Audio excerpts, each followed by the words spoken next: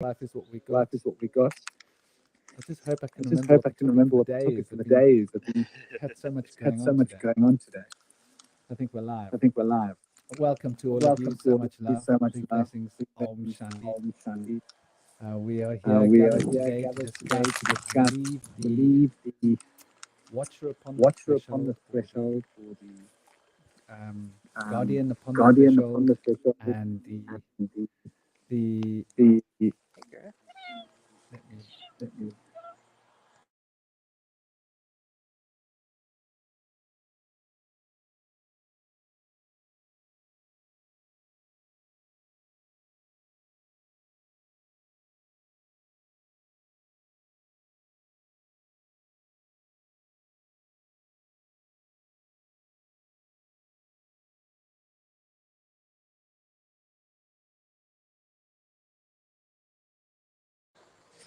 I believe you are muted, Franklin. Oh, I'm so sorry. I'm so sorry. Well, welcome to all of you. I've been sitting here miming at you. This is a miming discussion. No, it's not. Can only send you all love and blessings. I'll say that all again. We are here to discuss the dark night of the soul and the coming into the spiritual awareness and the guardian upon the threshold, or watcher upon the threshold, as it's often called, sort of a reflection of the Grigori from the ancient Greek tradition. So we're going to touch on these two spiritual principles, and as they are interrelated and correlated as parts and parcel of the cycles of life coming into being, awakening, becoming in tune with the spiritual emanational field, the consciousness field coming into awakening to the spiritual and psychic realities as they are, and how these two are two parts of a coin, two pedals that turn the wheel of life. And without getting too into that, I'm going to introduce who we've got here. I'm going to start at the top of the screen. We've got Keanu Kalal. He is a numerologist, a decoder, an occultist, a martial artist. In fact, I think like most of us here have got like martial arts experience. He's a wonderful brother, very grounded, very real thinker, and has a innate intelligence and well-trained egregoric knowledge with regards to the spiritual field broadly. We've got the slick dissident, who is highly creative in his thinking, also well-trained, very much, I would call him a creative intelligence kind of guy, a wonderful occultist, very much embedded into the Greek mysteries, and he's going to uncover so much of the Greek mysteries, which is wonderful. You know, the Greek mysteries have been left sort of, it's that stone that's very often unturned. We've got Indy Sage, who is a shadow worker specialist. He is a highly sensitive and evolved person that works with people to help them uncover their shadow. He's also trained in various different aspects of the occult therapeutics, a broad-minded, careful thinker. I love the way he puts things into words. We've also got here Libalam. Libalam is an astrologer and a meditator and an occultist. He's a wonderfully sharp, intellectual dude. He's like got that Tahuti of Hermes running through his brain 24/7. His mind can move fast, agile like a lightning bolt. We've got Moonfeather. Moonfeather is the heart. She's a heart thinker, intuitive. She works with intuition, helping people to uncover their readings. She works with tarot cards and other forms of cartomancy, also using her ESP, her psychic abilities. Speaking of which, Gabriel's also got his page. You should all go and take a look at it. Just take a look at my channel and you'll see there is his name. All the channels. Keanu's channel's there too. Moonfeather's also got her channel. We've all got our things going on here. So without further ado, I'd love you all to introduce yourselves, and you can start at the top and sort of work your way down. Gabriel will be back. I think he's been having a few problems of technical issues with his system. He's probably trying out new toys. Every time I try out new toys, I fall on my face. It's the curse of being a creative thinker. Oh, and I'm Bush Whisperer. I'm a shaman, and been doing this for a little while, the occult thing. So yeah, if you guys would like to start, we could start at the top and work our way down. Well, thank you for that wonderful introduction, Franklin. My name is Kilel Kiano of Konami Codes. It's very timely to have this topic. The Dark Night of the Soul is essentially your spiritual higher self coming to wake you up. It's about one of the quickest ways I can say it, and it's this time of year when the veil is removed. Mind you, the veil is always thin. That's why it's a veil. The veil is removed largely during this time of year because the earth is ever living. But in certain regions where we have to deal with the extremes of seasons, where the earth goes to sleep and essentially dies, you have a spiritual energy, kind of like a candle before it goes out. It kind of explodes and then extinguishes all of a sudden. That is your spiritual self coming to wake you, coming to get your attention so you can truly utilize the energy and the path that you set yourself here to walk. And it is not the most pleasant of experiences, but I'm sure we're going to get to all of that today.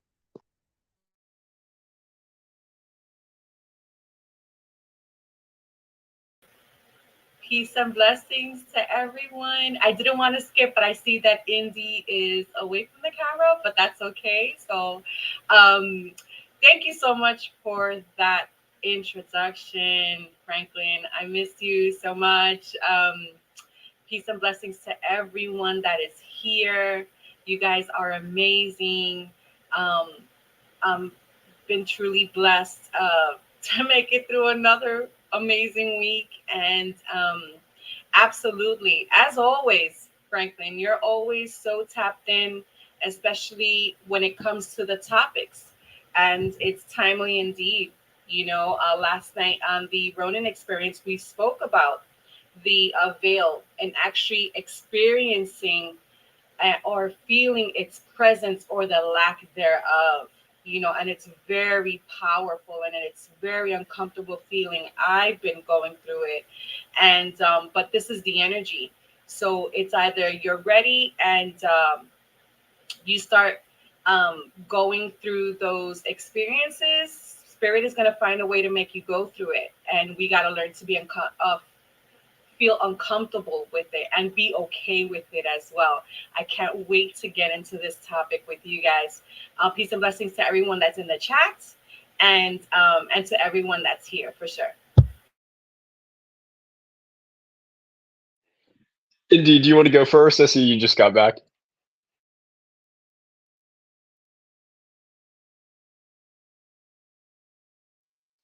Oh, I think you might be having some audio issues. We're not getting any sound through your mic, but I'll go real quick. Peace and blessings, guys. So excited to share this discussion with you guys.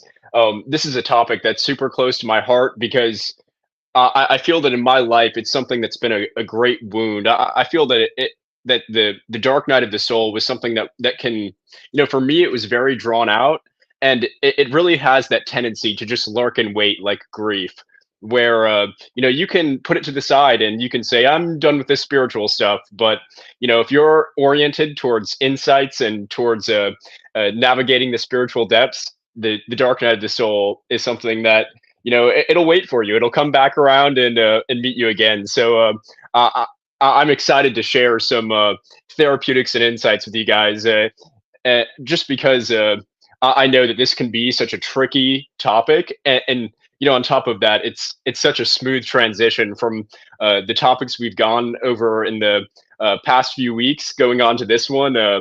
What a lovely development that we've had. So excited to talk with you guys today.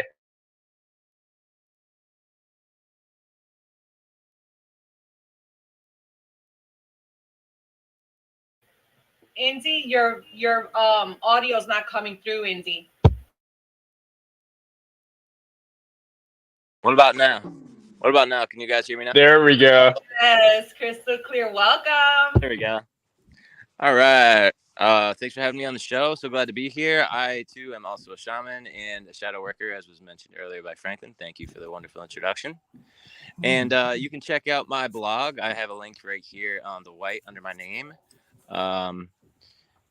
vibetribescribe.wordpress.com. And I'm working on doing my own show. I have a lot of footage from boots on the ground stuff I've done at archaeological sites nearby. And working on that now. Just trying to get my show up and running. More things to come. Glad to be here, guys, and excited for the show. The Dark Night of the Soul should be a great discussion. Who's next? Like dissident. Can you guys hear me? Yes. Yes, you're coming No? clear. Yes, we hear you. You guys can hear me? Yeah. It's so clear. Hi, can't hear Gabriel. I can't hear.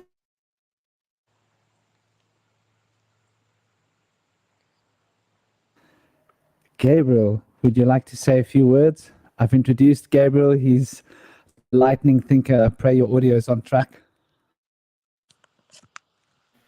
It seems like he can't hear us. We can hear him, but he can't hear us.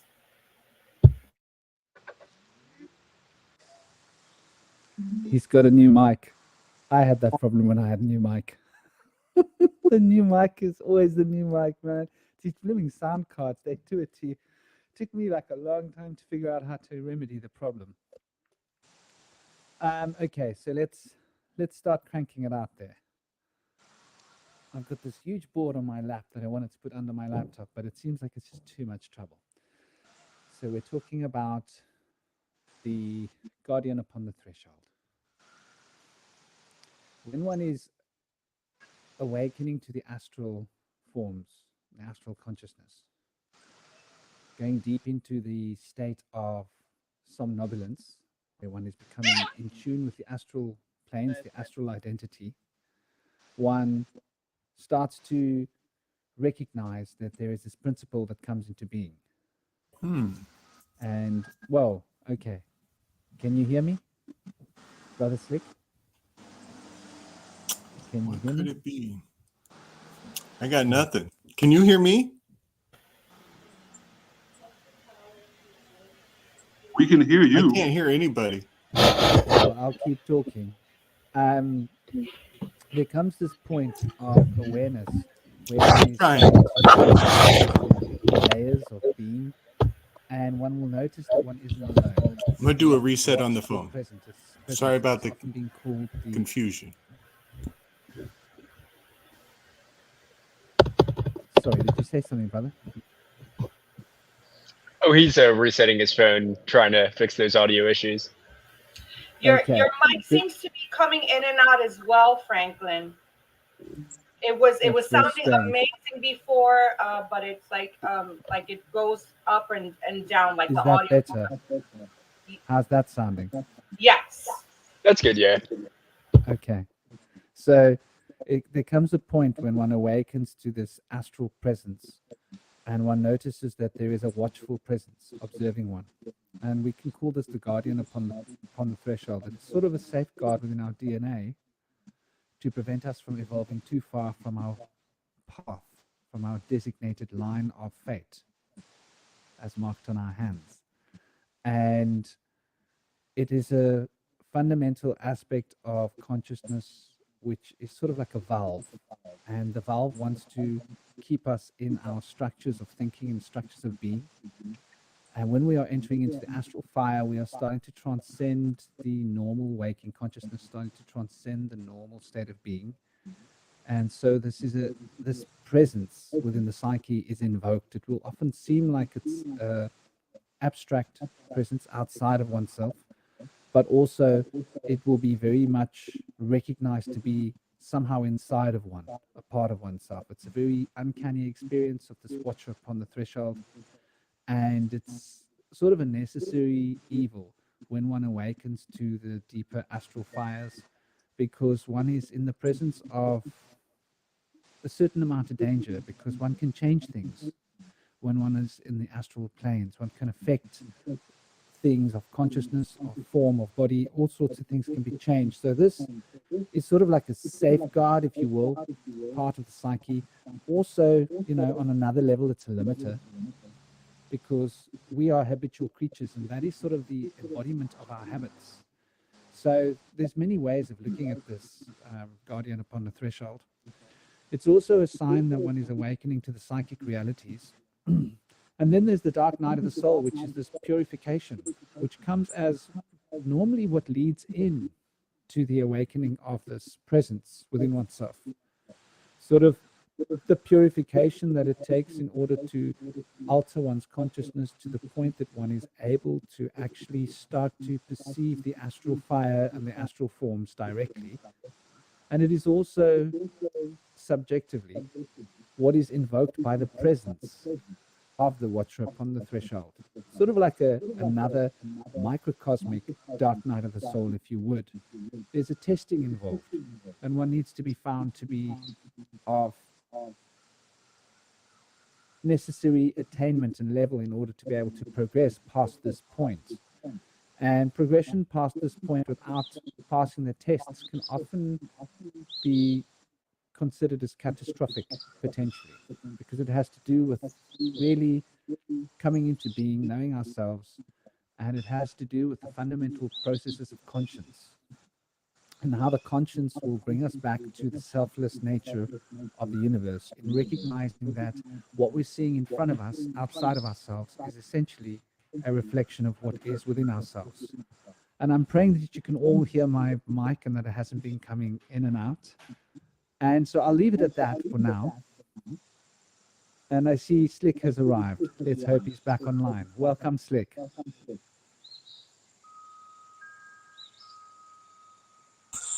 I had my mic turned down. Success. Do you hear us? Please. Yep, I just had the volume turned down. That's all. Okay. Hi. Do please introduce yourself. I've given you an introduction already, but I'd love to hear you and throw your first spit at the stage, so to speak. Nice. Thank you for the intro. Yes, Slick Dissident is my channel name. I am Gabriel. And yeah, I'm excited to be back. This is going to be a great topic. The Guardian on the Threshold. Very crucial information to share and expound upon.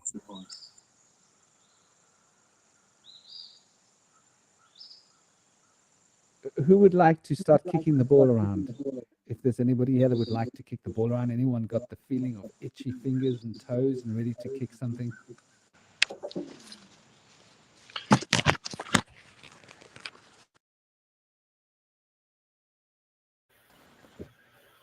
So I was interested. I love what Lieber Lam said before, that going through the dark night of the soul is a very difficult thing, and sometimes you want to say, I don't want to do this, I can't do this. And he said, it'll just be there waiting for you. So my question is, do you think that if you have a particular destiny, right, let's say to elevate, to grow spiritually, and you think spirit, I probably already know the answer to this, but anyway, I want everyone's opinion, right? Do you think that you'll be forced to do it, or if you just decide to say, listen, I'm not going to do this anymore, I'm done, that's it, whatever. But if you have a particular destiny, to walk a very spiritual path, do you think spirit will be like, okay, I'm just going to wait here for you until you decide, or do you think it's just going to do whatever it has to do to, get you on your path? It's going to be a bit of both. If you look at the timing, if you look at personal and universal years, if you look at birthdays, right? You look at the idea of anniversaries and holidays. This is all a reminder of this. The issue is it's dealing with the shadow, and it's dealing with the hurt and the pain and the trauma and the things that people don't want to face. So the timing, this is where we get a beautiful example of how time is not real. Because take the example of sleep paralysis, right? Sleep paralysis is a generalized horrible experience, but when you look at it from a spiritual standpoint, it is your higher self trying to activate you spiritually, right?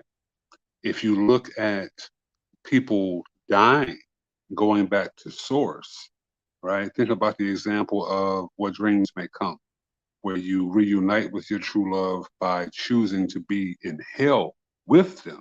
This is talking about incarnation, right? So you can actually go to source and then still choose to come back and quote unquote try it again, or have a reset, or have a reincarnation. This is what the dark night of the soul represents, because everything that you, not you per se, but people have been running away from, is that ultimate alarm clock. So, you know, that there is no getting away from it. The more you walk your path, the more, or should I say, the less resistance you'll have. The more you try to get away from it, and I'm not doing this, and that. Okay, go ahead and try. And you'll have that natural resistance that will always bring you right back to center. One thing about every single shape, no matter whether it's a box, a circle, or a triangle, or a tetrahedron, every shape has a center. You will always come back to it.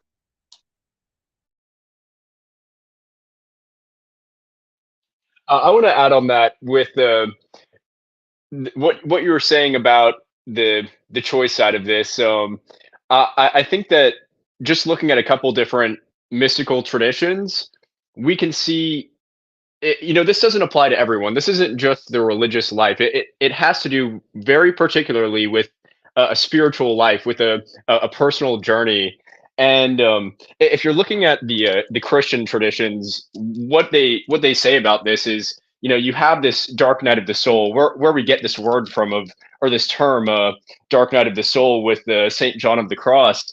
They talked about kind of like, you have this transitionary period that we call the dark night, and it's like it's going from a normal religious life to one in which you're actually kind of seeking a spiritual nourishment in whatever you were doing before, whether it be religious or non-religious. And then they talk about a second stage to this, which is a sort of what they call putrefaction, or the kind of diminishing of the ordinary will in favor of the super mundane will, where instead of your hand reaching out through your will, it's the divine hand, or God's hand. We got to take a breath. And in Buddhism, you have a similar thing. You have this concept of non-self, and a lot of people think about it in this kind of non-dualist way, where it's like some kind of objective fact about the nature of existence. But I would say it's deeper than that, in the sense that it's like, as it plays into the spiritual life, this kind of non-self quality is more so like, you have this spiritual aspiration, or this spiritual aspiration is something that kind of you succumb to in your passions, and in your kind of manifestation and will. And so on one side, for some people, they may choose, like, I want to live this kind of spiritual life, I want this outcome. And for some people, it may just be something that they would accept nothing else than that. It's like, no matter where they search, they find kind of blockades and sort of just ways in which they aren't nourished by the objects of desire that they thought could bring them satisfaction. And I guess, like, I think this ties into me in kind of that I feel there is a free will to be had. Like, you can find yourself in whatever life you want to find yourself in, you can make your own choices, but there's also a kind of responsibility where at a certain level you can't do what's not in your best interest, and this is where it's sort of a non-self thing. I guess for for you to say like, this is too hard, I'm not going to do this, it's not in your best interest to do those sort of things. Now sometimes if you're, struggling so hard with life, it's good to take time for yourself and uh, to not push yourself to just be the best all the time. But there's also a side of this where it's like you trying to insert your own willpower into it, you trying to, decide your own fate is something that can make the coming of that fate much more difficult. And I think that's why the dark night of the soul is, portrayed as this dark thing, when in reality, for some people, like people raise their entire lives as monastics. They don't even, some people don't even describe it as a dark night. They just say, I went through this spiritual transformation, and it was challenging, but it wasn't dark. I didn't get depressed. I didn't get anxious. I didn't get this Kundalini shock phenomenon. But yeah, I guess I'll cut it there.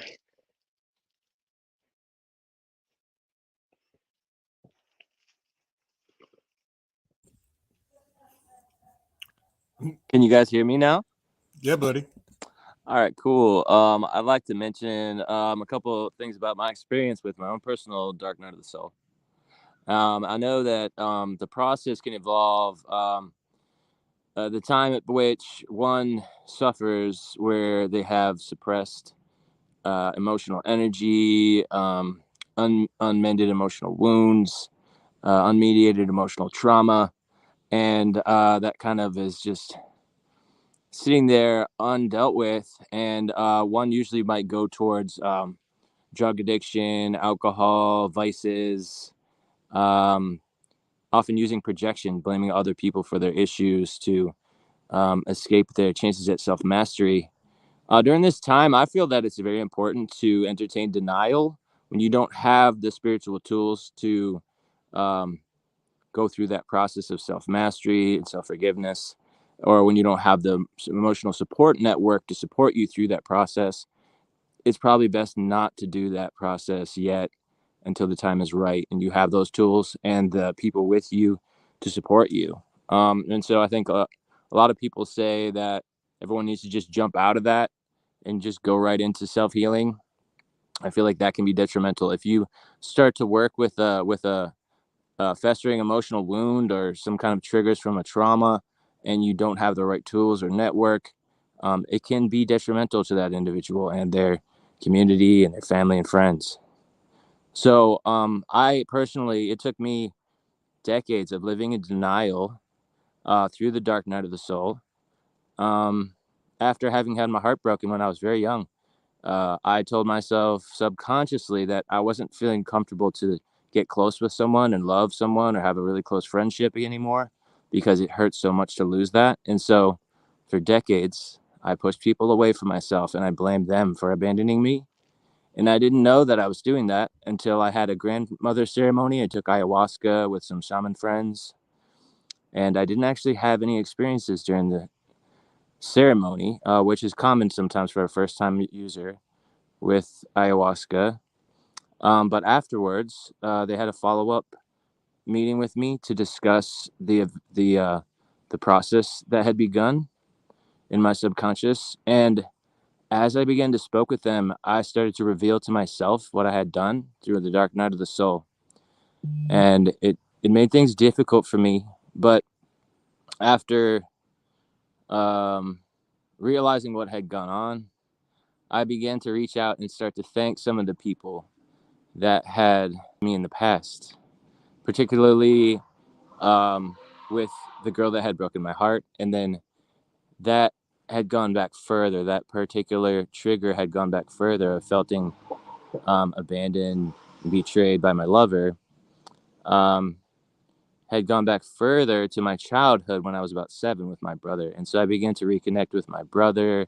And now we've been able to put that grudge aside and have a good friendship. But I feel like you kind of have to hit rock bottom first in life before you can start climbing back up towards that greatness of self-mastery, and enlightenment can come with it. And then you can share those gifts, which I've chosen to do in order to keep them for myself, keep them fresh. So that's a little bit of my story. That's beautiful, Andy. Thank you for sharing. That brings some reflections that I had written down about, when we take a partner in life, I in my earlier years, only thought of the benefits. I only thought of how wonderful it is to have this person in my life. And it took many bumps in the road to realize that there are a great many liabilities involved as well. And if you're watching Hollywood, Bollywood, they're not going to tell you about these liabilities. They're going to paint such a pretty picture. And this partner on the path with you is going to be a soundboard, a mirror, a multicolored mirror. And every once in a while, unreasonably, beyond any reasoning, they will have the appearance or be put in the role of your brother from when you were 7. And they'll do something that is an echo of that. And then you will project the inappropriate timing, and you will have a regression right in front of them and start behaving as a 7-year-old to your loved one. And they have no idea what they just reflected at you and why you're turning 7 years old and tripping on them. When in fact, the real solution to the problem is to go find your brother and solve things there. And one thing that is really beautiful, I've learned that the word birth is an anagram for tribe. And so when we make a family out of a single person, we're actually bringing 2 tribes together. And so that person, that partner, if they don't know about your brother, they have no context for why you've just turned 7 years old and want to duke it out with them, because they don't they don't know your tribe very well. They don't know your relationship or your scar with your brother. And likewise for them and their family, they have an entire tribe fractally represented in their behavior. And so many times when we're young and learning, we just get caught up in these tidal waves of family feuds. And there's only 2 people in the room, but there's a whole family feud going on. And so your dynamics with your parents versus their dynamics with their parents. And hopefully you've worked that out before you tie the big knot, before you make the big jump into that relationship. And you've shared all of the tribe that you bring to the table, as well as learned what they're bringing to the table from their tribe. I think of, if anybody's done the 12 steps, you can do the 12 steps external of alcohol. You can just go through the 12 steps without having any need or dependency on any chemicals or substances at all. The 12 steps are good for everybody at any given time. And I think that that's a fun offering, a fun transition if anybody's going through that Chapel Perilous, Dark Night of the Soul, Come to Jesus, Saturn Returns moment. Wow, I've never thought about that. That's amazing. Yeah, I actually had a really good help from the 12-step program. I started with AA, and it helped me a lot. Particularly my sponsor working with me helped me a lot on step 4. At point at which you say, okay, this is all the stuff that I've done wrong, the mistakes that I've made. And when I went home to write this list, I didn't write anything down. I thought, these other people made the mistakes. They blame me for it, And I brought it back to my sponsor, and he said, oh my gosh, you're deep in a lot of trouble. You don't take responsibility for yourself. You're a sociopathic narcissist. You blame other people for your mistakes. You need to work on that. Write down all the things that other people said you did. And we're going to go through and look whether you did anything wrong. And I wrote a much longer list this time. And many things started to come up. And I thought, oh, man, maybe I did make mistakes here. And so he really helped me humble myself there. And that was a huge step forward for me, because as a narcissist, you're never going to be able to take responsibility for your problems and start to work on them or fix them. But if you can learn that and you decide to ask for help and want change, that's the only way it's going to happen. Nobody's going to be able to come by and say, you need to fix that about yourself, because the narcissist is not going to listen to that. They're going to gaslight that person. It's happened to me for all my life. So that was a beginning step that made huge possibilities come forward for me. Then I got out of AA and I went into adult children of alcoholics and dysfunctional families, which is for everyone. It's not for people that are just drinkers or that have alcoholic families. Also people that are like families of radical fundamentalist religious families and other things as well can come there. And even if there's no drug or alcohol use in the family, there's still, toxic, family values that are being pushed down and passed on, and different levels of toxicity from relationship approaches and means and styles. One of the particular things that I learned in the group that was so helpful was that a lot of times we will blame our parents for the problems that we have. They taught me to do this, or they did this to me. And it's not our responsibility to change our parents. And that's one of the things they really stressed in the course, that we can change that in ourselves, because we will be a parent, or we can give ourselves the love that our parents didn't give us. And so through that process, I was able to give myself the love that I never had. And so I have that love now. And so I can give that to my son. And so it was just a really powerful process. And it was very helpful. It's great that it didn't just work with like trying to stay away from booze. It was a much deeper thing. There's like a laundry list of like, do you have any of these toxic traits? And there's two different sides of it. There's like, are you fearful of authority figures and anxious and try to fit in? Or are you like, you think you're better than authority figures, and like you want to tell people what to do, and like you think you're better than other people, or you think that other people should listen to you? And so I feel like I had sides on both sides of the laundry list that I need to work on. So it was great. It was really insightful. And the people who developed that system have helped so many people. It's very difficult, though. A lot of people will cry that when they have these realizations. People need to leave the group sometimes because it's just so intense. But I needed that, and it really helped me. So I would suggest that to anybody who's out there looking for help with 12 steps, ACA. It's a great option. There was an interesting point brought up a little bit ago about how I think it was you, Indy. You said something about how the dark night of the soul for you was kind of sparked by like a broken heart, and I feel like that's a key theme to the dark night of the soul. So often it has to do with love in its rawest and purest form, and when love is like that, it's so much less wieldy. It's like trying to swing a giant sword.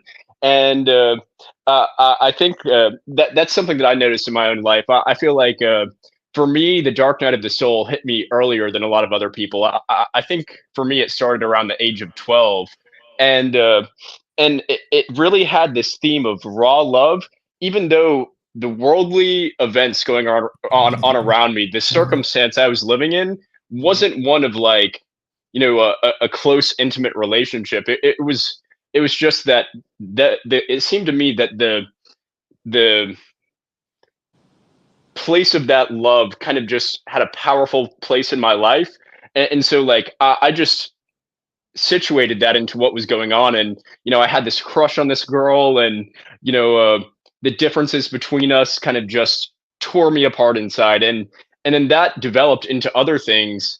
And so yeah, I think that's an interesting point. And I didn't think about it that way until you brought it up there.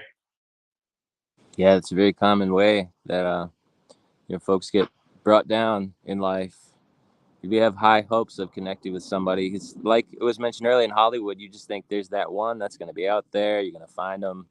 Everything's just going to work out great. You're going to ride off into the sunset or have a happy end ever after. But it doesn't always work out like that, like you and I have experienced. And the loss of putting yourself out there and connecting with somebody and really putting your heart on your sleeve and letting somebody get to know you and being vulnerable can be really hard when it doesn't go your way, and then you've made all these sacrifices and not gotten the reward you hope to get.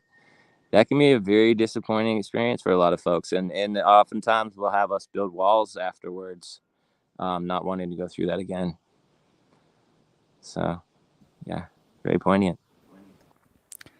I'd like to apologize for drifting off. I seem to have had one of those clever moments where I turned off my own audio somehow. I was moving my laptop to lift it up and put this massive chessboard underneath it to give my camera the right height, and I went ding dong. So I haven't been following, but I'm going to let you guys continue to see. Hopefully I won't repeat what's been said, but do please carry on with the thread. Anybody that's got anything to throw. You know, one thing I think about with AA, I come from a family of Alcoholics Anonymous enthusiasts, a long line of them. I always say that, you know, it was like church for us, and it did take on a note of excess in my eyes, where you know, I see almost much like people come to a point in their life with, if they're in the church all the time, where they look at their family and they're like, hold on, you guys are in a paradigm that I don't think I'm down with. And you got to kind of pull away and, you know, detach from associating with the presumption of that process in the people you love safely. But one thing I think about, because it still has value, even for me, even though I don't consider myself, other than coffee, you know, I don't have much chemical requirements in the realm, but I think another paradigm that makes it useful and universally valuable is that our culture, the family at large in America, has a dark history of dependency on war. You know, the economy is driven by conflict, and you know, marketing requires like black and white thinking, either or, left, right, all of that kind of mentality. So even if you don't have a substance that is a crutch in your life or that has detriment to your behavioral patterning, I think that it is still useful, and people can still find value in it, because even if your family is awesome, there is very likely something about the psychological peril of America that could also be a opportunity for you, or for anybody, to just approach the 12 steps, even on a personal level. You know, just do some reading. And Indy, I love that you mentioned step 4, man. I love that you mentioned step 4. Step 4 is like, every day is step 4. Every day is step 4. Yeah, man, you can never get done with step 4. You think you're on step 8 to 10, and you'll be like, I'm going to do a step 4 right now. You can always go back to it, which is beautiful, because that's a very Kabbalistically magical number. It reduces back to the oneness, you know, 1 + 2 + 3 + 4 gives you the 10, collapses back to the 1, and you're a beginner all over. I love that you guys have actually dropped the bomb on that to start with, because I think that it's rather quite fundamental, probably one of the most tried and tested systems out there that really does produce the goods for a lot of people. And I mean, come on, how many steps? Who was this? Like some Kabbalist that came up with this concept, because it seems to be highly Kabbalistic in the way that it operates.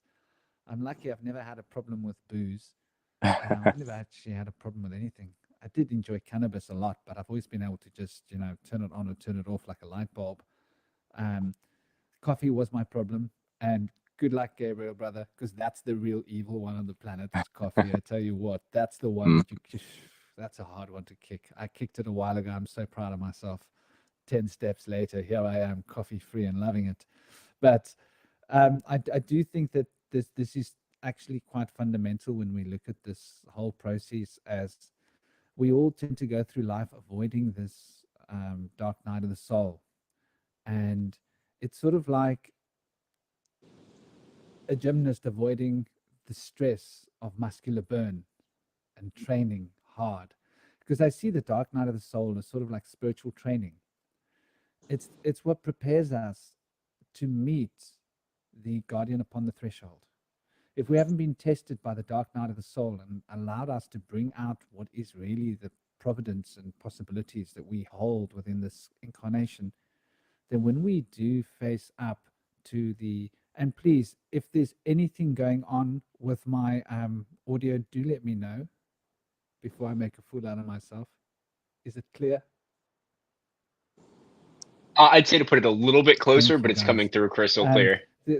I made a fool out of myself last week, and I'm not really interested in doing it again. Apparently, I didn't realize that my mic was like way overdriven. But yeah, I think that because of our avoidance, we actually attract. This seems to be one of those magnetic effects. The dark night of the soul is almost a way for you to gain control of your karmic vessel, in a sense. Because when you're avoiding what it is you got to face, you will manifest it in the world. And it will be a lot more ouch when it comes face to face with you. Facing these things on an internalized level gives us a certain sense of control that we don't have when we're facing it in the worldly manifestational, upon the worldly manifestational stage. And I think this is what the guardian upon the threshold symbolizes, is, are you ready to take the reins? You've been jumping off of a mountain strapped to somebody else's back, but are you ready to handle that parachute? Because the ground is hard down there. And I think this is sort of the purpose for the guardian upon the threshold, is basically there to make sure that we're ready, that we don't fall, that we don't hit the ground hard. And I think that hitting the ground hard is probably the best metaphor for, what happens when we don't do the inner work of our shadow, that I'm sure Indy must have really dropped the bomb on, and Gabriel, because it is fundamentally what helps us to actually integrate ourselves, so that when we go out into the world, we can manifest something pleasant rather than a pain in the butt, which is what we often do. But I'll let you guys carry on as well. I don't want to hog the space. Yeah, thanks for that, Franklin. Yeah, going back to what Slick Dissident was mentioning earlier, the number 4. I love the fact that it turns down to 1 when you add up 1, 2, 3, and 4, comes to 10. But also 4 in Chinese numerology represents death, which I associate with like ego death, particularly with step 4. It really helped me go through that ego death that I needed to go through. And for those of you who aren't really clear on what the ego represents, I particularly define it as the delusion of separation.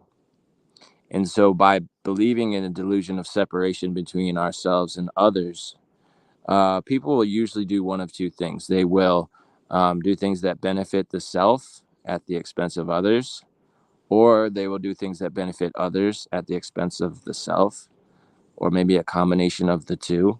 And so you can either be selfish or people pleasing, which is not mutually beneficial. And so through those coping mechanisms, we do things that are not the best we can do. And I know in my life I had aspects of both.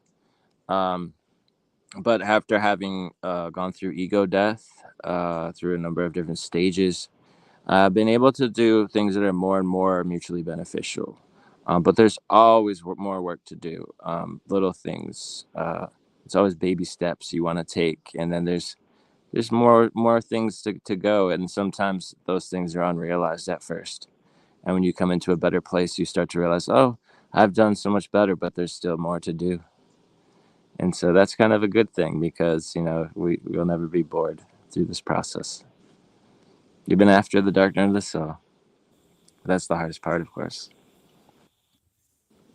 Like Franklin said, it's easy to run away from that. But, you know, like a lot of things, the easy things are not usually good. So more challenging things are way more rewarding a lot of times, although not as exciting or enticing to get just to begin. I definitely see that. That's cool. You mentioned that number 4 is death in Chinese numerology. The 13th card in the tarot is the death card. 1 + 3 is 4. In 44, they call that death's doors, the Daleth of the D, which is the 4th letter. You know, a lot of weight. D is such a powerful phonetic, you know. And in the Enneagram project that I have going right now, number 4 is the individual with a shadow of envy, and has a remedial virtue of, I should know this without checking my cheat sheet. Oh, kindness. Kindness is the remedial virtue.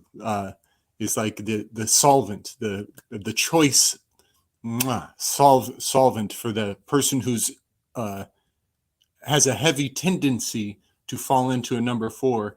And sometimes you're only a number 4 around your brother, or you're only a number 4 when you're around this particular person. They bring you into habitual patterning.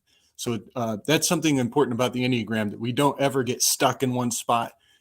You're always in multiple places and have multiple potentials. You got to keep things moving.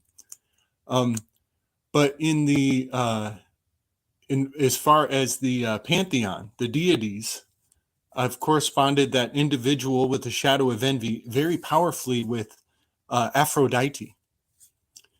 And Aphrodite, I just love her so much. She is detached from the opinions of others. And so her ego is unique. It's one of a kind. And she doesn't place herself below anyone. And because of that, people envy her.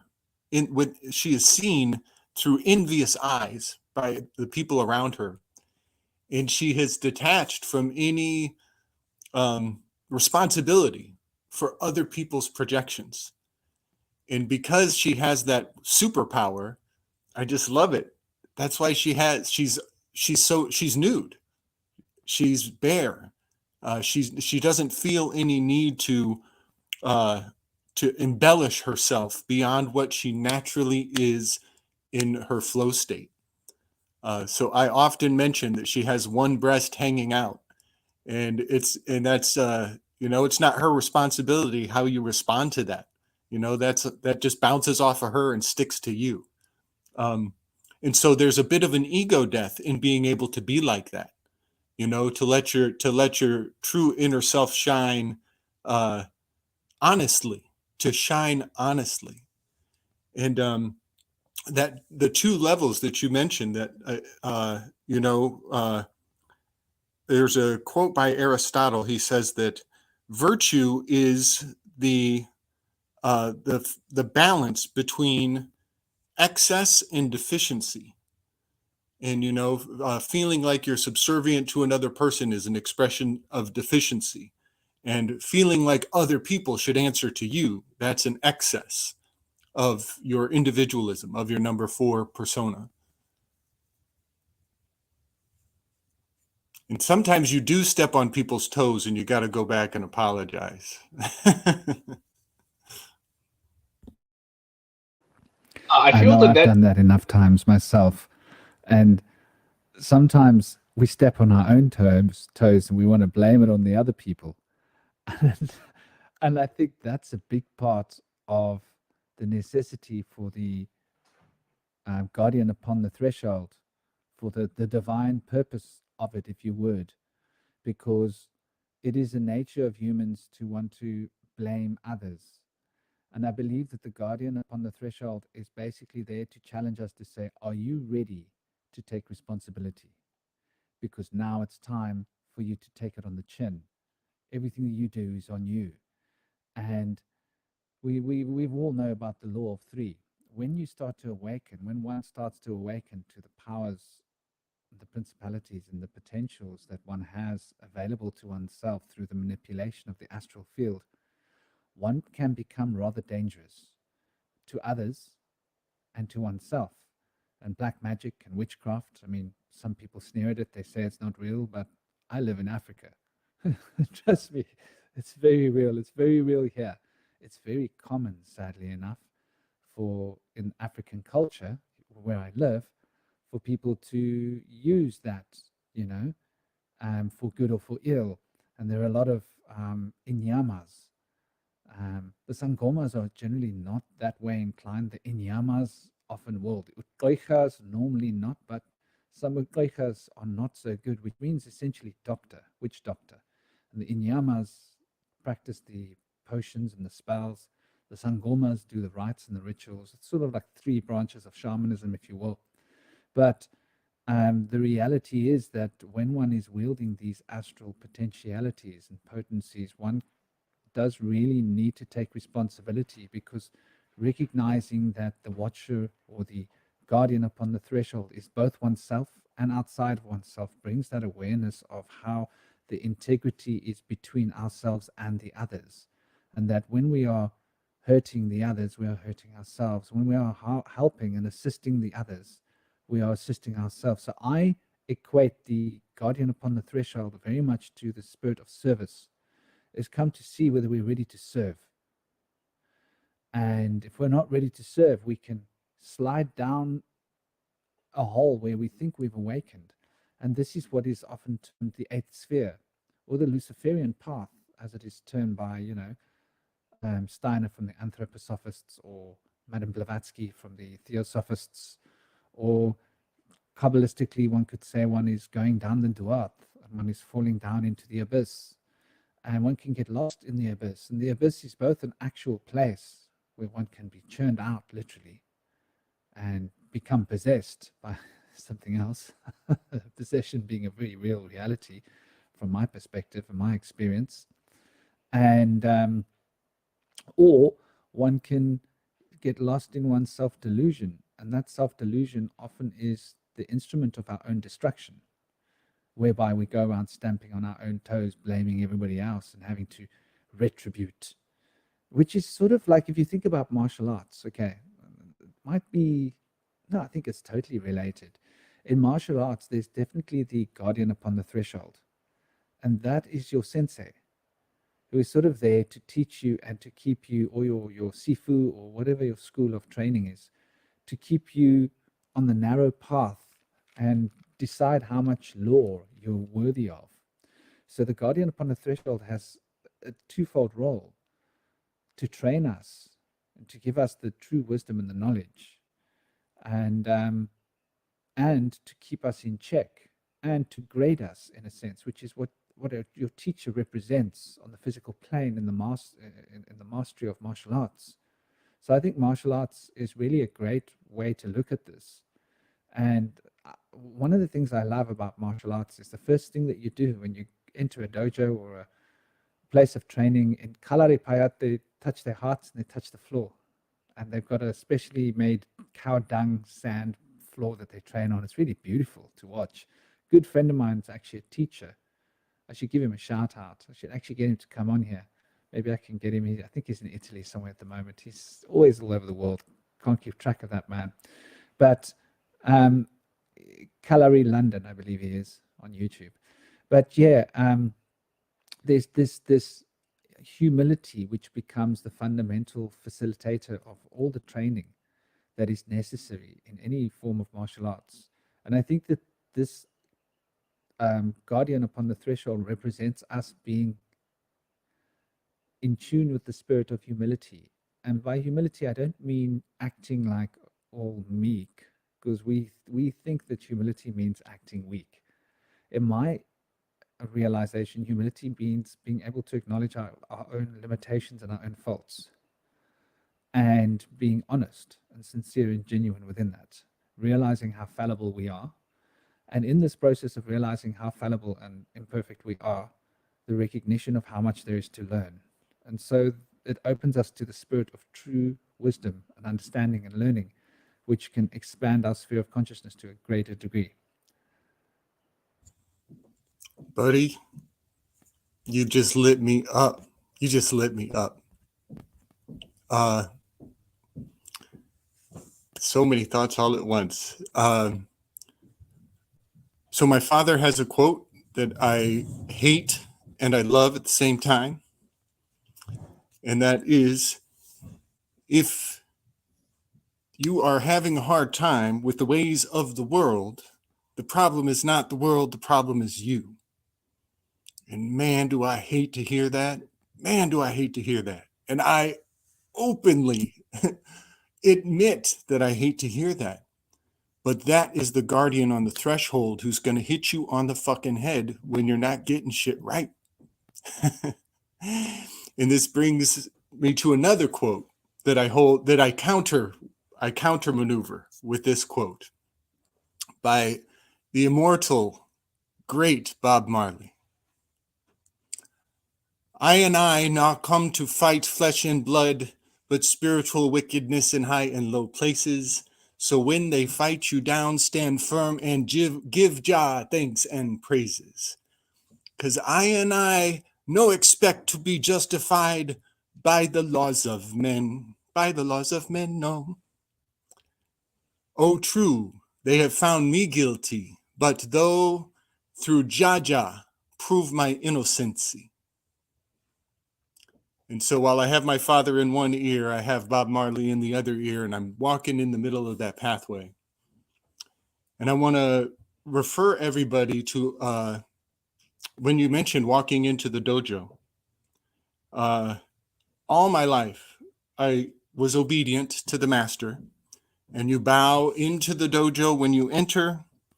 And when you walk out of the dojo, you turn back to the dojo and you bow to the dojo when you walk out.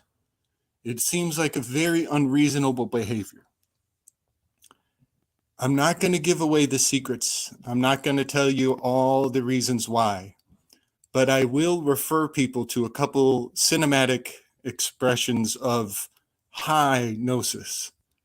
One of which is the Karate Kid scene where Daniel LaRusso and Mr. Miyagi go to visit the Cobra Kai dojo, and the line in the sand is drawn. They make a contract. They make a meeting of the minds. The two masters have agreed that we will settle this at the tournament, and there will be no fuckery between now and then. You keep your boys in check. I keep my dude in check, and we'll settle this on the mat. And pay attention to how they walk away. Pay close attention to how they walk away. And I also want to recommend everybody make time to watch Seven Samurai. The Seven Samurai, Miyamoto Musa, no. Akira Kurosawa. The film by Akira Kurosawa. Watch it in its as original and authentic, old school as you can get. Sit close to the TV if you need to read the subtitles. If you want to, you can get the one that's dubbed, but just make sure the translation or the subtitles are there too. I find a lot of value in seeing what the dubbing says that is contrary to what the subtitles say. There's something between two translations that you learn all the more from. But I'm just going to say that. I'm not even going to tell people what scene they're looking for. And it's a long film, so it's a bit of an investment. Highly recommended.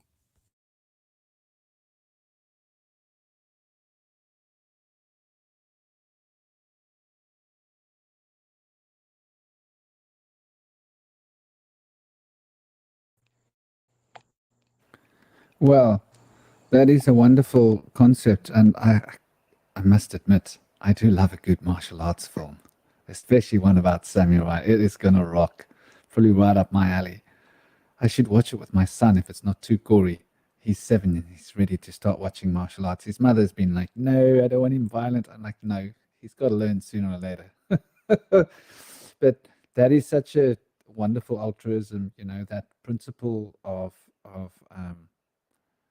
humbling oneself and the contract which is made, the entry in and the exit, sort of like the banishing ritual entry, banishing ritual exit of all occult work is sort of rather fundamental to one's psychological well-being, psychological safety, if we can put it in such terms. Because when we are working with such great, profound, and powerful forces of the subconscious, it's very easy. Indigo, relax, my darling.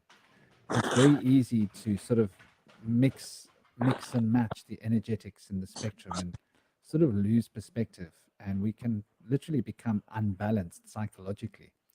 And I think in life and in the dojo, one can become competitive. One can lose one's edge. And if one becomes competitive, one loses one's edge.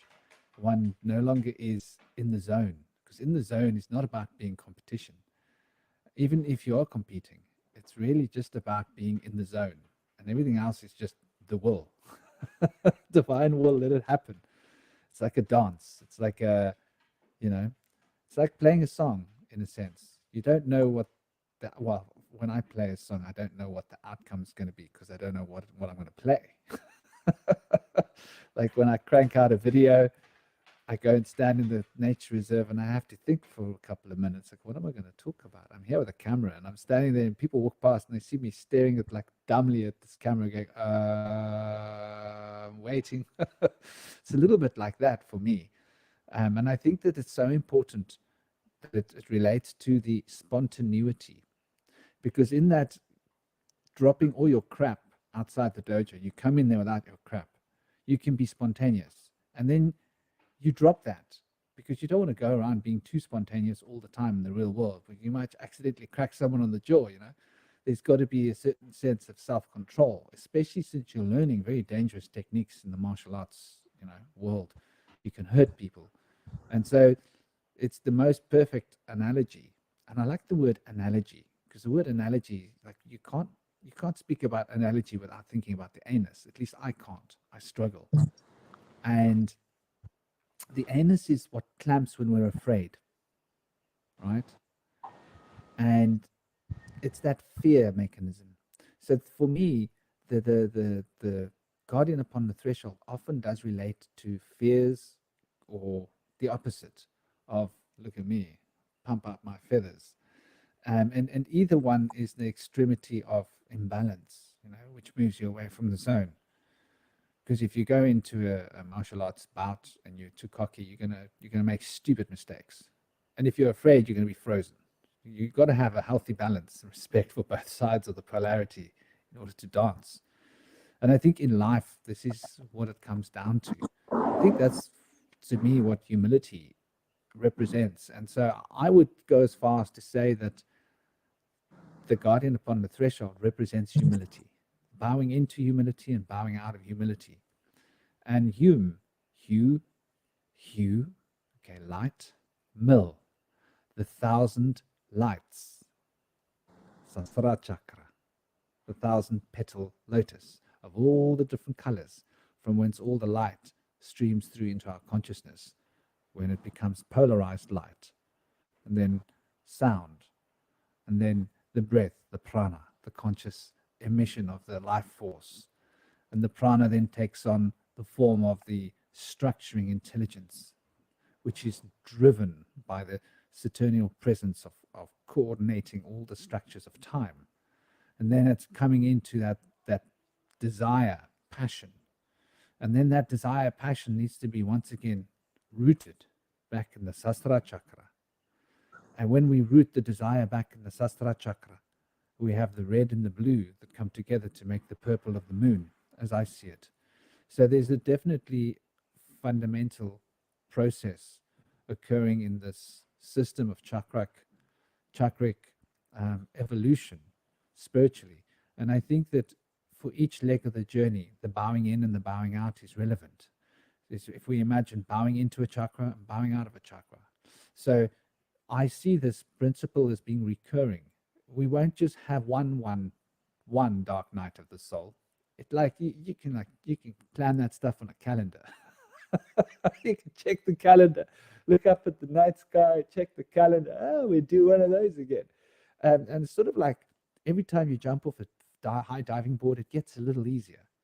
Okay, the diving board gets a little higher. But the first time it was damn scary. When you were a kid, you're standing up there, you're looking down, and you're like, whoa, everybody's watching me. I can't go back now. There's a queue behind me. I'm just going to have to do this. And the first time, it's like, you know, you really feel your heart in your throat, and you think like, okay, this is it. Should I pray? What should I do? You know, like I'm too young to die. But every time you do it, you get stronger. So it's sort of like a tempering of the soul. And I see it as like the Japanese katana, once again, to use to take that metal and to beat it out. And so the dark night of the soul beats out your metal, beats it out, beats it out, beats it out, beats it out. And then the watcher upon the threshold, the guardian, comes and makes sure that you're folding it properly, that you can get that blade folded. And it beats it out again. And each time it beats it out and folds it, it comes back a little bit harder, a little bit more flexible than before, until you've got, you know, the most perfect blade, which can represent the will, you know, represent the discrimination and the will, whether it's a, you know, which blade are you talking about? Because you've got two blades. And so, yeah, that's something that I think has often not been really equated. The other aspect of it relating to the principle of service, which I think is something people don't often equate to, because we tend to be very selfish in the world, all of us humans. It's like, what am I getting out of this? Well, I'm getting a psychic spiritual awakening, and I'm seeing all this, and I'm learning all of these things, and wow, I'm connecting with this being. And we can talk about the being, if you guys want to throw that around there, like the nature of the being. This is an interesting perspective, you know. I've seen different perspectives. I've seen like the most scariest, and then I've seen the pretty friendly, like, hey, like, how you doing? You know? So there seems to be this range of possibility out there for us when we are connecting with this. And I'd love to throw that out to the panel, you know, the nature of the experience of the meeting. I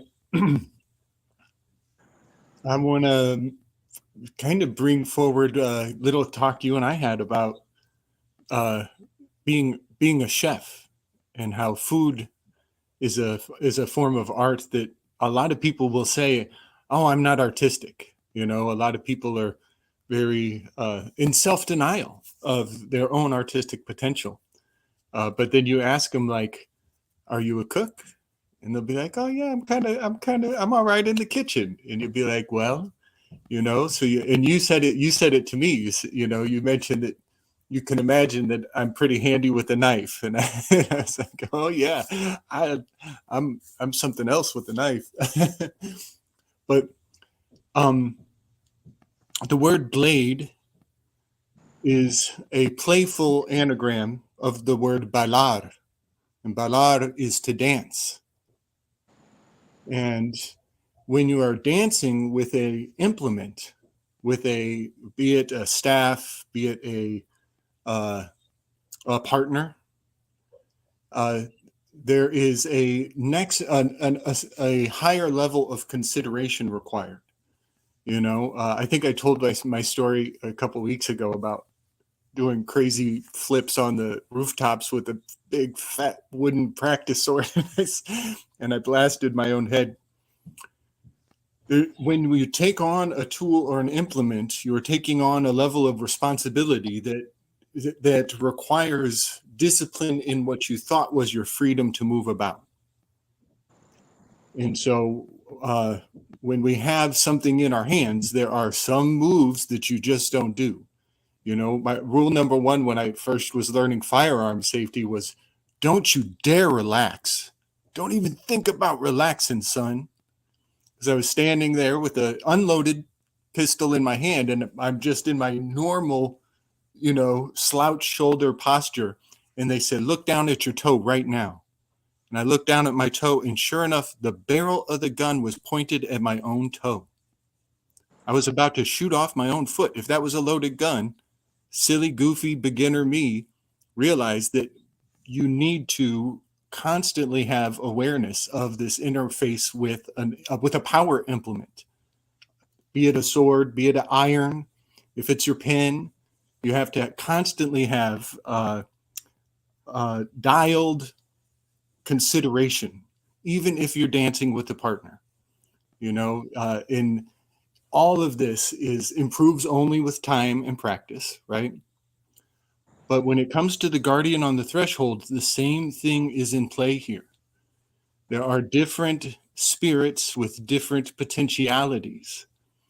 And it's always important to have the beginner mind, especially when you're dealing with a new flavor of spirit, be that Aphrodite, be that Aries, be that Zeus, and especially Neptune. Be extra careful with Neptune. You go on your ayahuasca trip, you better have a bruja. You better have somebody else who reminds you who you are, because you're gonna forget.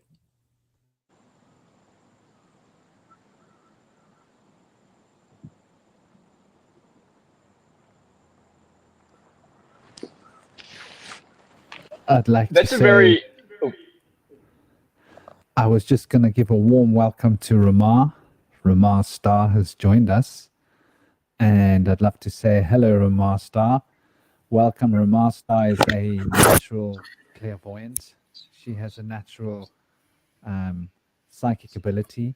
She's also a very intelligent questioner of life. She has an intuitive, natural ability to understand things. Like I always love discussing the tarot with Ramar. We were actually discussing the tarot a little while before the show, and she has a wonderful way of just throwing her own perceptions into the cards in a very organic, very natural way. So that's Ramar Star. Welcome, Ramar, and thank you for joining us. Hello. I am actually just eating my dinner, so I might turn my camera off for a few minutes after this. But hello, everyone. It's really nice to be here. And it's interesting. We're talking about, the keeper at the gate today and the dark night of the soul, because actually I've just started on Saturdays before this doing a class with, I don't know if anyone's heard of him, Jason Christoph, who is teaching about self-sabotage, basically, and all the things in our environment that hypnotize us without us even realizing it. So it's really fascinating. And I did last night. I got out like loads of tarot cards. I just opened the deck out and I was like, I don't know why, just intuition, I'm going to pick this card, this card, this card. It ended up being like too many to mention, really, although I did grind down Franklin's mind with them earlier. But like all of them, I was like, this is Dark Night of the Soul, this is, and some were really like obvious ones and some were not. And I was thinking, like, it's so interesting how some things are really obviously part of that journey and others are not, or even just a card like the Fool that feels so positive, and it is because it starts us on that journey. But of course the sunlight casts a shadow too, and you can imagine the Fool walking out from the darkness, from a dark night of the soul, and coming to that precipice, coming to the edge of the cliff there and throwing himself off into the journey that he is about to begin, that the dark night of the soul has led him to, So I find that like really interesting, all the shades of darkness and light there. And that was just one of them, but there were many others. But the first thing that came to me yesterday when I was thinking of Dark Night of the Soul was, you know, melancholy kind of teenage years, right? When I was much younger, in my late teens, and, you know, like a lot of teenagers, writing loads of poetry, making lots of art, all of those kinds of things. And an image that used to come to my head a lot, that I actually made a wood block print about in the end, was crawling in the mud, because, you know, they say the lotus grows from the mud, right? From what comes from that, again, so much comes from this fertile, rich darkness, right? I feel like that darkness is so alive and so potent. There's so much like growing underneath the surface. But, you know, in this poetic way, I would imagine like I have this blindfold and I'm crawling around in the dark, sensing like my feet and my hands have constellations on them. So I'm seeing with them, I'm sensing, and I'm blindfolded.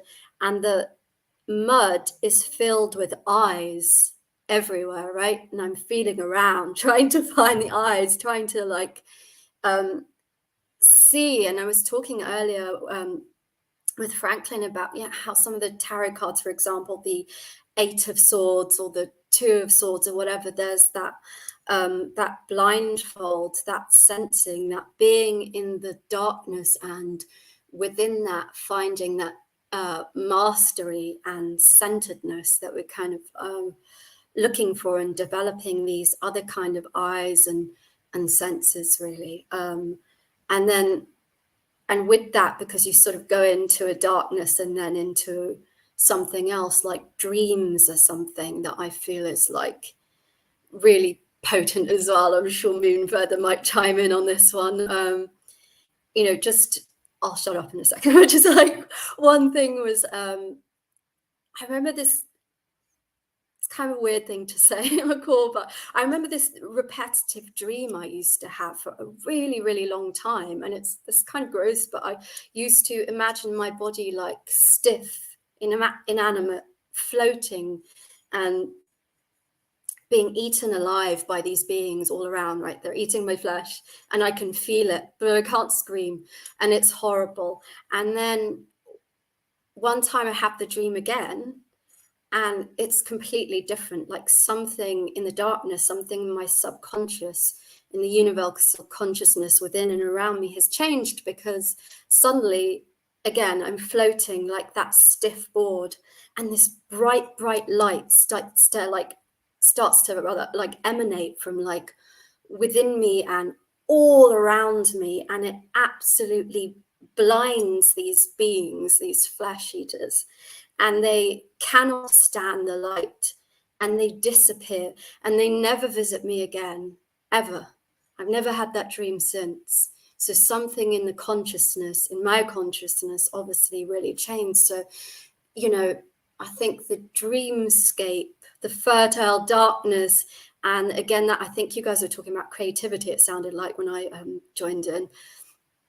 There's so much that comes from that in the darkness too. And I'm afraid I don't really know the Bible, but the other, sorry, I did say I'd shut up, but there was one last thing that came with that, was it's an etching, or it's a painting, I think, by William Blake, and it's called Nebuchadnezzar or something like this. And I think he's a king or something. He's crawling in the dark. He's been transformed by his sins, and he has to suffer for 7 years or something like that. And that really feels like this Nebuchadnezzar. It's something like that. And that really feels like this kind of underworld thing.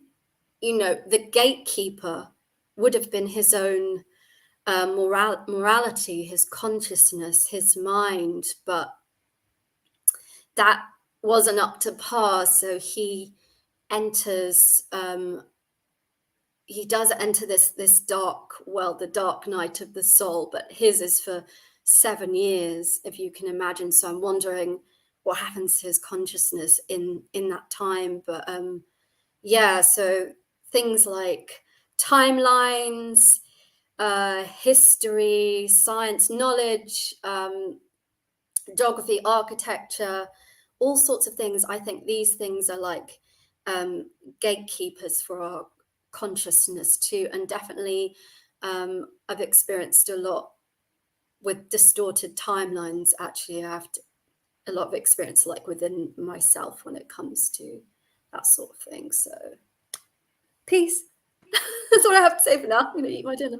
Love you all. Connor, you were going to say something, brother. Didn't mean to cut you off. Thank you so much for that, Ramas. As always, enlighteningly beautiful. I totally forgot what I was going to say. I'll jump in next time I get the chance. Liberlam, are you there? And by the way, is my audio coming through clear? You're good. Am I coming through or? Oh. I wanted to Liberlam comment might be, on what Ramas not with us said. at the moment. Anybody that's got anything to sorry. add, do please feel free to jump on the stage. Go ahead, Khalil. Well, since you guys are off, sorry, was someone going to say something? Khalil. Can you hear me? Well, I'm not. Yeah, we can hear you, Khalil. To talk here. Just blabber on for a while. I think Bush Whisper can hear us. Sorry, my volume was off. Please continue, my dear. Go ahead, Khalil. Can you hear me okay? Yeah. Yes. I wanted to speak to what Ramon was mentioning. When it comes to cyclicity, when it comes to cycles, we can get literally everything from mythology, right? When we especially look at religion, Jesus experienced the dark night of the soul when he needed God the most, when God was arguably the closest to him. Right. So I want you to really think about what that means, because Jesus represents the heart chakra, right? You can't get any higher until you deal with what's in the heart, the crossroads. So when I talk about returning to the center of any shape, when your heart is broken, like Indy was talking about, like that is always a large component to get you back on path to center. Because when you are directionless, when you have no compass, you are closest to God, right? Jesus, it began in the Garden of Gethsemane, right? But then when you get beyond the crucifixion, when you get to Matthew 27, when he says, my God, why have you abandoned me? God created him for this literal moment right here. You know, we can argue the dogma and the religion, but when it comes to intention, you can see the literal suffering. So that function is to get you right with self, so you can truly be humble before all. You can't be a service to anybody if you can't be a service to yourself. And that's a point that Franklin was making about service. You have to serve yourself first. Otherwise, you become what we call toxic to others, and we'll make this realm even worse than it already is. Well said, Khalil. Yeah, I wanted to mention something about the Guardian of the Threshold and the chakras, and so much good material has been going on in here. I just wanted to give a little feedback on it. But I know in alchemistic teachings of the Hermetic wisdom, they say that the inner dragon, which we refer to now as the ego, is the guardian of the soul. And you have to battle the inner dragon and overcome that inner dragon or ego to be able to gain self-mastery through the stages of alchemy. And so I feel like as we rise up from the root chakra in our development, we come up to the solar plexus, which represents fear, which is the stage that comes before the crossroad of the heart, which is the fourth chakra, where the ego death happens. But we're creatures of habit, and our ego protects us from going into the darkness. And so we basically live by trying to fit in through the ego until the time comes where we start to really go inside. And through that time where we try to fit in, we're being false to ourselves. We're not showing our true authenticity. It's being hidden within us, but it's there. And so when we come across that guardian of the threshold and we go through that battle, we win our authenticity back at the end of that battle, supposing we overcome it. And yeah, it's a challenging process, which is why there's like many stages through which you will go.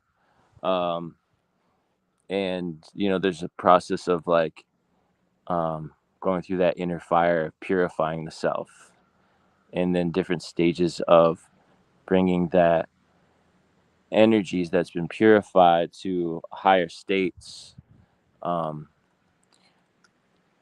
the light and purging out the darkness. And it's just a beautiful process. But I feel like the chakral aspect and the guardian of the threshold are integral parts in that process. And there was so much more I wanted to say, but it'll come back to me, and I'll let others partake in this wonderful discussion. I wonder if Gabriel has talked about the psychopomp yet, because I know he was doing a podcast on that recently, you know, because that's pretty perfect for this theme. Not yet on this show. Gabriel, I don't know if you have anything to say about that, because I've been thinking about psychopomp. I've had some experiences that I was telling Franklin about, an experience I had with the death card before. Waking up, that moment just between waking and sleeping, where you sort of just wake up, you're not fully in the waking world. And I saw a life-size, well, actually a bit bigger than life-size version of the death card in front of me.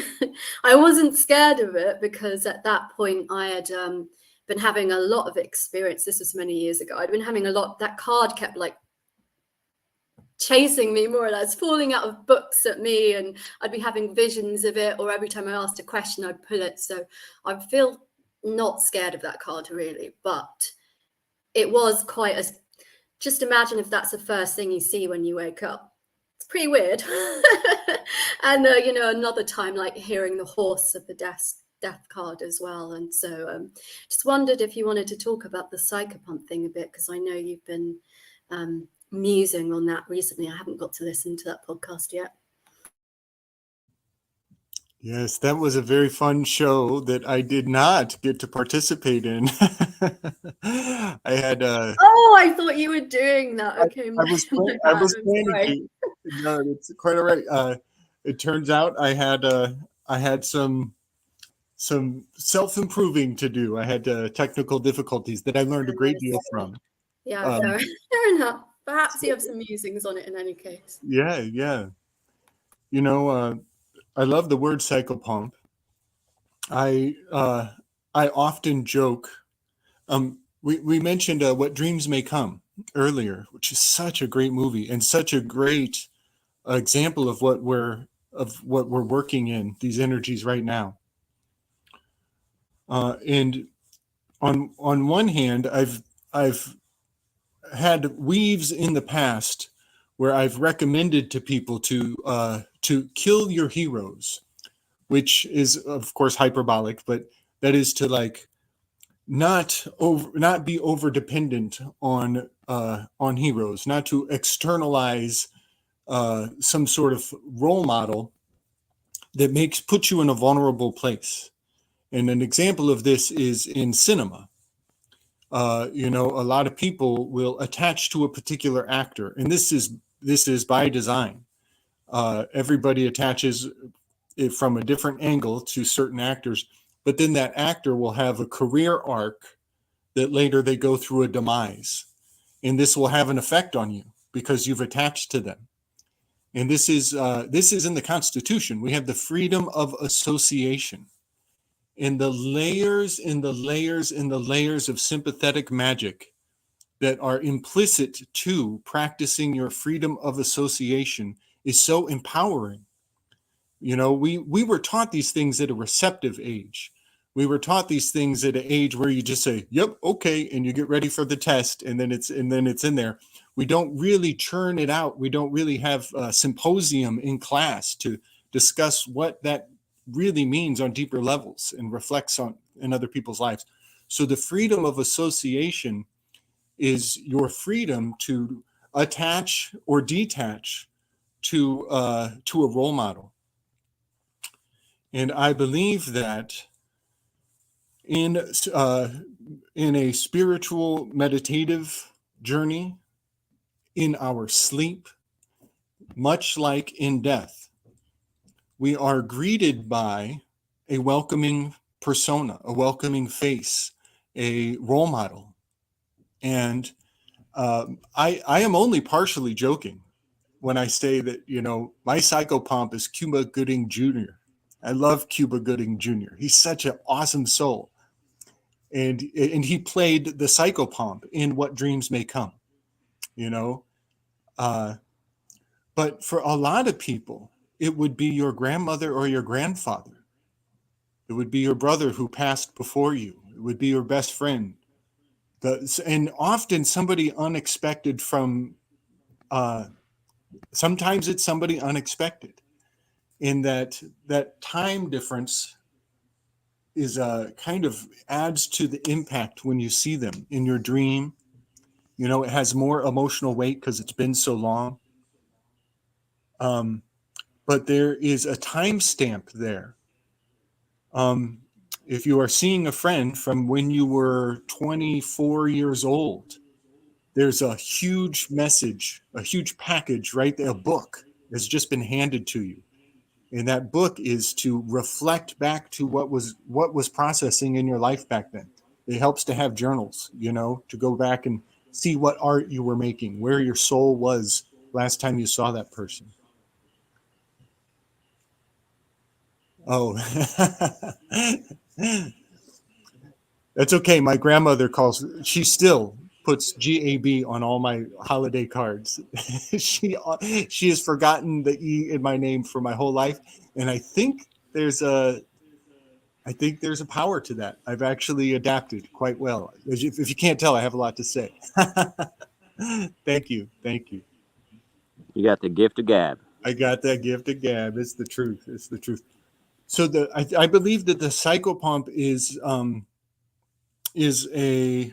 a role model, and it's so often it can be somebody you didn't, you know, you can go to sleep and try to program yourself or meditate or do art to focus on one person, and then you get to the other side and it's the last person you thought it would be. And between what you wanted and what you received, there's a message there, that differential. But yes, I believe that we have many opportunities to find a psychopomp or a role model or a guide in life in so many aspects. And my favorite is when we find a guru or a thought leader, a role model, somebody who has experience in something that we aspire towards. You know, when I was young, I moved to Boulder, Colorado, and I told everybody I'm seeking a master. I'm seeking a master. And man, did I go to the right town in all the world. I went to the right town to find masters. I was inundated with masters. And it's also, it was empowering when I was that age to put myself in the student's mentality, perpetually in a student's mentality. I think it's very healthy at a certain age to be that way. But now I have matured and developed, and you may notice in my attitude, I no longer seek a master, and I in fact presume to teach quite often nowadays. But eventually, I'm hoping to get back to the land of masters. I'm actually heading back to Boulder in the next few months, and I'll be putting myself back in the student mentality very happily.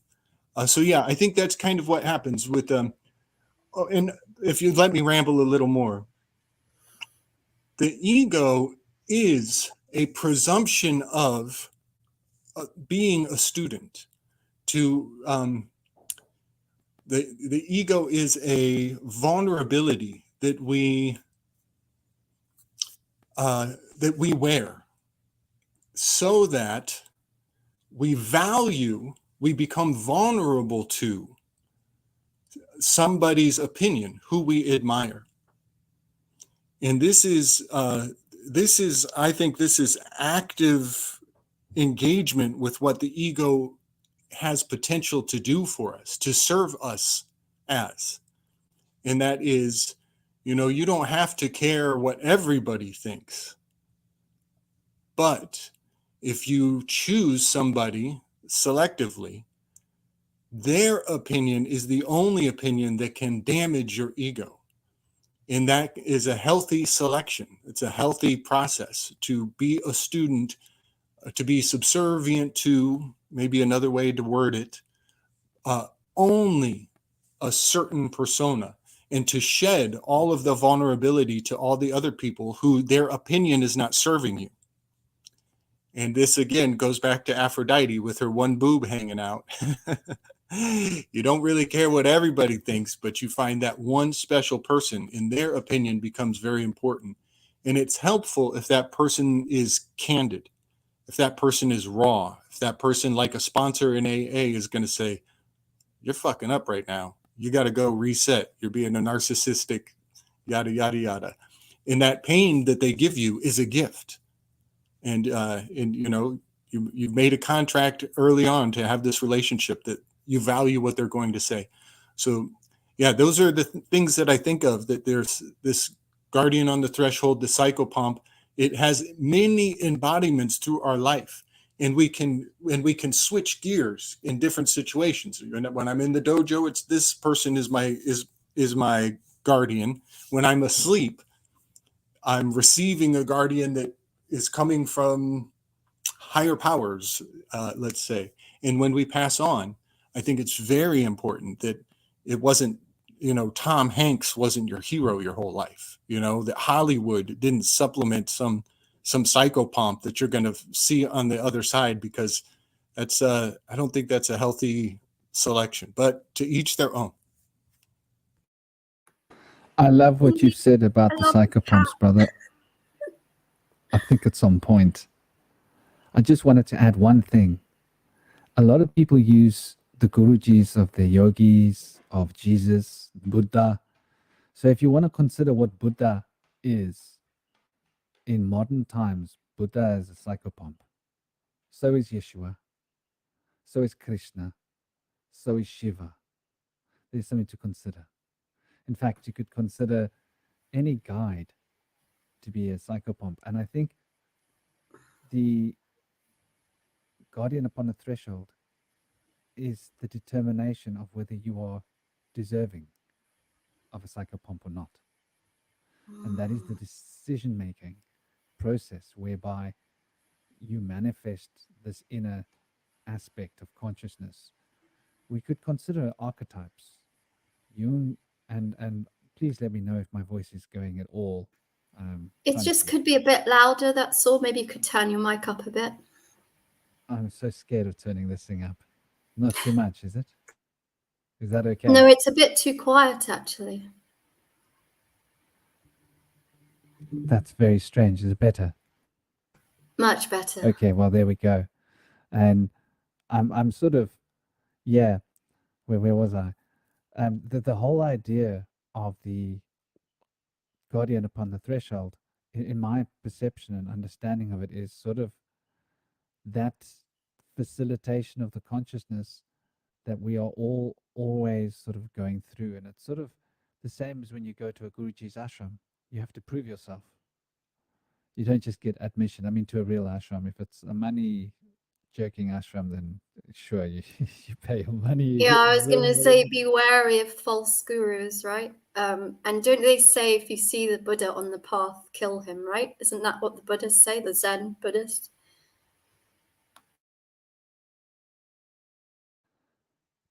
Lipalam, are you here with us? Oh, I am. Yeah. Sorry, brother, you were going to say something earlier, and then when I mentioned you, I think maybe you were away for a moment, but there was something you wanted to add earlier. It was a reflection of what had been said by Indy about what was the specifics. I don't know. Maybe you can remember. Anyway, I just wanted to hopefully remind you. I can't for the life of me remember what I was going to say, but I do want to say I didn't have the most positive perception on the 12-step program, but you've changed my mind on that, Indy. That's a that was very insightful what you said.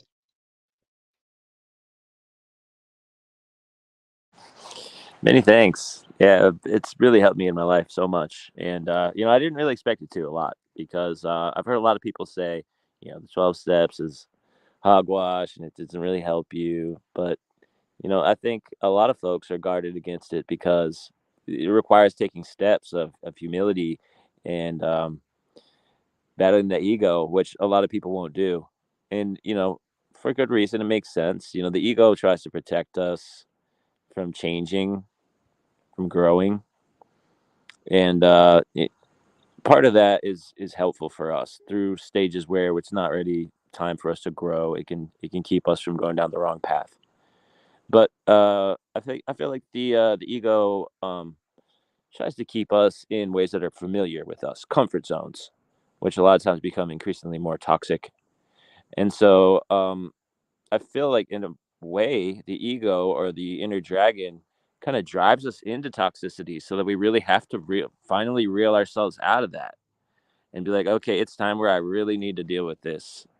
And so I've been there, and it was really after my brain surgery in 2007 where I really started to take steps to be like, look, I really need to change. I did not like where things were going. I finally have a chance now because I was able to surrender.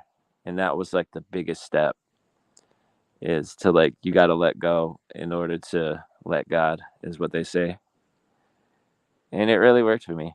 It really did. There was many stages where that helped. And I was wrongfully accused of armed robbery and jailed for like a month. And there was a Bible study book on my table. I just assumed everyone got one, but I was the only one that had it. And I just really lucked out there. It was a real blessing. Like, my angels were looking out for me, or my ancestors, or my spirit guides, or somebody. And through that, I started to get more versed in the Bible. And to this day, I still tell people the stories of Job and Isaiah, like my own interpretations of them. I feel like there's powerful wisdom there. But for many years, I was guarded against the Bible, and the 12-step program, and I felt like it was a time where I lost a 50-page research paper on schizophrenia, and I was like furious. And then all of a sudden, I had this realization, like, oh my gosh, I've been very closed-minded against my own people, but the religion of my own culture, and I've been so curious in exploring all the different other religions of the world. And I've put my own aside, and at that point, I started to go back to Bible studies and started to realize that there's pearls of wisdom in all walks of life. You don't have to agree with an entire system to become versed in it and to find the wisdom there. So I've done that, and it's been very powerful. But I wanted to share a book called Ivan the Terrible, and the story of that book is, it's a story of an experience where somebody goes through ego death and overcomes their shadow on their deathbed. Ivan the Terrible is this terrible, evil judge that had sent a lot of people away to jail and to their deaths, oftentimes being innocent people. And he never really had any qualms with what he was doing until his deathbed. He started to realize, like, oh my gosh, like, my whole life I've done things I regret, and I wish I had done better things. I wanted to have been more compassionate. And so, like, for him, it was grateful to be able to reach that stage, even just before his death, where he could heal his soul.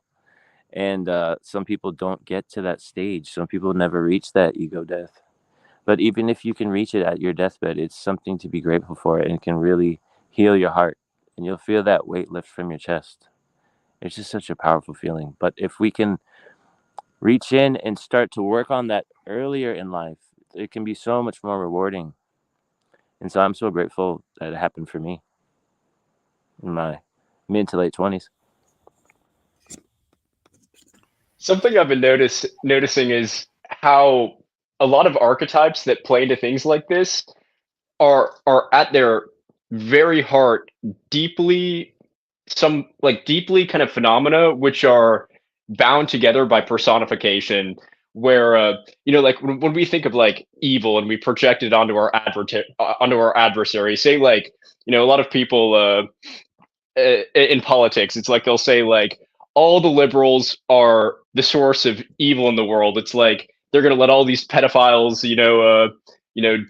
run free, and they're going to and they it gets all polarized. Same thing with the liberals. They'll say like these people voted for this sociopathic narcissist Donald Trump.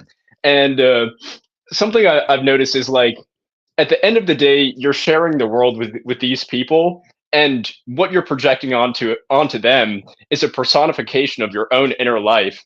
So what you said about like the pearls of wisdom, I like to think like there's pearls of wisdom in the adversary, and that can be so useful to the healing process, especially when it comes to things like paranoia and more stubborn, obstacles of personality, where it's like from a normal point of view, if you're just working from say where you're at a mental level, it may seem that the only way to work through this is to go directly the path that your patterning and conditioning are pointing to. And with the dark night of the soul, I think it gets inverted. It's like I have to look inward, and then once I've looked inward, I can save the world in the way that's real. I can do my part in a way that is, actively an active service to others. Something I wanted to throw in there.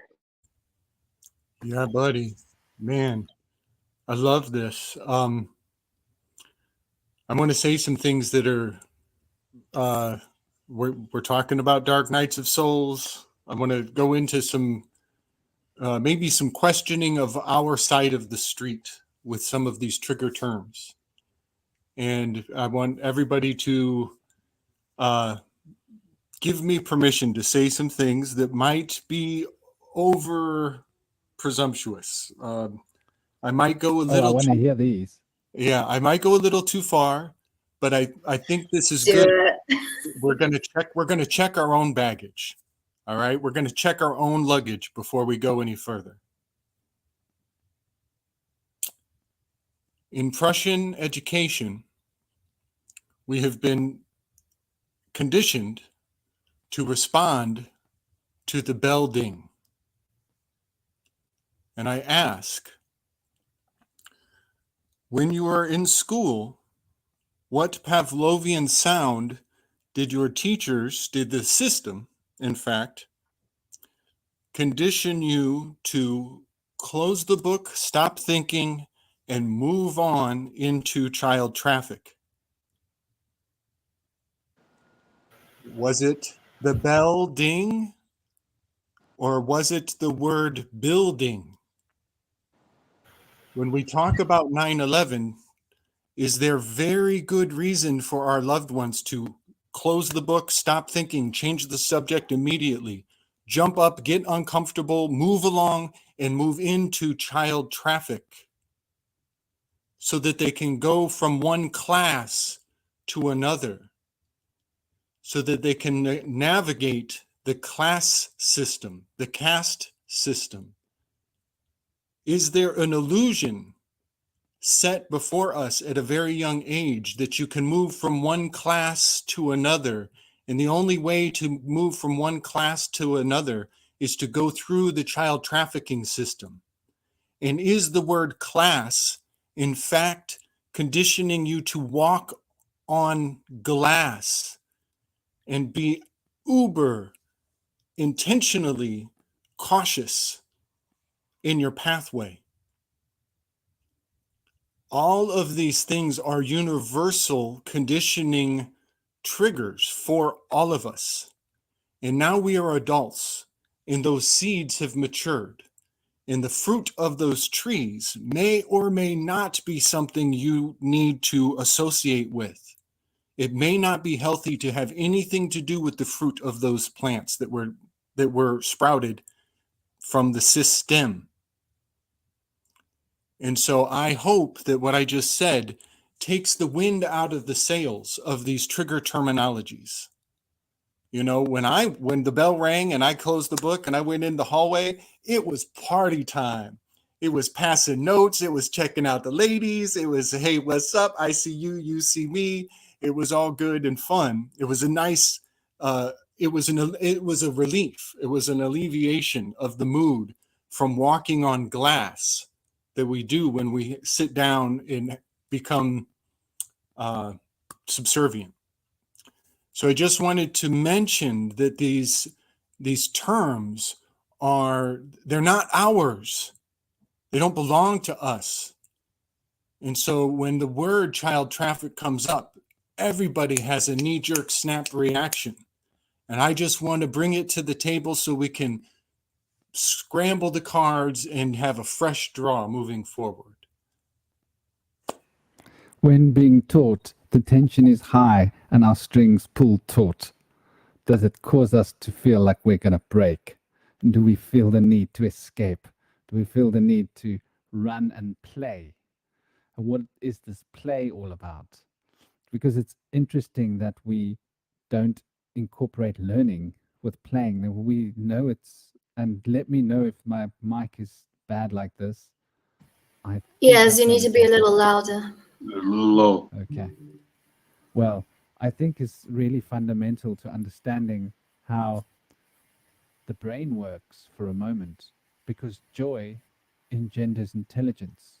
It actually inspires higher creative potential. As you know, when you enjoy what you're doing, you can play guitar. If you're enjoying it, you can play guitar for an hour and it feels like 5 minutes. And you lose yourself in what you're doing. And those are the moments that you actually find true breakthroughs of information. And I think it's the same in anything that you do. They've learned to take all the joy out of teaching. They squeeze out the joy so that we're not actually learning anything.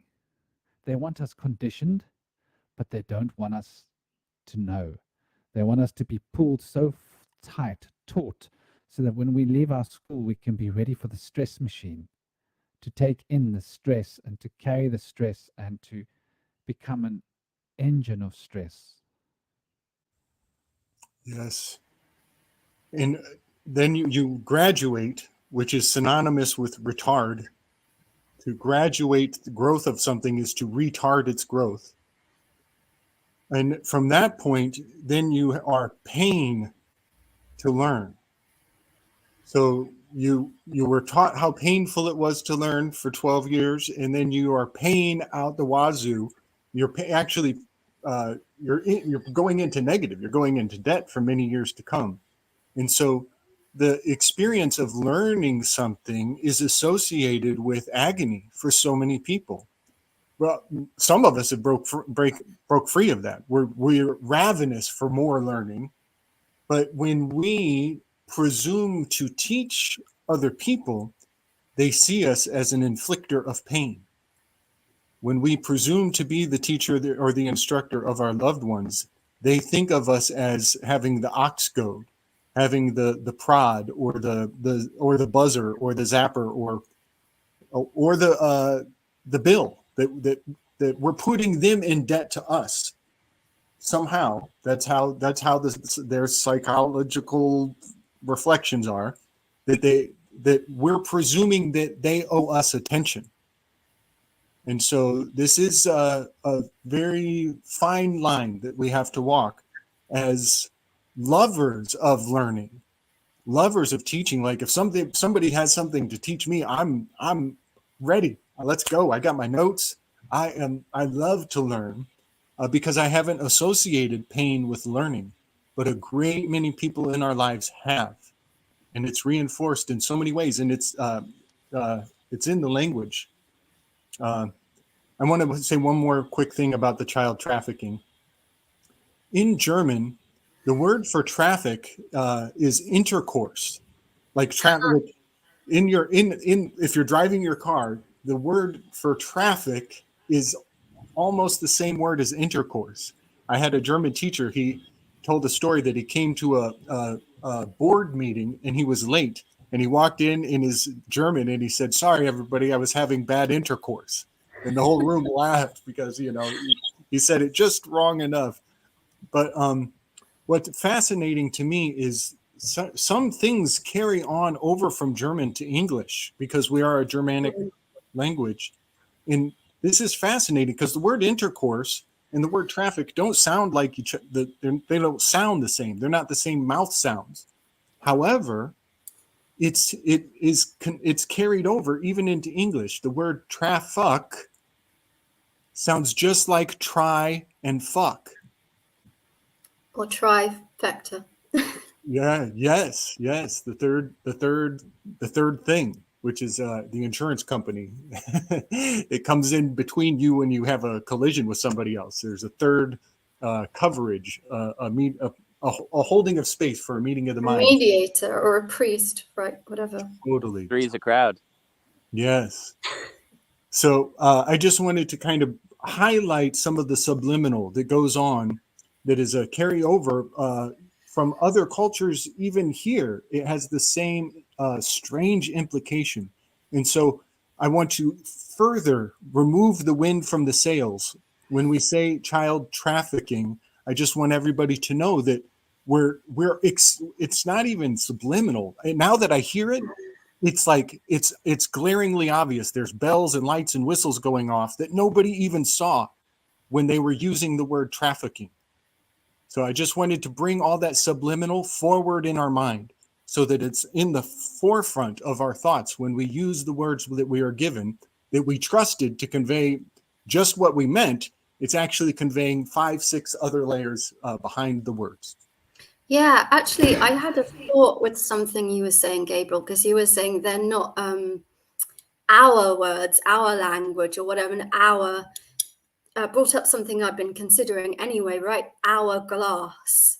You think you're at school and you were talking about you're in the corridor and you're being yourself, you're being authentic, they're not putting the thumb down on you or whatever, and they're fracturing the mind and making you live these different timelines. And, you know, Franklin was talking about how like fun is important as well, right? And I was thinking they make kids sit down for an unnatural amount of time outside of nature. And sorry, I can tell I'm passionate about this. And what is that doing to the chakra system, I wonder? When is the energy moving around? It's just when you're in the corridor. And where is the wise psychopomp that occasionally you're lucky with a teacher, but often they do repress. They don't like it when you ask intelligent questions. Or at least that was my experience. They didn't like to be questioned. They didn't like, why? Just, this is what we're telling you. This is how it is. This equals this, blah, blah, blah. It's like, hello, what about the nuances? But also, yeah, so there is definitely something going on with timelines in schools and in general across life. I'm thinking about this a lot today, the gatekeeper of timelines. And then also, yes, this suppression of energy where you could call playing, moving, running around kids yoga, couldn't you? The alignment of their energy centers, and why is that being stopped? And when you talk about like child trafficking in these schools, the child trafficking of, well, we know what happens to some kids, unfortunately. The reality of that in school, what happens to bodies, you know, I went to all girls Catholic convent school, so I can tell you some horror stories, but it's the trafficking of the mind as well. Do not ask questions, repress, stagnate the energy. And it's almost like they want to stop you from evolving, from ascending, from piercing the veil to reveal the light within you and all around you. So there's definitely something going on with the gatekeeping that the timelines in the schools and the fracturing of the mind and the spirit there. But then also, and I have to say this because of the thing that Franklin brought up about fun, and just because it's just true, we're probably all thinking Pink Floyd. Okay, like how many teachers have you wanted to just say, no more dark sarcasm in the classroom? Teachers, leave those kids alone. You know, how many teachers have decided to try to break you, try to, or at least that's my experience, try to break me for daring to ask questions, or for sighing, or for moving, or for being different, or for simply saying, no, I won't do that actually, because I don't believe in that, or I'm going to question what you... I've had times where I had to stand at the back of the classroom. This is illegal, but like on one leg, for not refusing to learn my book of Catechetism yet again. It's like, now girls, would you learn your book of Catechetism? That was from my teacher. It's like, no, fucking well will not actually. So I was in trouble a lot at school, even though I was like really well behaved in like ways that mattered, but like, you know what I mean? So it was like, I was just, there were a lot of timelines going on. And then in terms of like education in the wider world, as you get older, and then there you're thinking like religion, history, archaeology, philosophy, science, art, even, you name it. How much confusion is there with the timelines, and how much do those act like gatekeepers to alter our consciousness and keep us confused and fractured and keep us in the dark night of the soul, when in fact we could be on a path of fire, on a path of glory, really, if they chose to be the healthy psychopomps guides that they could be. But you know, obviously there's something going on there. I'm shut up now, sorry. I love the way you bring that in to the dark night of the soul, because we all thought, and I hope this is sounding better, my mic, I finally think I've got it loud enough, as long as it's not distorted, let me know if it is. We've all considered the dark night of the soul. School, they're trying to reenact that for us. And they're trying to, as you say, pretend to be the psychopomp. And then they have the exams, which are sort of the guardian upon the threshold. Are you allowed to pass into the threshold of life? Did you get your certificate? So we call it certificate, but you could call it a certificate. Or certifiable goes with that word too, so that's interesting. Well, you get your certificate and then you're certifiable. Well, that's the goal. They've cleverly changed the S to a C when they changed the spelling. But it would have been a sir as in a nobility, because it's education. So it's the word duke. They're teaching us how to behave at court. So that's why you get a certificate. So it's like a fit ticket, right? You're getting a ticket of fitness given to you by a sir. You are now with a sir ticket of fitness. They've played with that word cleverly, and they've turned it into certification. Oh, like surf, like you're a surf, and the Duke has just said you can go into my world and be crazy, be in this crazy world and do what I tell you. I like to play with it as sired to fake it. And I even call the birth certificate, I call it the bullshit I fake it. It's the bullshit I fake it. And that birth certificate is quite a big deal, huh? Try having a child without one. It can get a little bit tricky these days. Right. Like, yes. It can get tricky for your child. Because then you can't cross borders they can come take your child away from you. You're stuck in the same country. Like I know a lot of people talk about this, free man on the land stuff, where it's and forgive me, I don't know enough about this. Probably if Lily was here, she'd know more. But then I think about that, and I think, yeah, that's all very well and good, but border controls, and then is your kid stuck in the same country for the rest of their life? Like, what happens if, I don't know, like the bigger consequences of choosing to not participate in that particular part of the, I guess you could call it the Dark Knight, the Soul, Earth School, or the Matrix, whatever you like. So yeah, I don't really know enough about that, but that's interesting you brought that up, Franklin. Yeah, this is totally on topic still.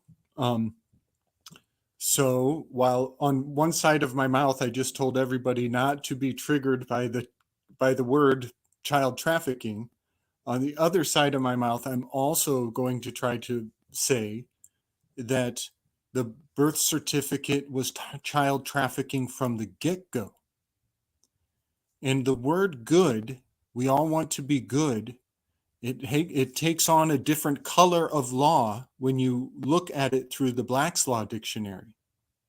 And this change of the color of law, which it really is where the black pills come from.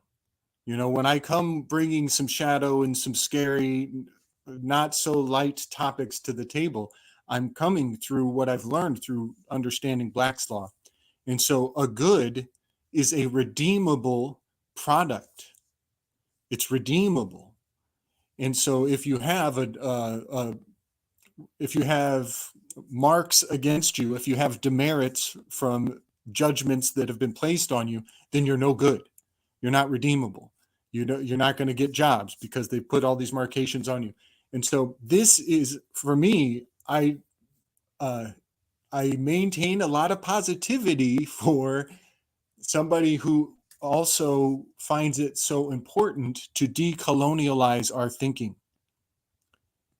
And so child trafficking is exactly what the birth certificate does.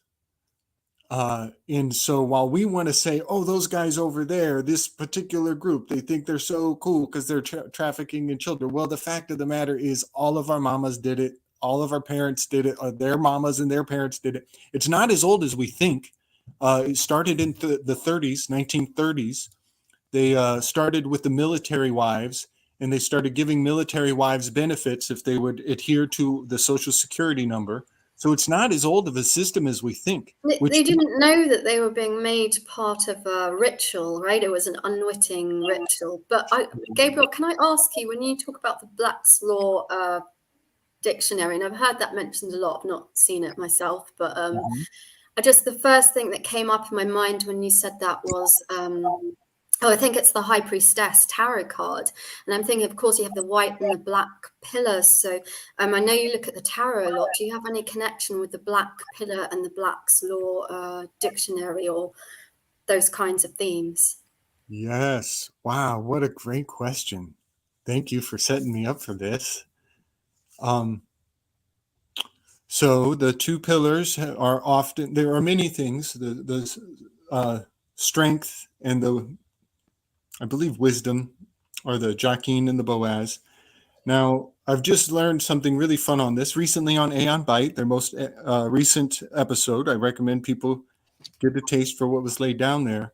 He was relating the Jachin and the Boaz to the masculine and the feminine as it relates to your mind, to the left and the right brain of the mind. And it was very productive metaphor he was using. And so as a male, I would consider the white wire to be Boaz, to be, I'm going to mess this up because with 50-50, you either get it 100% wrong or 100% right. But as a male, it is the masculine pillar that represents the left brain, and it is the feminine pillar that represents the right brain.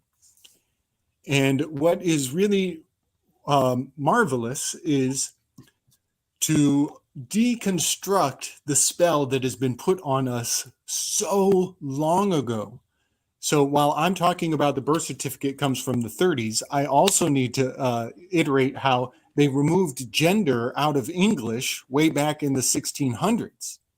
And we don't even use masculine, feminine words anymore in English, which is in and of itself pulls a very important part of understanding history out of us. Wait, And so we just think that's just a modern woke thing, but they did that a long time ago. they did that a long time ago. And this is, this is why people, the androgyne thing is so prolific in our culture, because we are, in English, we are speaking an androgynous language that doesn't have gender for the words that I think it should. What is the black pillar called again? Can you remind me? Sorry, I forgot.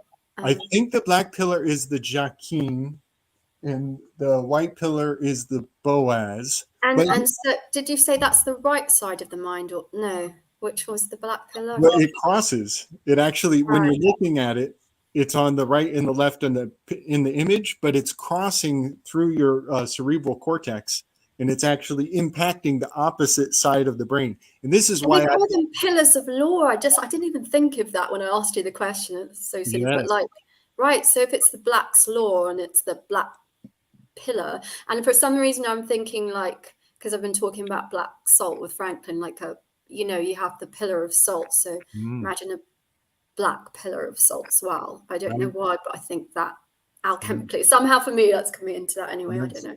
Totally. Well, I'd like to add one facet.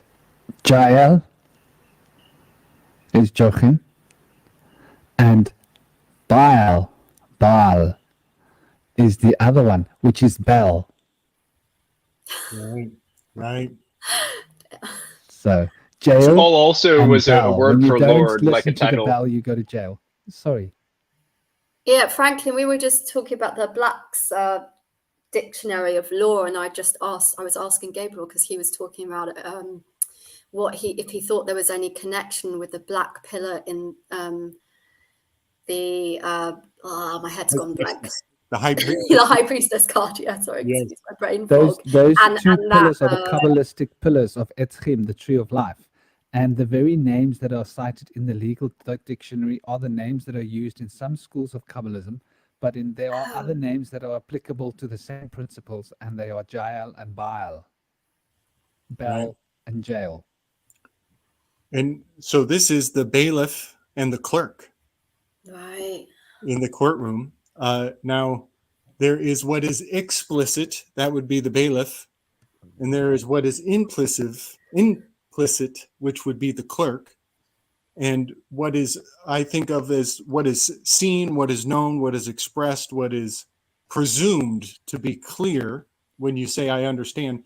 That is like the bailiff. Oh, yeah, I understand that this guy's got a gun and a stick and he'll beat me if I don't say yes. But the thing you didn't know, the subtext, that's the dark aspect. That's what is right. What is the nothing is what they say it is, or what it seems like. Yes. So what do you think about alchemizing that then? Like if the black pillar, if we think here of the dark night of the soul, how does one alchemize these principles? Well, one thing is you do not understand. Don't lie. Don't ever lie and say, I understand, because you don't. And as long as you never lie and say, oh, I understand, then the presumption cannot attach to you. And so there are so many tricks in so many ways where your acquiescence is, for one, it's presumed in advance. They've been at this for millennia. And so to say, I understand is a lie. And so I actually, this is funny. So I stood in front of the black robe one time, and he tricked me into saying, I'm guilty. He tricked me into saying, but even after he tricked me into saying, yeah, I'm guilty. All right, whatever, let's get on with this. Even after that, he doubled back. He doubled down on me. And he said, are you saying you're guilty because somebody's putting pressure on you? That somebody putting undue pressure on you? Are you under duress? Are you in your right mind right now? He made me say it twice. And you know what I said the second time? I said, I don't know what you're talking about, but I'm saying I'm guilty because I'm not going to be a liar. I don't want to lie. So let's move on. He said, all right, you asked for it. I was lying. turns out I look back, I was under duress. I was not in my right mind. There was a hostage situation in my life, and I just wanted to get forward to move on, regardless of the consequences. And so I tell you now, never say you understand, because there is so much fine print hiding behind the curtain. You will never understand. Your best chance is to withstand. And that takes a lot of learning. That takes a lot of learning. So one other thing about the two pillars is that's a scroll. That's a scroll. Right, And she's holding the scroll, and then she has a veil even behind her, right? yes. And that scroll is all the things you don't know, you don't even know. Not to mention the folds. Maybe this doesn't seem relevant, but I actually think it is, because it emulates, as well as the river, the scroll, like the folds in the bottom and in her like clothing. Like, yes, part of that. Yes, it is a deluge of revelation that will wash over you for lifetimes when you realize all of the implications of what you agreed to. And that is let's see, the Torah for water. If anybody wants to look that up, the Torah for water is just an old doctrine of Torah history. That is the washing over of her garment. Now, the sumptuous dress is tragedy. That's another thing. When you see that abundance she's overly robed. She's billowing with abundance. She's basically wearing the Nile, isn't she? Yes. And that is also a symbol of Melpomene, the muse of tragedy. Is one of her epithets is she of the sumptuous dress. And so she is a hierophantess, the high priestess. In other languages, they call her the hierophantess, which is the countess in a way, or the hierophant, and she does look like a nun as well, doesn't she? Yes. So I love that there's a feminine counterpart to the hierophant. And I just love calling her that. It's such a good word. But it is also a symbol of tragedy. And it's a damn shame how much we'll never know. It is a tragedy how much we'll never know.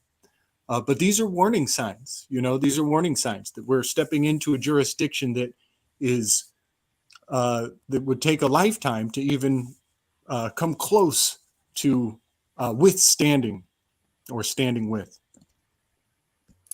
I wanted to say, actually, just quickly thinking of that, when I was thinking of like transmutation of the black pillar, or just thinking about that card in general, the veil and everything that's going on in there. A few years ago, I think maybe 3 years ago or something like that now, 2 or 3 years ago, I was doing a very brief art project on the major arcana, that just decided to like come up with these. I was telling Moonfeather a little bit about it the other day, last week, I think. But when I was doing that one, I didn't mention this to her yet. I sort of decided to go a bit of a performance route. I mean, I was really only for a few seconds, of it being filmed. But what I did is, because I'm thinking about the scroll that she has, which again is making me think of the Black's Law Dictionary, but obviously I wasn't thinking that at the time. But, got some, I think I used incense ash, but you could imagine it was ash from paper. And I have done this with paper before too, with the ash of paper. And I thought, if I'm to become the high priestess, then I must wash my inner eyes. So I put the ash all over I lit a candle around me to create it like a glow, to have some illumination. And I had a bowl of water in front of me for some reason, and oh yes, that's right, because I was using it to wash. And I put the ash all over my hands, and I put it here on people call the ajna, or the third eye. And the ritual was literally me just washing that off my third eye, and washing it off of my hands. And now that we're talking about to purify my vision, to be worthy to even come out of that darkness and see a bit of the light for a moment, to even taste like a breadcrumb on the path of the high priestess, right? I had to cleanse myself, is what I felt. Well, that was my idea for that card. And now I'm thinking, like, now that you're talking about, you know, the scroll and the law dictionary, I'm like, wow, imagine if that had been like a burnt scroll or a burnt dictionary of law, and you're washing those like ashes off of your third eye, off of your consciousness, off of your hands, like the blood off of our hands, as it were. And because I'm just thinking of that, you know, I was thinking of the black pillar as a black pillar of salt. So maybe there's a purification somewhere in the poison, I don't know, or a choice that we can make to move towards that. You know, in the Black Night of the Soul. Yes, I have something I'd love to put forward on that. I mentioned the things you don't know that you don't know. I think everything. right. I think that the date of birth is. I think it is the snare of snares. I think that is the trap of all traps. It is the Apollonian mask, the garments that you're given so that you can function in the public, in the two-dimensional paperwork realm. That date of birth is the button that affixes to you. And I think part of the key right now, a lot of the sovereignty movement is drawing upon the potentiality of life extension as it pertains to claiming the 9 months of the unknown. Going back 9 months before the date of birth to that which will never have a witness. There is no witness, there's no paper trail, there's no recording of the night that Mama and Daddy sparked that gap.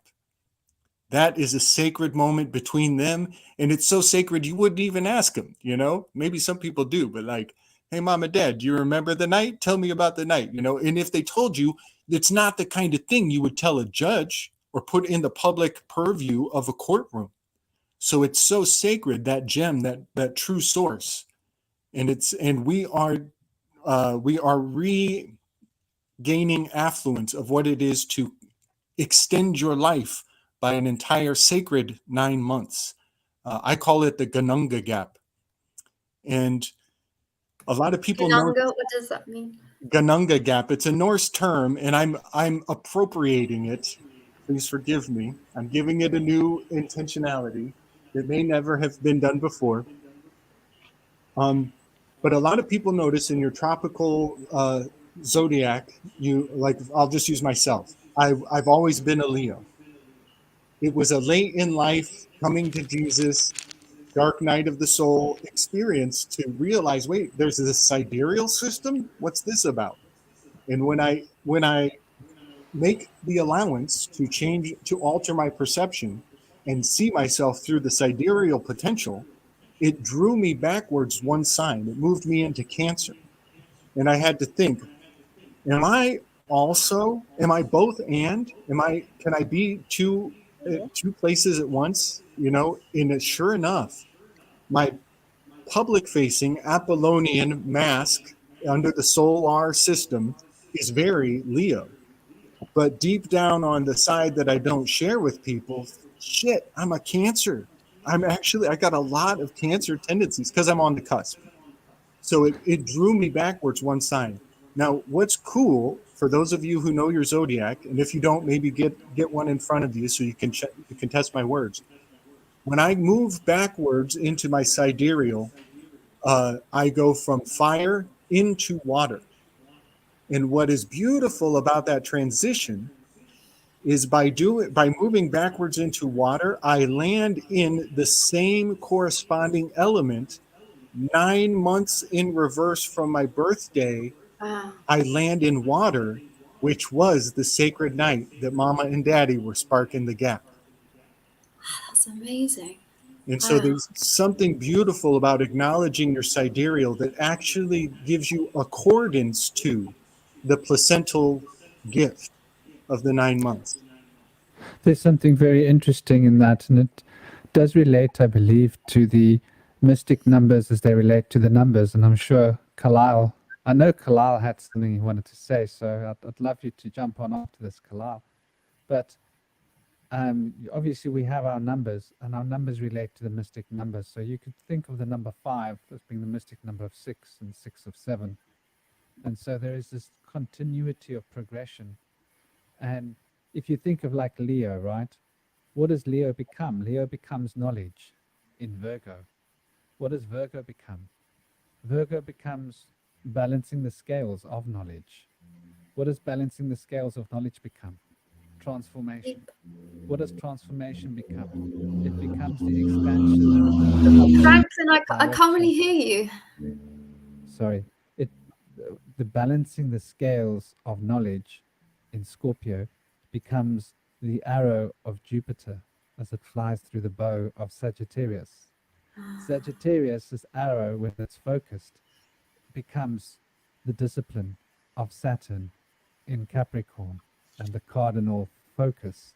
The cardinal discipline of Saturn becomes the structure of the water of space and time, which is Aquarius, based on air. That's why the name Aquarius, the air sign, and this water is connected. Because like you say, when you go back from there 9 places, where's it going to kick you? And it's interesting how we've sort of not really taken into account that the sidereal astrology is relating to your soul. The other, a Western form of astrology based on the sun, is relating to the physical manifestations of your mind becoming a body. So it's more related to the now. The sidereal is more related to our pasts, or what has driven us to become what we are now.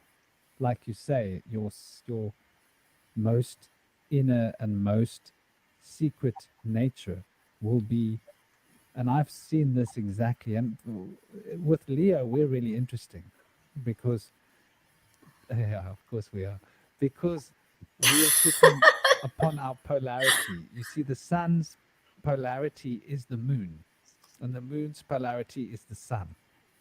The only 2 planets that have that relationship is Cancer and Leo. Every other planet has 2 polarities on opposite sides, right? So you think of Taurus and Libra, you think of Aries and Scorpio, you think of, all the different aspects. But for the sun, your shadow is literally the moon. And for the moon, your shadow is literally the sun. So Leo, this is why the ancient Egyptians are pointing their pyramids shooting at Leo, because its mystic signature is its polarity, which is why it's considered to be the apex of the wheel when it's turning, which is interesting. And the other thing that I was going to add, which I hope I haven't lost the thread of, it was a little while ago. Well, I'll have to, maybe I'll remember that just now. I did see Carlisle unhandle his mic for a few times earlier. Are you with us, Carlisle? You had something you wanted to say? Yes, I was going to speak to this idea of sovereignty. What we're ultimately talking about is being allowed to participate in the fraud or play the game, right?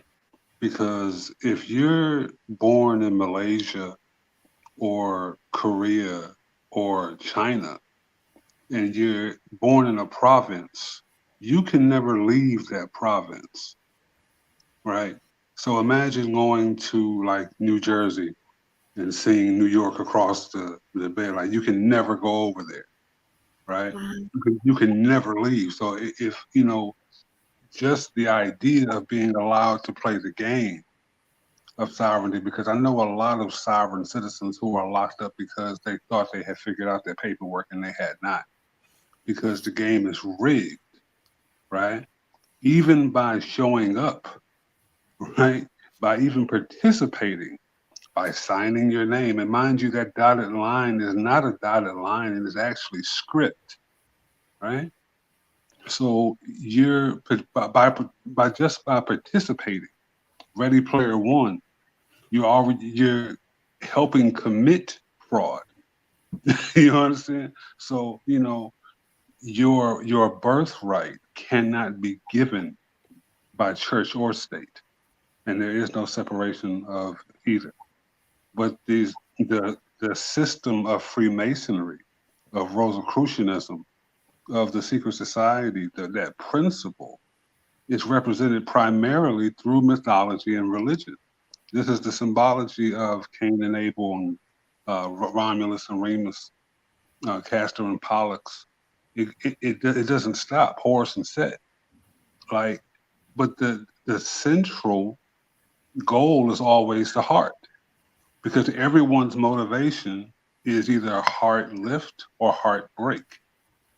So to live in the duality of that, you're going to have to visit the mythology of the Dark Night of the Soul to see how they got through it.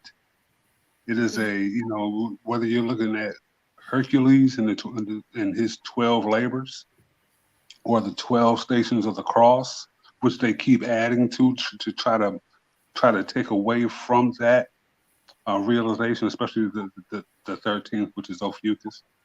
Like, the signs are all there, but we have to look at locale as well. I have a question for you, Kalel. Because talking about like birth certificates and when we were born and all this sort of thing, like, what do you think about? I've heard of cultures that they say that the birthday is not once you've come out of the woman into the world around, but rather on the date of conception, or perhaps even some, might conceptualize as a soul just before you were born, when you were hovering above and, choosing which parents to be yours, choosing to come in. Like, how does that factor into all of this law stuff? Or I don't know if I'm really posing the question very well, but you can kind of sense what I'm trying to get at there. I think you stated it very well, actually. There's multiple levels to it. When you look at the idea of creating a system around reincarnation, that's essentially what we're dealing with. So, original birth certificates, or at least going back 50, 60 years, because they don't do this everywhere anymore, but they will take the feet of the baby, and our feet have our souls, right? And they put a print on this piece of paper to certify a new vessel. And there's a connection with death with the feet too, right? Isn't there, in like Chinese culture, like don't face the feet towards the door because that's how they go out when you die, or something like that? Yes, and this is also why we leave the shoes outside, right? Because you leave that outside life out there, right? To properly ground it in the home. This is on a soul level, free will enacted long before reincarnation. The problem is we have a systematic reset of birth and death, right? It is consistently changing. So the system is what remains to show you where we are. So if you look at the Kali Yuga, for example, right? The Kali Yuga shows you exactly where we are. The sacred cow, right, is being eaten. So we know where we are. Jesus spoke about the man who goes to the well and telling his disciples to follow them into whatever house they went into. We know that we were talking about moving from Pisces to Aquarius, right? Where we are. We can see the grand scheme. The issue is where we're. It's like a geomancy. It's like a web. That's going to show you the cycle. In the same way we have universal and personal years, right? The cyclicity of life. Some people are going to mature early in life. Some people are going to be late bloomers, right? The sooner we recognize either of those polarities, the better. But again, this is going to be based on where we choose to incarnate, because we're the author of all of that. There's nothing outside of you dictating that you're going to be born here and this is going to be your mother. Your astrology was written long before you were born, and it will be there long after you have left. All of your lives are already written. You don't remember writing them. Right? I That's chose to really, be born in the I belly believe of it's very beast. fundamentally true. I just want to stop the carriage, if I can, for a moment, please. I've been trying to get to this question that BB Blocks asked. To whom do you refer when you say the dark night of the soul? Is it death or the shadow of ourselves? That's actually quite an interesting question. The shadow of ourselves, death. I would prescribe it, and if I would speak of Franklin, the I dark can't night of hear the you. soul, I think somebody in the chat said they could, which is strange because according to my mic, I don't want to blast it out to I the mean, I point can that hear you, it's but like barely. It's going very so quiet. far. Oh, that's really interesting. It's somehow systems are. Is that better? I don't want to turn it up too much to the No, point that do, it gets because you were distorted. very quiet. There we go. Well, so to this question that BB Blocks asked, which is on the screen, I would start by saying essentially, it's sort of like the molting of a snake, or when you walk out of a dark room into the light. At first, the light dazzles you. And I would say that the dark night of the soul is actually when you're seeing light for the first time, and that light hurts you. And you've got to become accustomed to the light. Like when you suddenly walk outside of a dark room, your eyes are sore until they can adjust to the new light. So that would be your soul's adjusting your consciousness to the new frequency of being that you are attuning to, though it takes time, sort of in the way that sidereal moves into heliocentric. There's this delay effect of the turning of the wheels, because there's a wheel within the wheel turning the wheel. And so, yeah, just to answer that question, and I think there was something else that was mentioned further down by yourself as well, Bibi. The conception the real start? Can you put a date on it?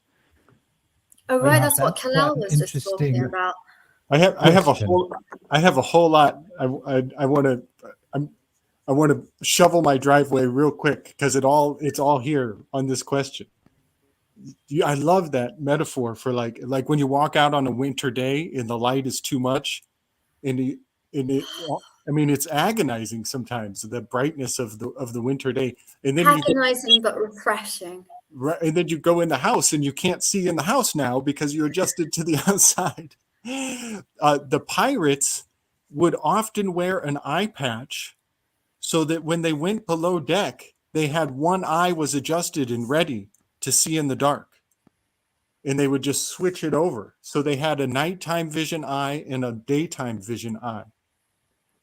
And this has much to do with being of two minds. Dilemma. The word dilemma is to be of two minds.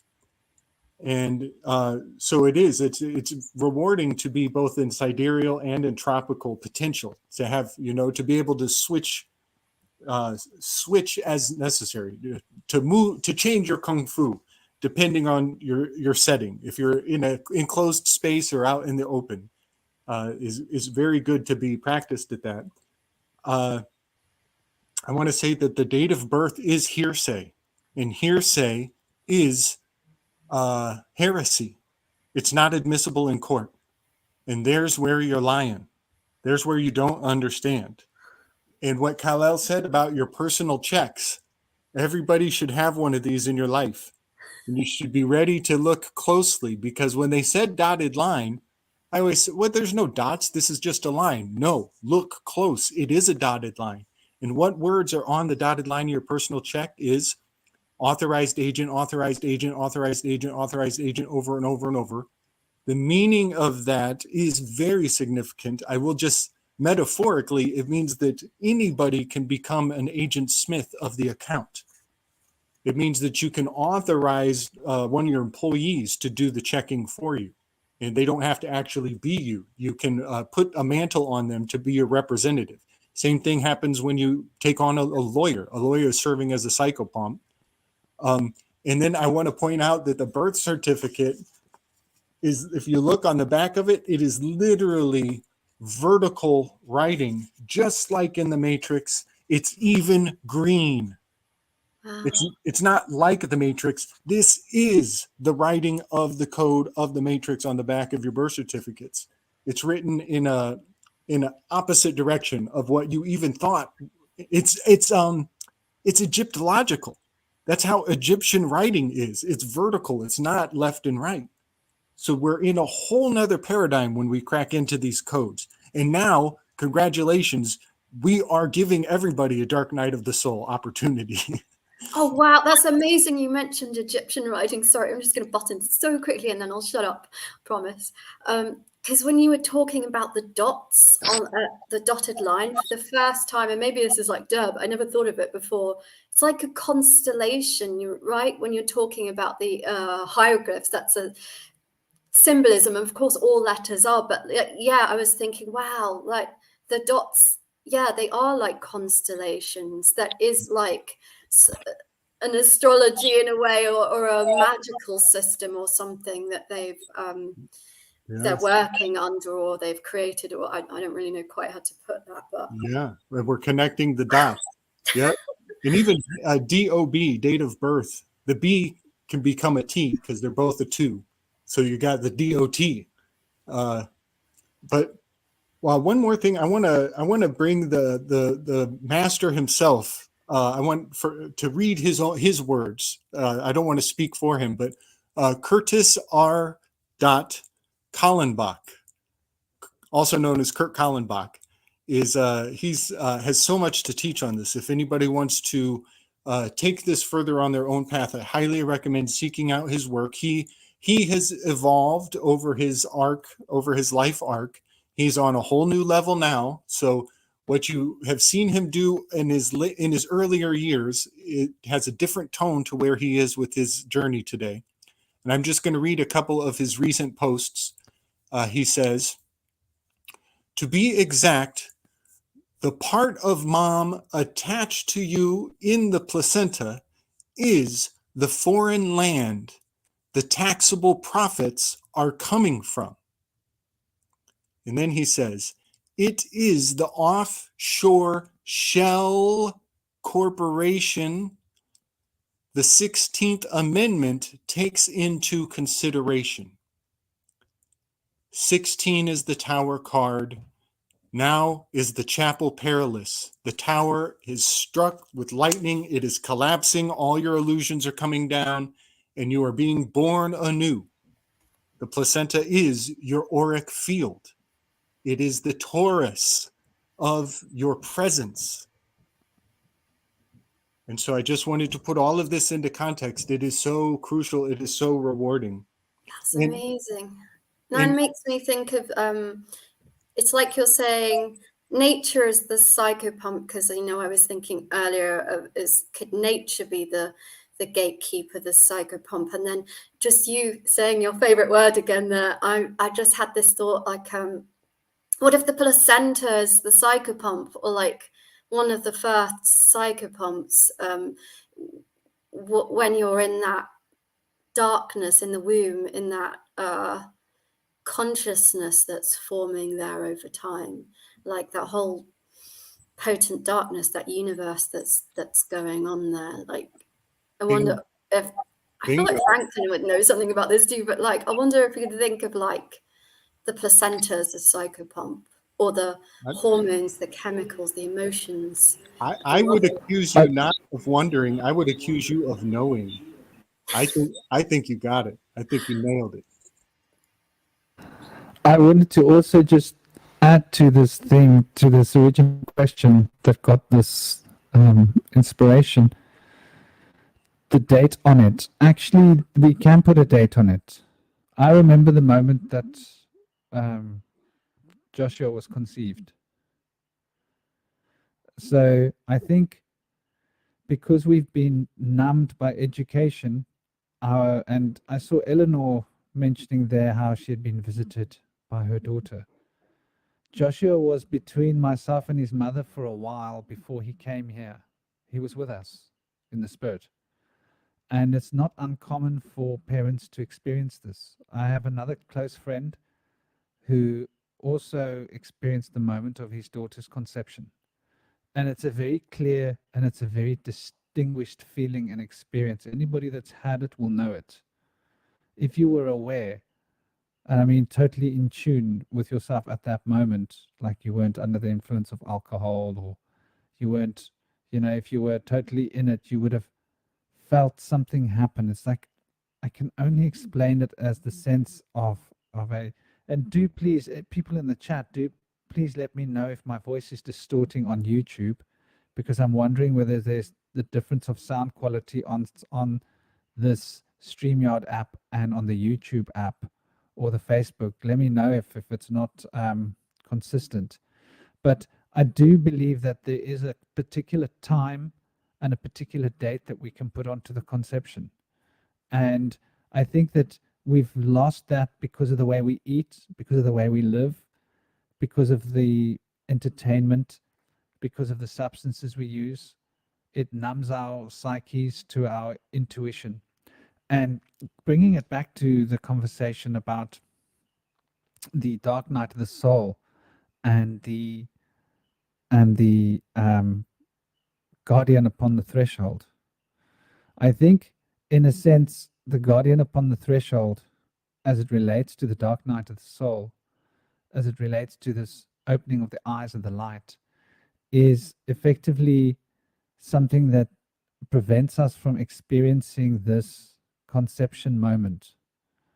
And if we allow ourselves to become more sublimated, and by more sublimated, I mean you don't require dreaming, because you're sublimating your information while you're awake, so you can put your head down and sleep and wake up almost instantly after sleeping, feeling recharged, having not had to process information while you're asleep. Then I think we become more in tune with what's happening around us. It's got to do with how close we are in the present, 2 seconds or 4 seconds. I think when we're getting closer to the present, we're actually able to sense the souls. And I used to have this with my ex-wife. The wheel above us would turn, and there's a bit of a fuzz. Okay, thank you.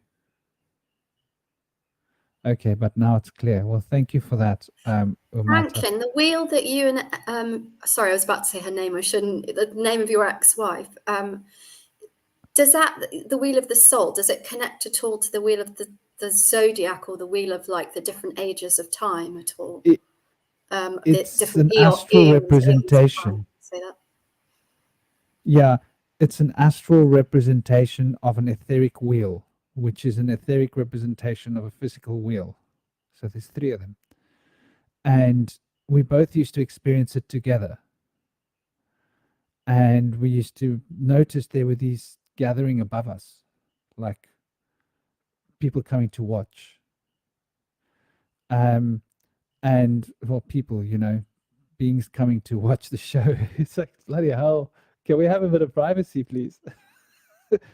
And so I do believe that there's definitely a chance to really get an insight into that actual placenta. And another thing about the placenta is it's a play center, right?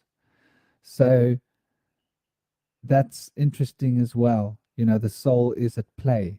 It's entering into you during the play of playing lovemaking, and that play becomes a journey of joy and life that then gets wrung out in the educational system till they try and squeeze every bit of joy out of that soul that they can, like wringing out a rag. And or the play of life, like that, all the world is a stage. Yes, that's very true. I think Does anybody else have anything to say? Moonfeather, Kalile. And Kalile, you were dropping some bombs earlier, by the way. And we've also Sorry, got I'm back. Yes. I'm so sorry. I had to step away. I had to feed the tribe because they were with, like, torches and pitchforks, so I had to feed everybody and make everybody happy and then come back again. But the conversation has been wonderful. Thank you guys. Rama, I wasn't able to say hi to you. Hello, Rama. I miss you. Hello, sweetie pie. I'm so glad that you are feeling better and that you joined us today, for sure. So I just wanted to confirm what Franklin was talking about when he mentioned how Joshua was with them before they actually gave birth to him. I dreamt about, I would say, 3 of my children before them being born as well, and this is way before I became extremely spiritual. I was dead asleep. I was a whole other woman back then, and I was like, and I started to see connections even then, with my dream world. I was like, wait a minute, I dreamt about, and it was an actual moment. One was I was holding up, I think it was my firstborn. He had black hair, and he had like a blue onesie on, pajama onesie, long sleeve, and I was holding him up. And then I actually had that moment, and then it triggered the dream. And I was like, oh, wait a minute, I clearly remember dreaming about this, because when I had that dream, I couldn't stop thinking about him, and I think it's so deep and it's so spiritual, and there's so much more to spirituality and our dream world than we could ever read in a book, and so we only experience it for little moments of time, whether we're asleep or if we have waking visions, but just imagine being totally in that energy all the time. That's something beautiful to always look forward to,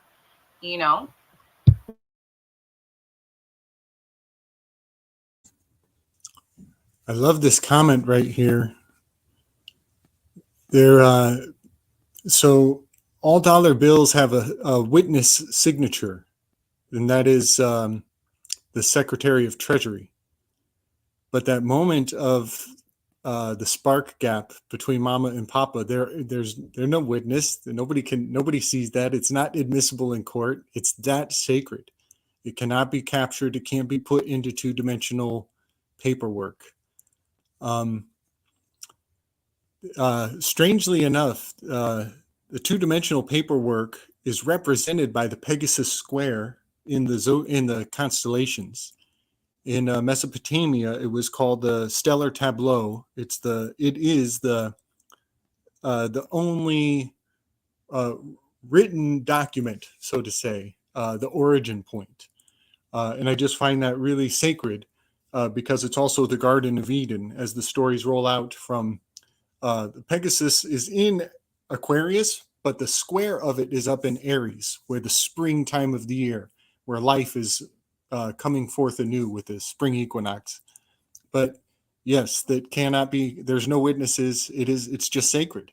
And that's why you'll never be able to say, I understand, or I bear witness to it, or I confirm it, because that's between, the Most High and the elements that are uneffable. Or because you're living 2 realities at the same time. If there's that sidereal and then there's the West, and I won't say what in my chart, but really exceptionally prominent parts of my chart, like the sidereal and the West, and I forget what you call the West, and the tropical, that's, I think. They're actually in the same sign. They haven't changed, I think, because of something to do with the degrees. I don't really understand these kind of things so well, but I think that sounds really interesting. Even getting in a court of law, it's like, well, do I understand according to which reality, according to which law? Are we in the tropical or the sidereal? Are we in the apex, in the paradox? Like, where are we? I think that's really interesting to look at for a moment, because it's very, very poignant questions you're asking there and very poignant ideas being presented. I've always considered it in terms of the astral and the etheric, where the astral is the ish, the ash, the fire. Stral is the beam of light. The ash, the fire stream, the fire beam of archetypal structures of consciousness through which we are able to define the perimeter of our beings by breaking the connections of continuity and holding on to little bits of information that we can identify with. And the etheric is the rebuilding of all, the eth, which means the beginning and the ending, of all of the bits back towards a structure, which is etheric. So Eric, who is Eric? This is an interesting concept here. Er is relating to the mental structures, the containers that bind one's thoughts. And so we have the containers that bind one's thoughts, containers of energy, as the etheric, as I see it. And we have the astral, which is the movement of the energetic principle as it is being disseminated through the consciousness field to become matter, the mother. And so when we think of, when I think of sidereal astrology, I think of the etheric reality. The astral reality. It's the most abstract of it, and it relates to our past lives. It seems very much focused on our past life in order to gain an insight of the present, to know the future. And when we look at the heliocentric model, I consider it as being looking towards our future life to gain an insight of the present. What will happen in the future? Where will our death take us? So the one thing is looking at the birth, bringing us into the world, and the other one is looking at the death, taking us out of the world.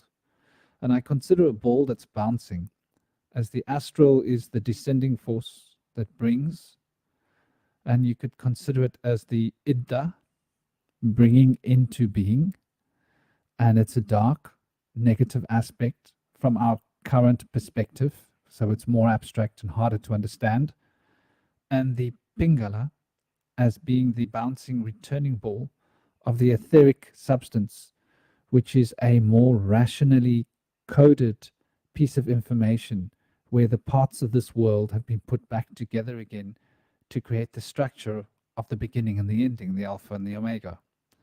And so it sort of makes sense when we consider it in such a context to understand the difference between numbers and mystic numbers.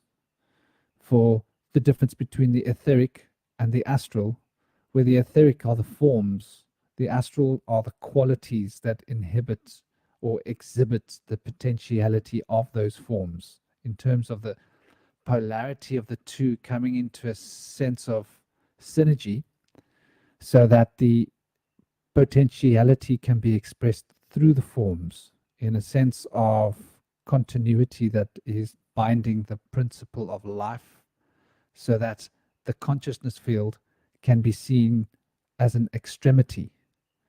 And by seeing the consciousness field as an extremity, we get stuck and bound by the place center. And then we come here to play out some cosmic play on the stage of life through the play center. And effectively, the dark night of the soul is that journey back towards the play center. towards the origin from which the consciousness is splitting from the Idda and the Pingala, or Jochin and the Baal chakra and the Jael chakra, or the pillars, if you want to consider them Kabbalistically, but these two splittings of these two principles happen at the point of origin of sound. The unstruck sound is where the separation between the astral and the etheric comes into being, for they aren't really separations, but there needs to be the polarization in order for the firmament to come into being, and the firmament thus needs to create the polarity of the heart, so that the fourth principle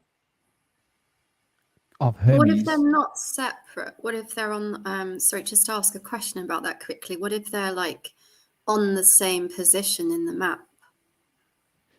This is what I'm saying. If they're being lived at the same time, can you have like two timelines being lived at the same time because of this, or something like that?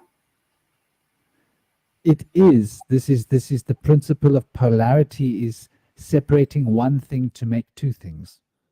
But the principle of polarity is separating one thing to make two things because of the nature of movement that is brought into existence by the energy of sound.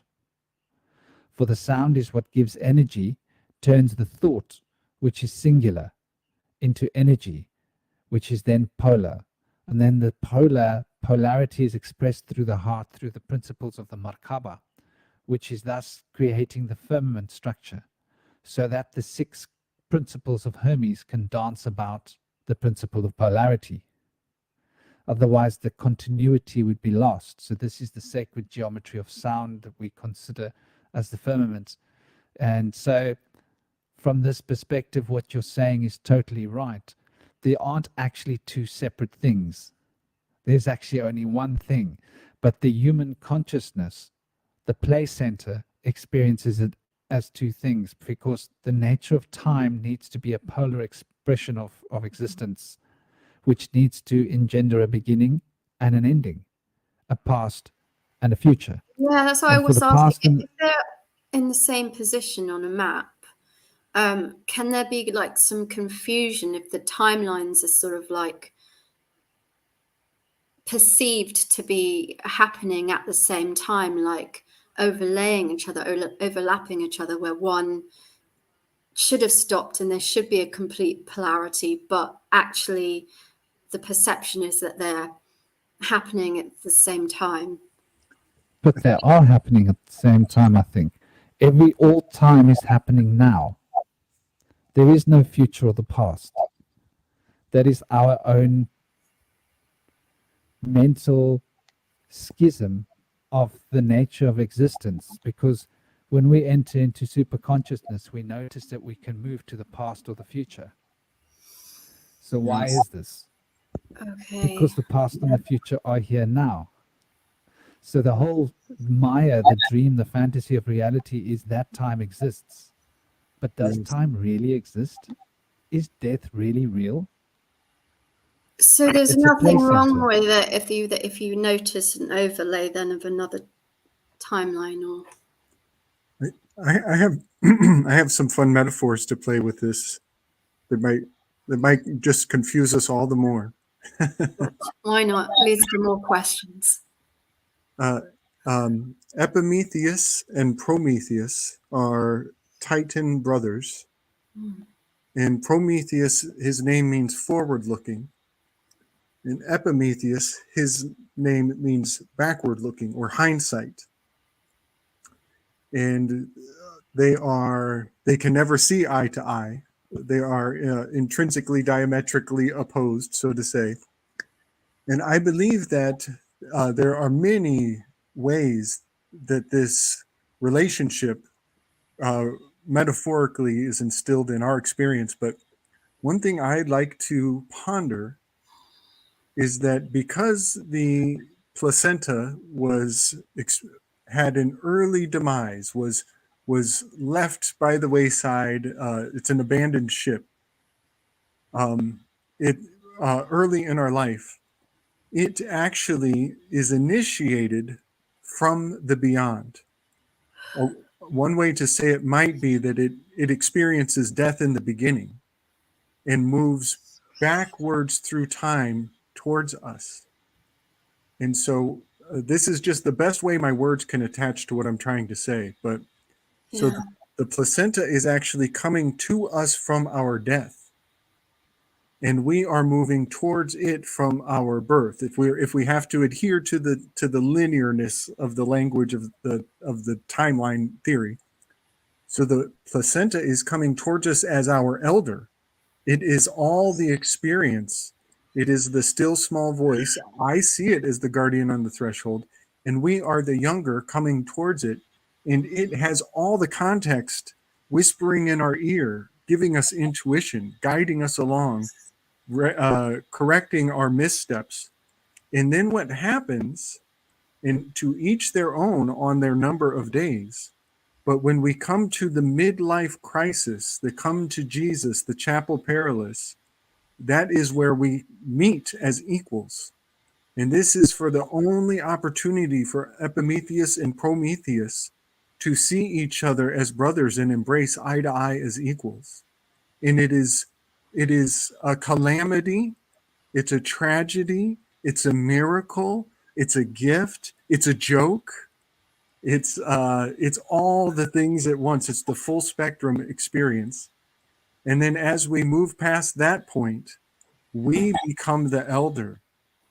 And the guide that we always had is actually becoming more and more innocent as you come closer and closer to meeting your destiny and your fate. And so it becomes an increase in responsibility that now we become the guide as we approach the second half of the path. That's interesting. That's making me think of something you were saying earlier, Franklin, about we think of the beginning of the day as dawn or whatever, but weren't you saying it was something like it's sunset? So we actually maybe do start in the dark night of the soul. And I was thinking of something I was saying earlier too, because I just saw a comment there from BB Blocks about how the medical system has taken healthy birth away from us, right? And oh my God, you should have, is it George or Jorge? I don't actually know, Messer's wife on here, because she is training to be a midwife and she knows all about these things. Actually, I believe you had him on last week.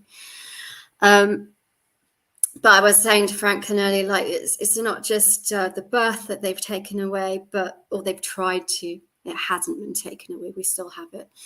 And also we're born all day long again and again and again, and we die all day long again and again and again. I would just add that. But they have also taken the physical, or tried to take the physical death process from us, because it's not so long ago in history that we knew how to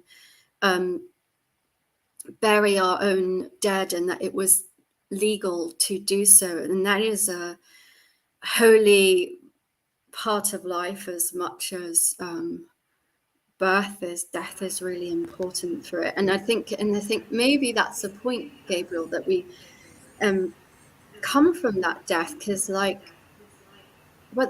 I'll out myself, okay? I was trying to be all sly. I didn't want to embarrass myself, but the reason I kept asking about these overlapping timelines is because I had a little bit of an epiphany, because I was thinking about what Gabriel was saying about his different charts, sidereal and tropical, and I was like, that is the case for some parts of my chart, but then other parts, the sidereal and the tropical, they actually match up.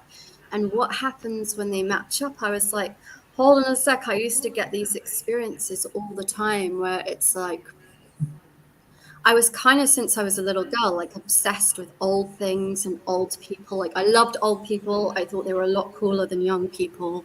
I always did. I preferred grannies and whatever. But I could also see that some of them weren't wise too. I mean, the wise ones, because not all people grow to be wise.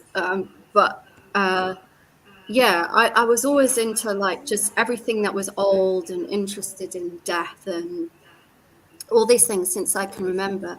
And I'd get these weird, uncanny like experiences where it would be like a plane's flying over, and this happened to me time and time again. And I would be like, it's a schism in the mind. Like, I don't even know what to do, because there's the modern me that's here now that's like, I know planes exist. I know they fly over. But then there was this other part of me that was like, I've never seen a plane before. It's flying over me for the first time. Like, I'm living two timelines at once. Like, there's this older me, maybe a Victorian me or an ancient me or whatever, like, that was like all these things. Like the modern world, I'd look at it like, what? Like, nothing makes sense to me. Even now, I'm 39 and I do not understand computers at all. I can turn it on and do a couple of things, and that's it. I did not concentrate in IT. I looked at graveyard photography and whatever instead. Like, I didn't know anything about computers. But seriously, you can live like two timelines at the same time, or more, multiple. Or I've had occasions where I'm just like lying there, and then this is to make me sound batshit crazy, but maybe you guys are going to understand because you probably experienced it too. I'm lying there and I'm thinking what Franklin is saying about the souls of the children that are waiting to come in, but I didn't see that.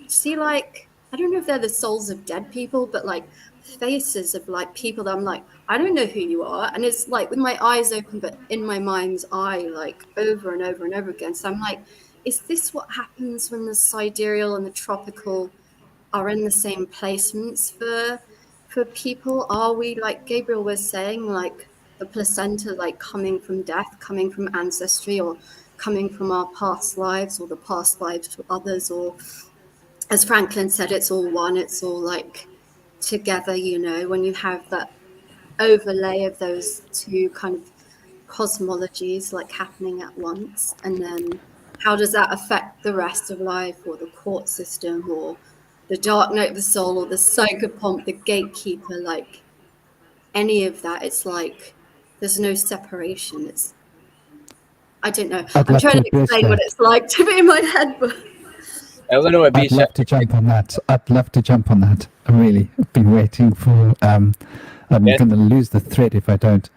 The first question that you asked about 4 minutes ago, which was to do with the timelines moving in separate directions from the past and the future. The way to understand this is to understand that electromagnetism is a spectrum, which means it starts here and it ends here. And it's what's happening between these 2 points, or these 2 poles. So we look at the light of the sun and we see what is streaming out. We call it light, but actually there is Ida and there is Pingala. There are 2 things being emitted by the light of the sun. And so we can consider this as magnetism, and we can consider this as electricity. And we have noticed with the double slit experiment that this is evidentially true. You do the double slit experiment and you will see that there are 2 different qualities of light being emitted, but that the one carries the shadow of the other, and the other the shadow of the converse thereof.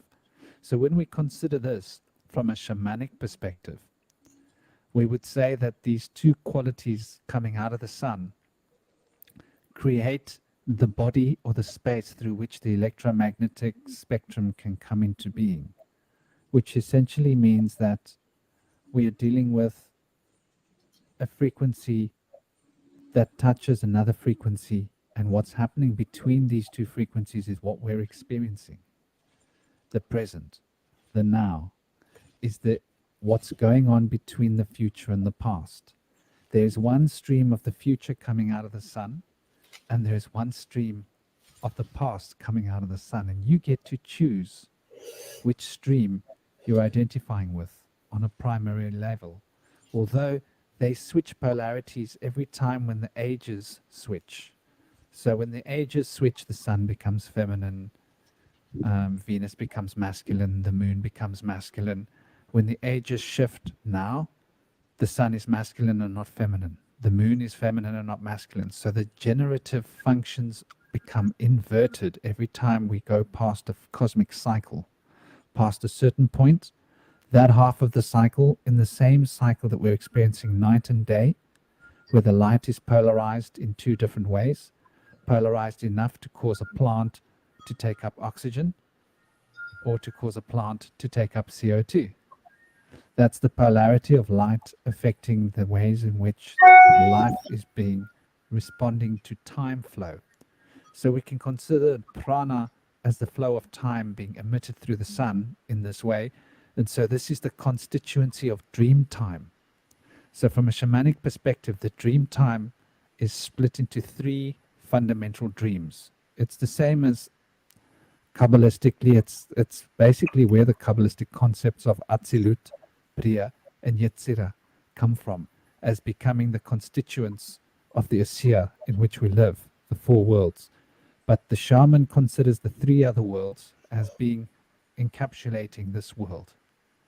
And this world is encapsulated. The middle world is where you can change things. The middle world is the present tense, which is the balance between these two extremities. But when you change the present, you change the future and the past from a shamanic concept. You can change the past, literally. You can change the future, literally. So this nature of the time stream emitted by the sun is the force of consciousness coming into being through the process of thought being energized in such a way to produce matter, and us being the process through which this energizing of thought becoming matter is a constituency of being. So when we look at this, we can understand why the double split experiment works the way it does, and just exactly what the evidence is proving. When you put the two slits in there, when you put the one slit, it's showing you that the two processes are working simultaneously, and why electric and magnetic force are two separate principles. However, the one engenders the other. Create a magnetic field, it will produce electric current. Produce electric current, it will produce a magnetic effect. I hope that makes sense. So it depends on whether you tuned into the magnetism or the electricity as to whether you're looking at the past or the future. But regardless of or which at way the you're same looking, time. you're standing in the present. So are they both gatekeepers at the same time? Is it like a dual gate that you're going through when it comes to emerging from the dark night of the soul? The past, future. What are the cycles through which the generative principles flip? Is that like a precession of the equinox cycle, like 24,000 years, or like a shorter cycle? I You know, don't Frank? know the specifics. Okay, because I'm curious it. about that. I know that the barycenter of the sun can flip, and that happens possibly like flipping the barycenters of the poles of other planets. But the sun is the electromagnetic center of our solar system. We call it the barycenter. And so that might be the cycle. And it's not really figured out exactly when that happens, but we do see that there's flips in the Earth's pole from laid down in the rocks of the basalt coming out from fault lines where crystals are frozen facing north and south respectively. It's fascinating I've stuff. wondered as to the nature of the time myself, thinking that it could be the 13,000 years, and it could be every 13,000 years, because when we look at our historical record, we see what seems to have been a pole reversal about 12,000 years ago. And 13,000 years is half of the cycle of the so-called 26,000 year cycle. So it would stand to reason that every 13,000 years it'd be a polarization effect, that all the planets and the sun would be acting out. And that could be the point where Ida becomes dominant and Pingala becomes, but in the Vedas in the Vedic stories, they are expressing that there were times when the Ida was dominant and times when the Pingala is dominant. So we are now in an etherically dominant zone, but there will be a time when we're in an astrally dominant zone, in which point the etheric will become unaccentuated, and subtle. But now the etheric is not. So when you open your eyes and look out into the world, you can see the prana. You can see the dots everywhere. And if you focus on the dots, you can see the forms moving through the dots. And if you focus on that, you can hear them. And if you focus on that, you can see the color bands of wind moving through the dots. And so you can see the prana through an etheric lens with your eyes open. But to see the astral, you go within. And there would have been a time when you would open your eyes and you would see the spirits standing in front of you as the astral beings. But to see the prana from the etheric, you'd have to go within. It's an interesting concept. Indy, what about those fault lines? Do you think that's affecting, like, are those kind of gatekeeping points, or like, do they have a connection to the dark night of the soul for you? Just like mentioning fault lines and that kind of thing. Yeah, those are amazing to me. I feel like there's a great mystery to them. We really don't understand the great depth of how things change through time, and how things are not going to be as a lot of people consider in uniformitarianism, just slow, gradual change, that there's actual events that happen causing more rapid changes and setting things going forward into a different state of being. And so I feel like that might be some of the repercussions of the crashing down of the upper waters of what was Tiamat into the earth, or some kind of event. There's a giant 3-mile wide crater at Antarctica that created the Precambrian extinction that's dramatically bigger than the one that created the Jurassic extinction of the dinosaurs off the Yucatan.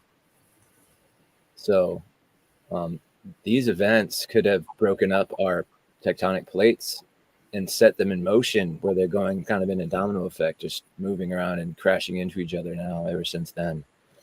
But they carry a lot of wisdom with them. The rocks and the trees carry a lot of great wisdom. They've been through a lot of more greater time, eons of time, than we've experienced. And so we can learn so much from them. And they hold great energy and wisdom with that. Yeah, that's interesting. I love BB's comments there. They're really cool. Yeah. As well. Thank you.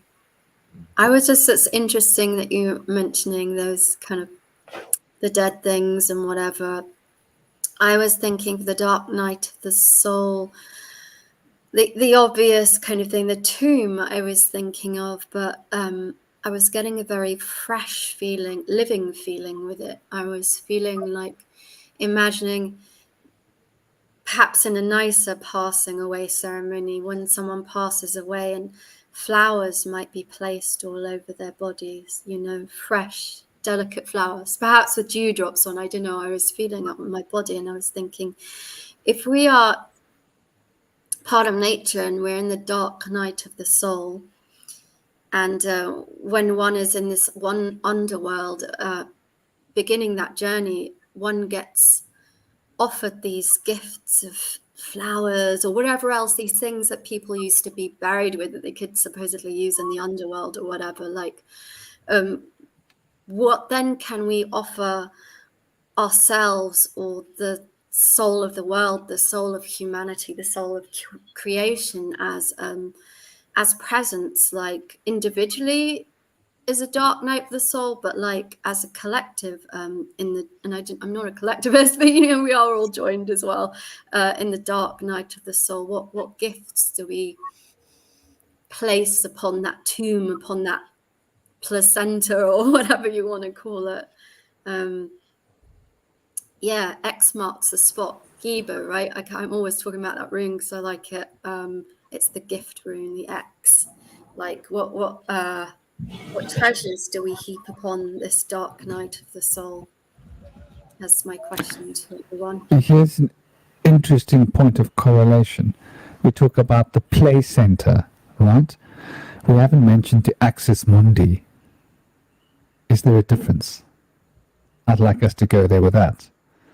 And what is the skull and crossbones all about? Why the crossbones? What is this cross about? I gotta add one thing about the placenta. Remember that the placenta only exists when the woman is pregnant, right? Understand that the placenta is supposed to be left attached to the child until it naturally falls off, and then you take the placenta, grind it up, and feed the child that placenta anytime it gets anything close to sick, right? They've completely walked us away from that due to the institution of hospitals. So what is the placenta? Is that you playing 5D chess? Is that a former ancestor accompanying you back? Is that your south node playing games with your consciousness? Understand that days repeat for a reason, and understand that anything could possibly be a gatekeeper. To go right into the next question of skull and bones, understand that the skull is the strongest bone in your body, the densest. When you are cremated, it has to be crushed because it will not burn. Understand that the femur is that thigh meat, right? The sweetest, tenderest part, right? Some of us anyway. Understand why Paris in France is going through what it's going through right now, right? Especially in terms of Africa, because you've got 6 million plus skull and bones buried underneath the catacombs in Paris, where you have the Eiffel Tower, right? One of the largest phallic symbols in the world. So understand how they play. It's just about understanding the cycles and being aware of how things come back around, because we can't get away from it. Very well said. Yeah, buddy. On the Axis Mundi, I will share that 23.4 degrees is the alleged axial tilt of the Earth. Also, though, it's so many other things that are almost more important. The 2, 3, 4 in the Enneagram, those are the feeling personas. That's the givers, the achievers, and the individuals. So 2, 3, 4 is a very emotionally hypercharged sequence of numbers. And it is also TUV. 2, 3, 4 is TUV in ordinal reduced. And that is the foot. VUT, TUV. Either way, it is the foot, which is your standing, your upright and good standing. And so the implication that we are at off kilter or not centered, that we're 23.4 degrees at an angle, whether that's whatever that means on the astrologically, that's something else. But psychologically, to the individual, it implies that you're not upright. And then the access, I want to just mention the X. We were talking about the Gebo, the gifts. You know, I love Gebo. It was I did a rune draw a while back, and sure enough, I pulled that out, and it's my name is Gabe, so it was like wildly appropriate for the Gebo to come calling to me. But the X has it has baggage in the alchemical realms. It is the symbol for change. X is the symbol for an alteration or for change.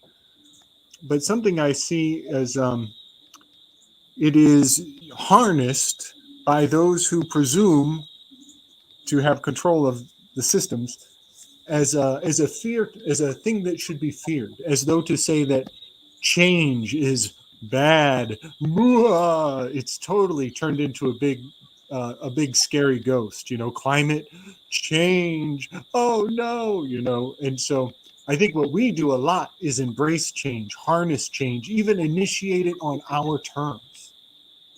And so, I like the term living resurrection, That's something that the secret societies are into, but I've done living resurrections of my own, in my own capacity. That being, to choose words you're not going to use anymore, and take, like, I'm going to go 2 weeks. I'm going to set a line in the sand for myself. I'm going to go 2 weeks without using the word they. I'm not going to call them they. I'm going to find more creative words to address the powers that presume to be. And I'm going to come up with a dozen other ways to use, to address they. And that's just one word. You can make a whole list of words you're not going to use anymore, or you could do the opposite. You could make a whole list of words you want to use more, and that's reforming and changing yourself on your terms, making terms to your own agreement to the self. And then there's things like fasting. If you go on a fast, you are changing your intake and getting rewards. And then another one, these are incremental. I'm listing them in this order on purpose. And then I think people can build up to going on retreat alone, a camping experience that's safe, and spend time in silence. And it is a rewiring of so much of your own presumption. There is enough presumption in the world already as it is, but I think the presumption that we can really rematerialize is the presumption that starts from within. And taking a time off and a retreat into nature is a great way to do that. And I recommend not to necessarily use the retreat in the wilderness as fasting time, at least not on your first couple trips. I think you should bring lots of wonderful food and treats and treasures and things you enjoy, almost like an epicure. Bring the finest gifts of life with you, so that it's a rewarding thing to be alone in silence. And maybe on your third or fourth retreat, maybe start to play with fasting at the same time and combining these practices, so that we are in command of the elements of change. That's beautiful, brother. And I like the way you present the information and the carefulness of the fasting, because one needs to take it slow when one fasts. Otherwise, one can get ahead of oneself. And it's interesting. I was actually thinking to say something similar lines. What I was going to talk about was sadhana. So the sadhana is your spiritual practice, which is what you've basically started drumming down. And I was going to point out how the dark night of the soul is what is often replicated through the principles of fasting, vows of silence, or the extremities of training in Shaolin schools. People put themselves through pretty extreme paces in order to experience the dark night of the soul on the physical plane. Plato, I believe, he had these interesting structures that he would have built where he would be cooked alive, literally cooked alive.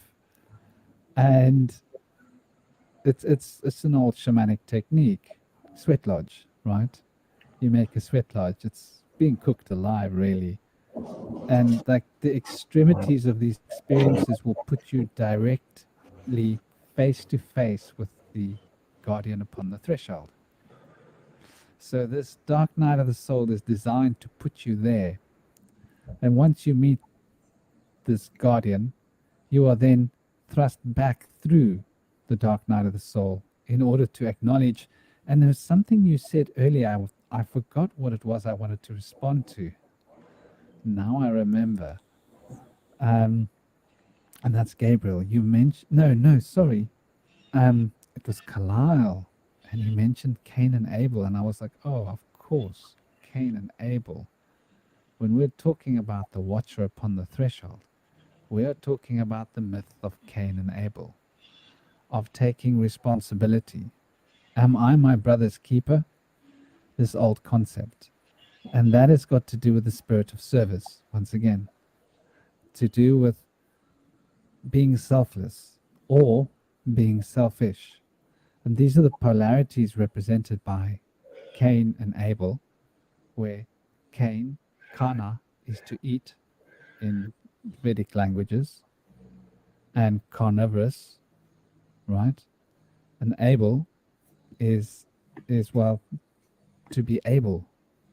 What does it mean to be able? It means to have capacity. And to have capacity for what? Well, capacity for service. So these two poles you could think of as, once again, a manifestation of the id and the pingala, or the past and the future, as they are manifesting towards us from these two directions.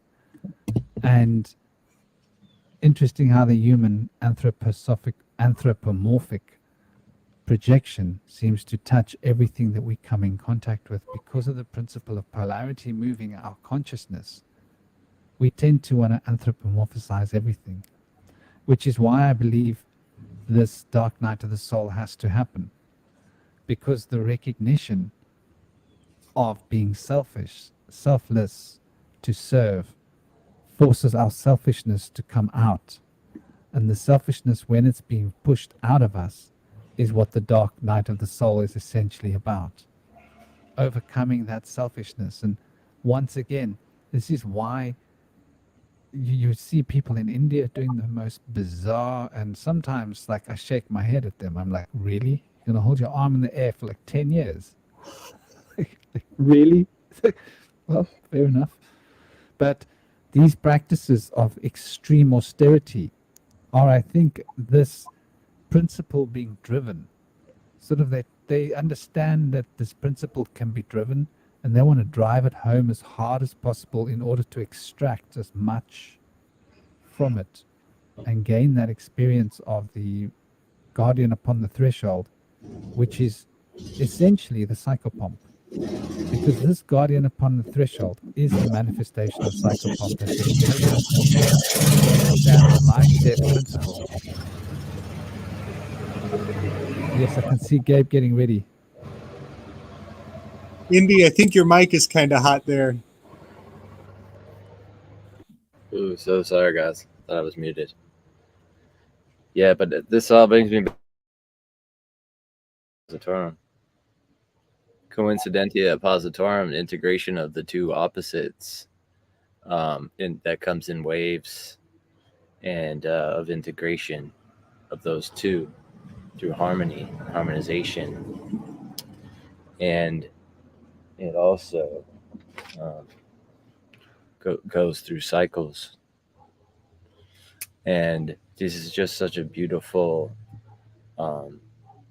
process in which, we're talking about going from being in a dark night of the soul, like toxic, tragic state where things are divided, pushed to the extremes, and then coming through that by accessing it through the guardian of that threshold and integrating those two extremes, coming into harmony and coming into a place of beauty and strength, where we can use our past as a block to step into that.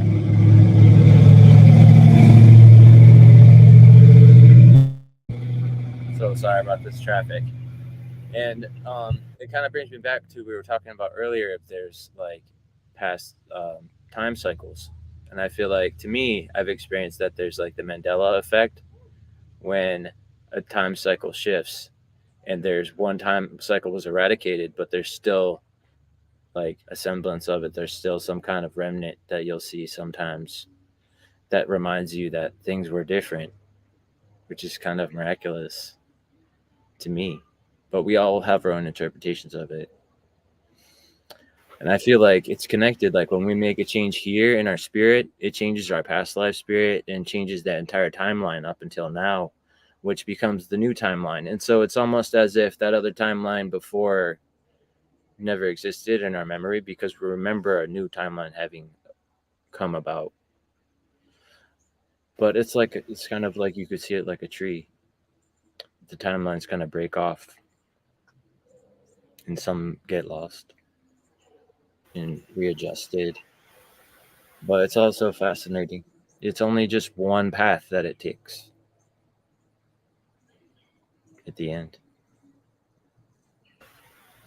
It's amazing that you brought that up, Indy, because I was gonna bring that up before when Rama was talking about timelines and everything, because on the Ronin experience, we had that conversation. We touched on it a bit with one of our guests, Topher. His name is Topher Gardner, and amazing individual. I suggest everyone to watch the last night's episode. But he was talking about or we were all touching on the Mandela effect, right? Because everyone that I've come across has experienced it. And Kalan and I actually had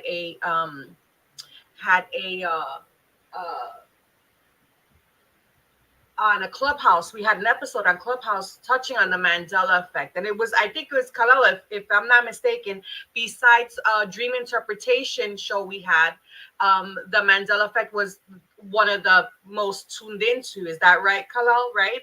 Between the Dream and Mandela effect? Yeah, I believe it was. Yeah, and so I knew right off the bat that has affected everyone, or a large portion of people, right? So I was my personal experience, right, along with noticing and realizing all the obvious changes that they've done, is and I have mentioned this before, that I have experienced the matrix or the veil, which it's almost like I become the observer, and I start feeling the 3D. So it always happens as I'm traveling, like I'm on a bus. And I don't know if anybody realized the synchronicity that when Rama was talking about the airplane, an airplane flew overhead in Indy's area where he's at, right? So it usually happens when I'm driving. So I'm driving, and then all of a sudden it's like something snaps and I become the observer, and everything it starts flowing under me. So it's like I'm still, but the road is moving under me, and it's a little scary, right? Because we're talking about also we're talking about the dark night of the soul, which that's scary as well, because we have to be taken out of ourselves in order to do it, in order to go through that, right? So all right, so going back to what Indy was saying about the Mandela effect and timelines changing. So question here that goes on in my mind, and wondering if anybody else wants to tune in on it, right? So it's obvious that they've changed things, right? Because we've seen it. So we have no control over that. Right? What's everyone's opinion on that? Because honestly, what can we do as far as them changing things here in the 3D? Like, I'm not gonna get caught up, I'm not gonna let it drive me mad, because we have no control of what they do here in the 3D. I have control of what I do with myself, and what I choose and how I choose to elevate and supersede that. So what would be your advice to people, that really want to be like, oh my gosh, they're doing this and they're doing that, like, and what, we have no control over that, This is so important. Moonfeather, bless your soul. Thank you for this question. I think about this quite a bit. I believe that we are being set up to accept false memory syndrome. I think that's a very dark spell coming forward, as we have all been exposed to assorted traumas, minus your personal trauma. Let's just talk about the collective traumas that we all have undergone. Challenger mission, 9/11, COVID lockdowns, all right. So regardless of what you come with in your personal private side, on the public, there is a great amount of presumption. And in fact, there's an entire demographic of children who just went through a dark masking ceremony that was highly traumatic. And so that will be accounted for in the social engineering going forward for those children. And false memory syndrome is the darkest, wickedest spell that is just looming to manifest. And I think that it's important we continue to talk about it. Now, what I see with this is weaponized doubt. There's a couple hazards I have on my radar constantly. Weaponized doubt, politicized science, the fact that they buy the results that they want. Science and money can never go together because capitalism is bias and science is non-bias. It's objectivity. And so money and science can't go together, and they have sold everybody a bag of goods when they used peer-reviewed papers are the only thing accepted. It is such a snare. And so all of this lends to doubting yourself and doubting your own knowledge, your own memories. So it is incumbent upon us in this generation to get our kung fu right so we can pass techniques on to the next. Whatever that name of the psychological manual that they use, the DSM. Yeah, the DSM is the psychological manual. In septenary, that's a 461. 461 is the 88th prime number. 88 is the number of constellations in the heavens. Give thanks and praise. It's a sacred, beautiful number, but it is also harnessing vitriol towards the unknown. H8. This is hate. And the 8 position on the Enneagram is a controller with a shadow of lust. It's a very domineering number. I'm not saying numbers are evil. I'm just saying that it has a lot of weight behind it. And what I think is kind of fun to consider about the Mandela effect, to come back to that, is that what about the possibility that changing the past or changing even trademarks and logos and touchstones of culture to erode them down to take on an amorphic shape in the collective? I think it's actually an assault on the eternal return that the Übermenschen, plural, from the World War II, people have taken a spiritual approach to Nietzsche's theory that you don't reincarnate into a new body, you reincarnate into this exact life over and over and over every time you die. And so you have to get it right this time so you can come back and enjoy making the right decisions. And it puts all the pressure on the now. Get it right now. Don't think that you're going to die and come back and maybe I'll be a poodle and have a better life in my next life. Get it right on this round, because you're going to come back and repeat it. And I think there's some validity to that worldview. But what's interesting is if the Mandela effect puts a nugget of doubt into the collective that, maybe they have control. They can change the past so that if I did come back to this life, it wouldn't be the same because they can Mandela effect and change things around. What happens is the Übermenschen, the pathway to the eternal return, is closed off. They've shut the door on the possibility of coming back and living this life over and over and over. And I just think that's a really profound thing that a lot of people may not have considered as the possibility of what the Mandela effect is actually assaulting. It's not an attack on us. It's an attack on those who may have mastered the eternal return. Yeah, right on. We need to strengthen our minds. Oh, sorry, go ahead. It's just before we go off on a tangent, it's very much relevant to what he just said right now, specifically. Yeah. I'm South African. I remember that when the Mandela effect, there were multiple news broadcasts. And there was confusion in South Africa as to what the truth was at the time. I believe it's staged and engineered. Nicole Kidman's father, he died in 3 different ways because he had been charged with child sex abuse, right? And he was going to go to jail, like Epstein. He jumped on an airplane, he went to Hong Kong, and he died in 3 different ways.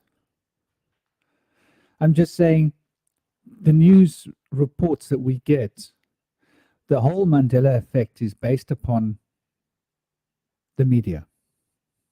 We don't experience the Mandela effect in our own lives. We've got to rely on the media to know that it's true.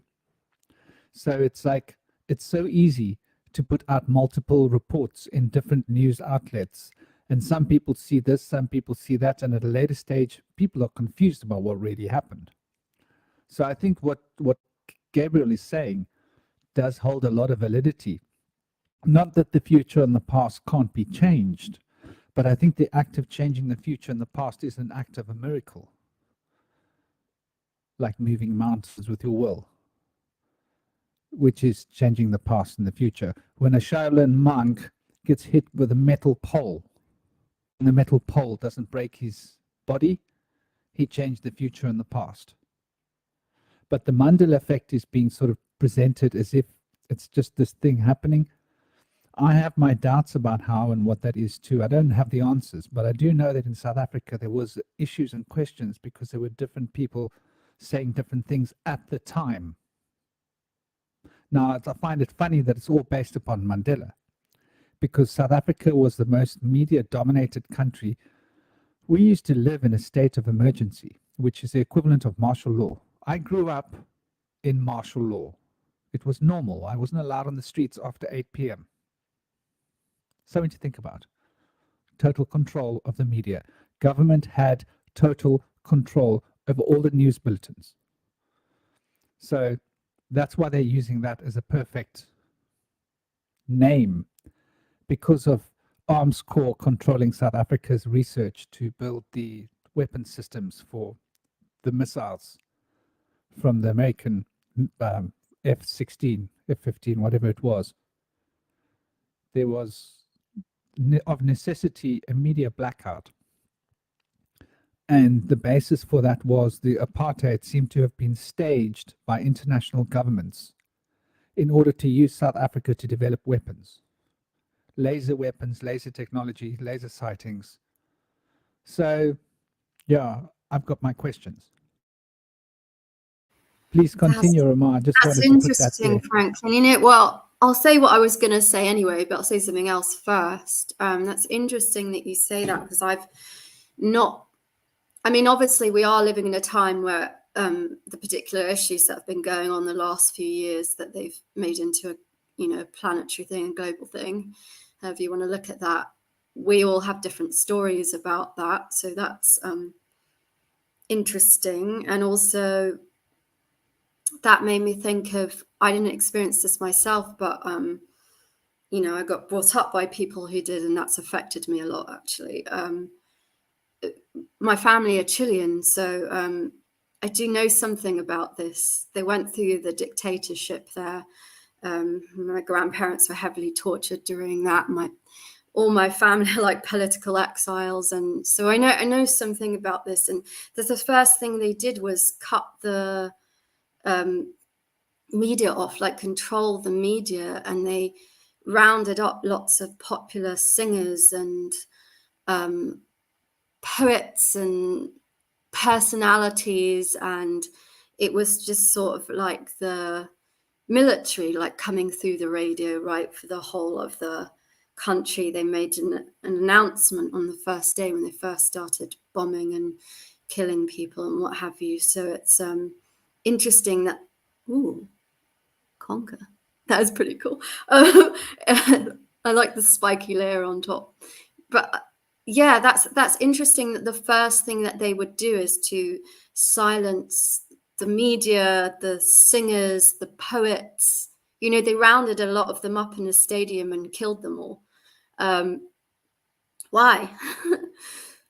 Very strange. So I definitely believe, and there's so many different stories around that too, about why they did it, who was involved, blah, blah, blah.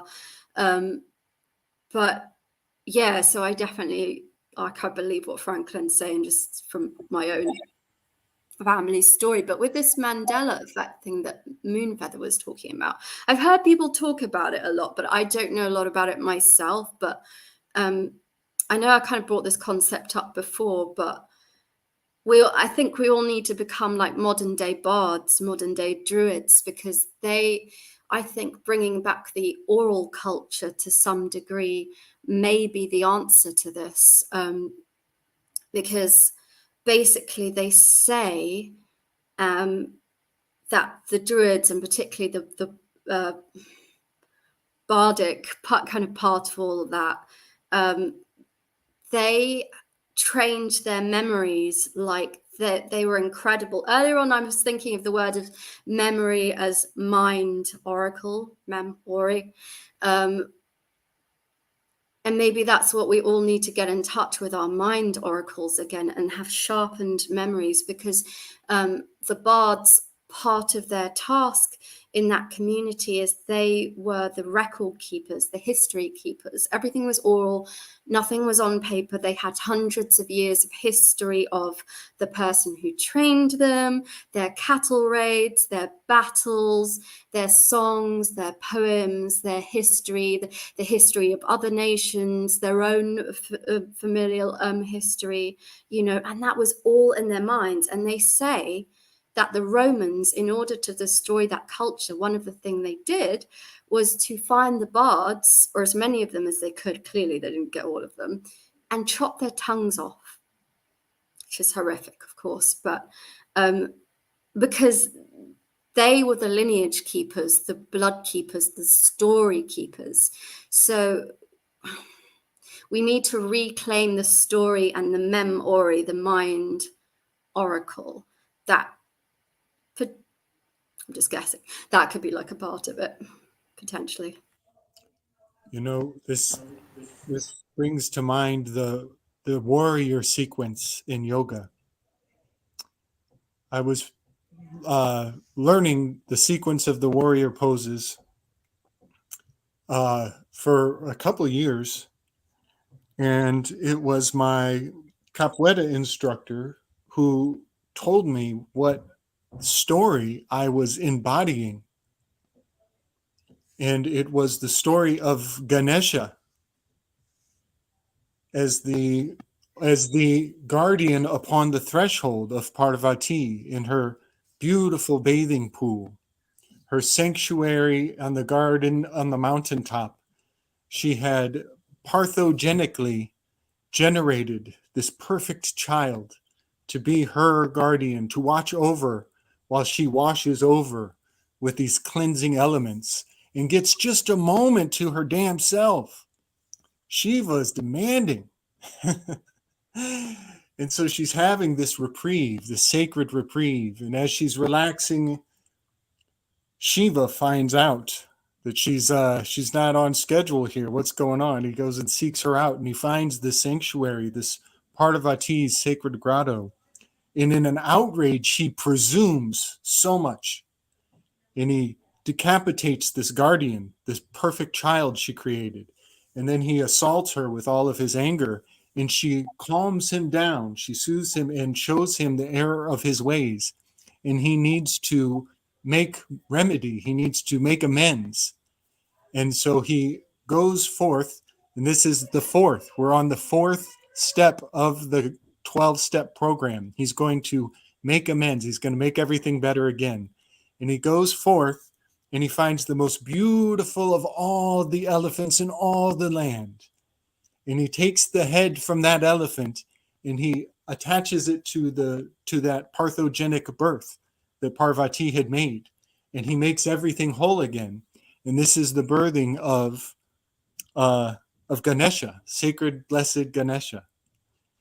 And what is marvelous about what I thought was a pacifist yoga dance is actually a battle of the gods and the demigods coming in collision and then coming back together in remedy and making everything whole again.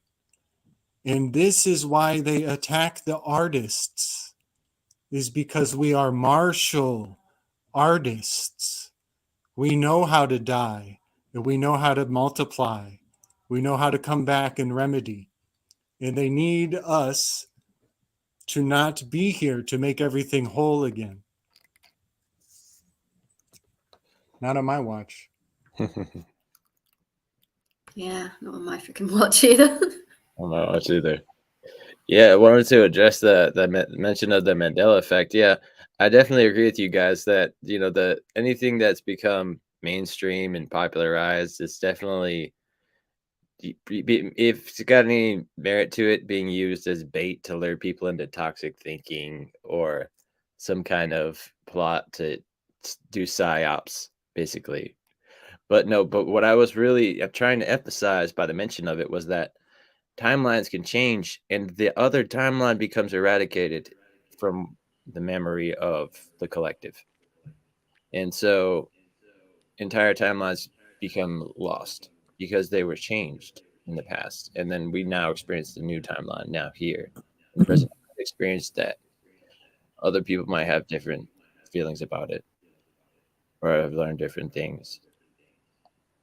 But that's why I was mentioning the Mandela effect. But yes, I totally agree with you guys. That's probably a psyop. I don't know if you're here, Franklin, when I mentioned that earlier. Here's a question. Franklin, maybe you remember. Does anybody remember Nelson Mandela's inmate number? I ought to remember that because I was actually close friends with the guy who used to be his warden, believe it or not. I used to live with him. I can't remember the number, no. But I do know, I knew somebody who Nelson was in his care for 3.5 or a bit less, sometime less than 4 years. And there were a lot of instances with that news being twisted in South Africa, but please do continue, Carla. 46664. It was 46664. So when you look at things, you know, I always go back to the first language, which is always going to be numerology. You can understand when someone is attempting to pull off a ritual, right? So with the core being 666, we know 666 is the matrix itself, right? It is time. When you see 4 on either side, that's your pillars, right? We're literally talking about time. We're talking about as above, so below. When you understand that you have 88 constellations, right? When you understand that 44 means blood, you're talking about a literal. It doesn't get any more blatant than that. I remember experiencing both timelines, and of course, they were both perpetuated by the mainstream media. One of the first news stories I ever remember was Nelson Mandela, right? No idea who he was or what he did, but he was on TV and he was in prison and he was dying and then he was alive and then he was president. And I must be crazy because I remember both, right? So it's about what we choose to pay attention to. They're always going to try to give you a distraction, but that's only if we allow it. We have to remember that this is a game that we set up and ultimately agreed to play. So we know that all these principalities and all these systems are going to be in use and in play and trying their best to put us in a state of detriment. But the sooner we become aware of self, right? So the sooner we get that ultimate smack in the ass that we like to call the dark night of the soul, that only we can deal with. No one can carry you through it, right? If you got a partner, if you've got a loved one, if you've got a circle, it's a beautiful thing, but no one can pull you off that cliff unless you reach your hand up. So you have to sometimes smack yourself with that hand first, you know, to really get your attention. And if you don't, life will do it for you. It's interesting. It says down here 913 was his actual inmate number, cell number. Indeed, that was at Rodden Prison He was at Rodden Prison, and he was at he was on our Robben Island, I think. Robben Island. Yeah, that's what they're saying. I don't know if the cell number and inmate number are different numbers though. Oh yeah, most definitely. You have an inmate number that will not change unless you change prisons, and then you have a cell number that can change for any reason. Change the cellie, get into a fight, move to another block, all kinds of reasons. PC.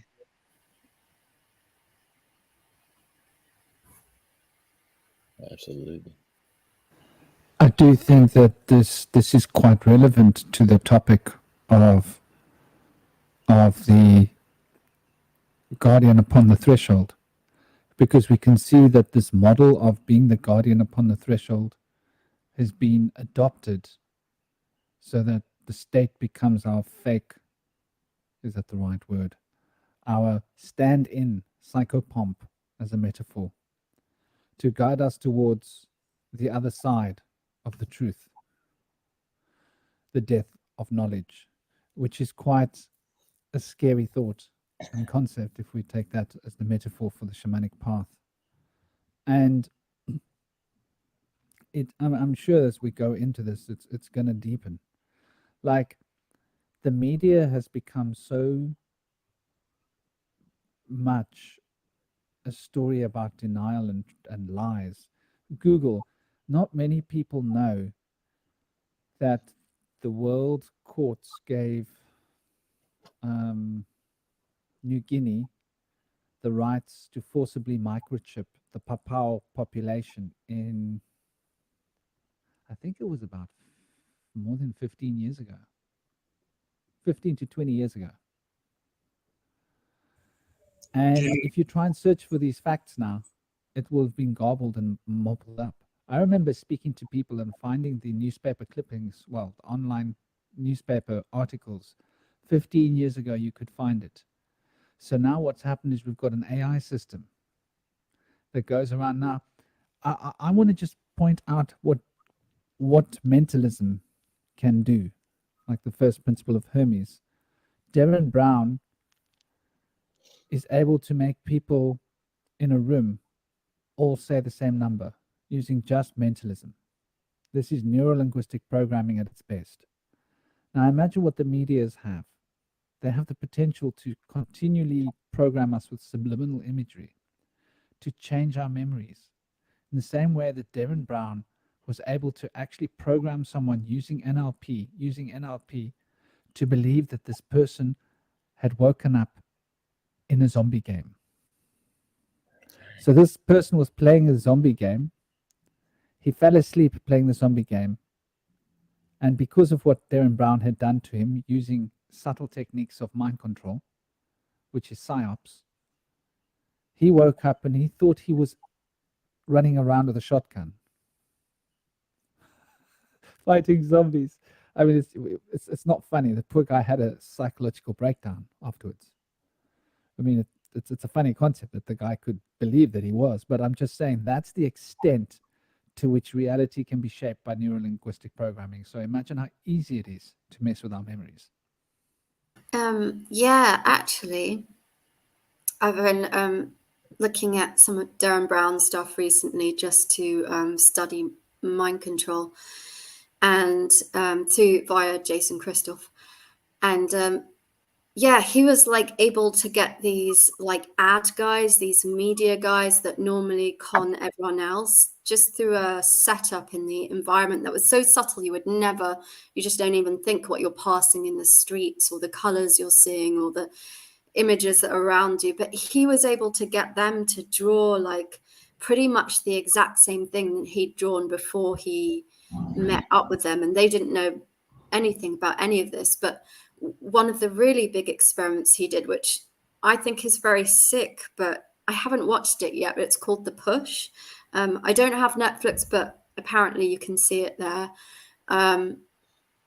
It wasn't for real. They had this old grandpa guy like wired up at the edge of a building or whatever. Obviously he's a stunt guy and he gets caught beneath by a net or whatever. But they managed to mind control 3 out of 4 participants to convince them that, you know, for the safety of everyone, that they had to kill this old man, that they had to push him over the side of the building. And yeah, only one person's mind was strong enough not to fall for the mind control. So that's quite something. Yes. So something that I have fun with is if I'm ever in the presence of almost any commercial, but particularly, you know, television has a lot of medical advertisements. They will, they are doing NLP on so many levels.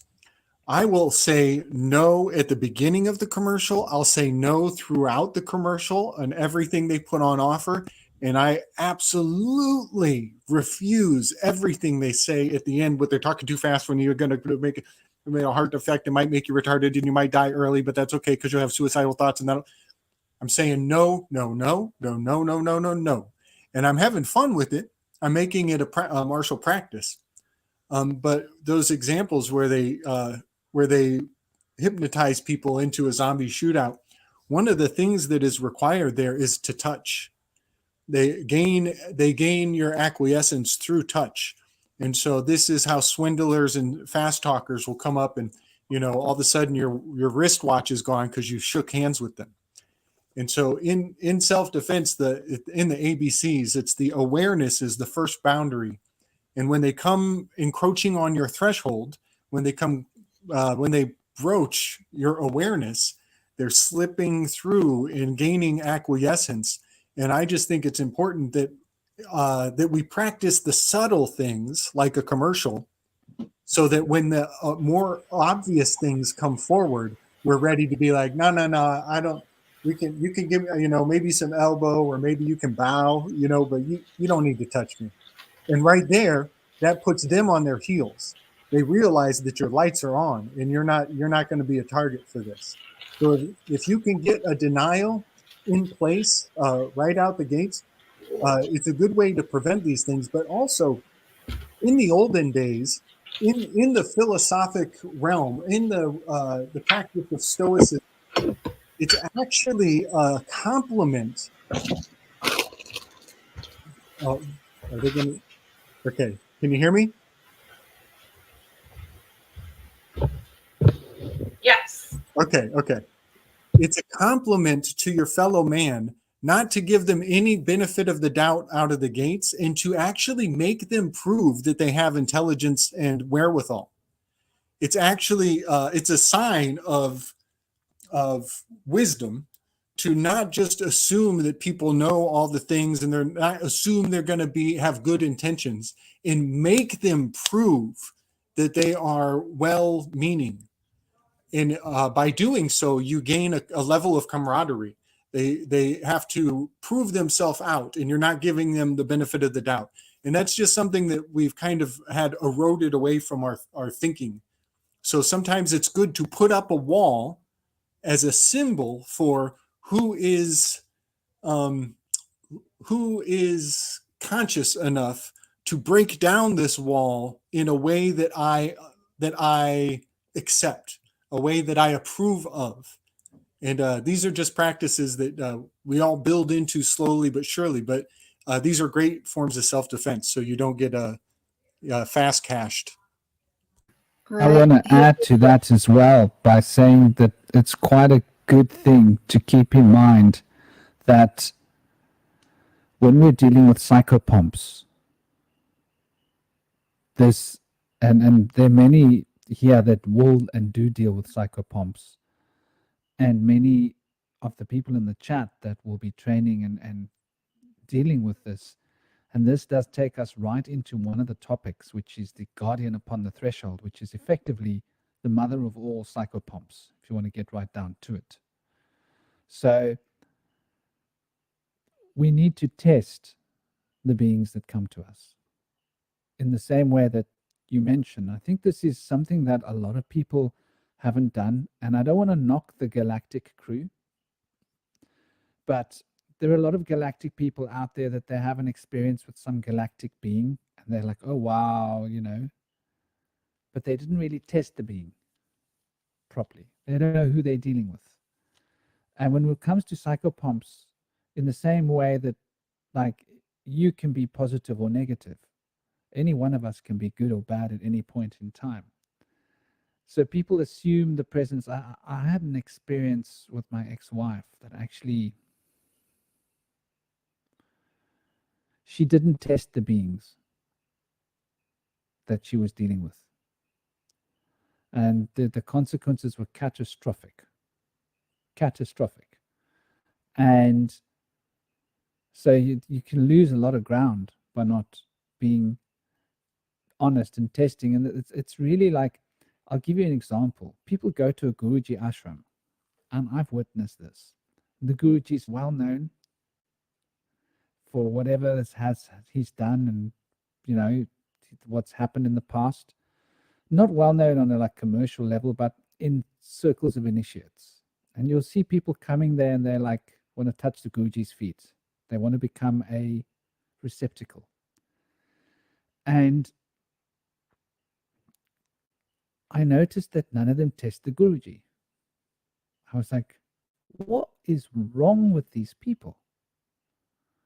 They were all just wanting to just become a receptacle of whatever knowledge this person has without actually testing the Guruji.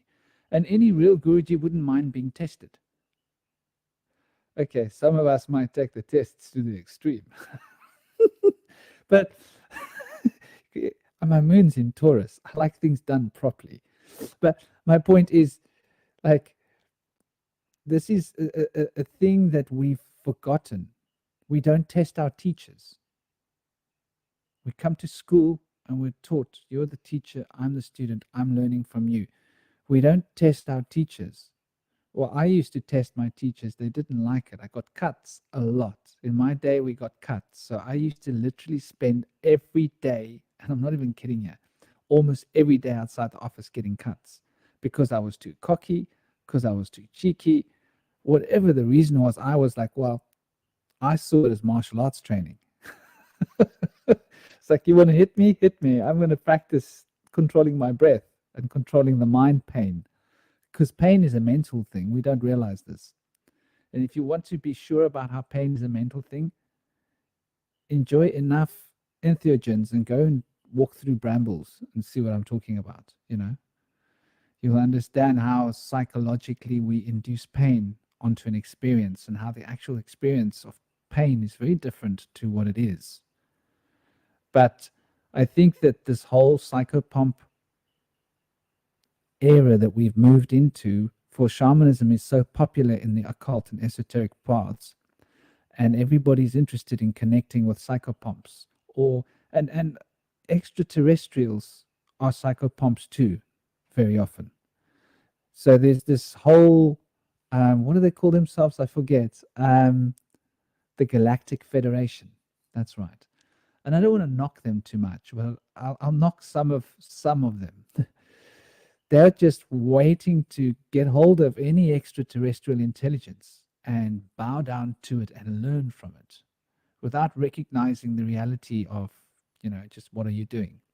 So I think that sort of ties into what you're saying, Gabriel, on a esoteric level. They're looking for something maternal and paternal there, I think, in a way. Something they didn't get, like the... And maybe it's like ancestral, it's like layer after layer of... didn't quite get the wisdom that was needed, or the potency that of the wisdom that was needed that wasn't passed down, because it's like the play center that you guys are talking about. It's all there. We don't really need these extraterrestrials, but you know, we all have mommy and daddy issues. So like we just go searching for these things outside of ourselves, and we do need teachers. Teachers are important, right? As we've all been talking about in different ways, but we also need to find it in our own bones and in our cells. Go searching in the fertile darkness first and find that like inner guru and that discernment. And well, that's definitely something I'm still working on myself, but I think there's something to that. I've heard of like people who choose to like go into dark caves to meditate. I'm not sure I would, but I have actually thought about doing this. I have thought about like going on a retreat just in a dark cave to meditate. But to like really face myself, but I think I'm not brave enough yet. I'm still too cowardly to do that. But I do think there is something to be said, or just to sit there, because like even with your eyes closed in a dark room, there's always a bit of light that gets through your eyelids, right? So even like putting like a sleep mask on or something, so you have more darkness and you can go into those depths in yourself. I do think there is something to be said for that, but maybe you could like take it too far. I don't know, but it definitely does feel like when you think about these things, like careful what or whom you let into your castle. Like I definitely agree with Franklin about questioning, not to be difficult, but just to know. I think it's important, or to sense maybe is a better word for that. I don't know. I was thinking of Medusa, actually, when we were talking about what the media does to one. And because, yeah, there's the repetitive messages in advertising and films and music and you name it. But and we can just say, no, no, no, like Gabriel was saying, and that is a good training. But I was also thinking, remember Medusa the Gorgon, you're like not supposed to look into her eyes, right? Or you turn to stone. And I was learning today about how messing with the vision, messing with the eyes, that makes you very easily susceptible to manipulation. So the false psychopomp, the false guru, the false threshold keeper gatekeeper can come in more easily and hypnotize you more easily, take you away from your authentic and true self much more easily from what is natural within and around you.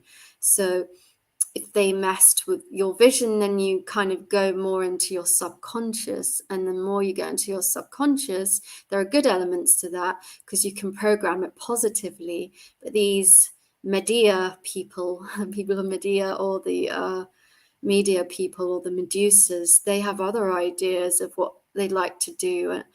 I've been doing something sometimes where I realize I've been looking at a screen for a long time, and I stop and I just start to like look at the room around me and bring my senses to other things, and remember that in a way I've been, even now in this conversation, in virtual reality for a while. So I'm stopping and I'm looking at my teacup and different things, and I'm like coming back to myself and other reality around me. And I think like that's an important thing as well to do when we're like trying to sharpen being our own gatekeepers potentially.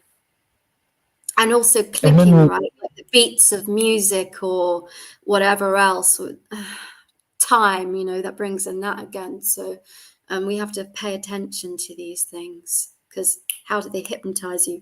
The eyes, the clicking, the repetition, there's, you know, so it's like be watchful who's allowed into the castle, what's allowed into the castle, and in what mode, I suppose.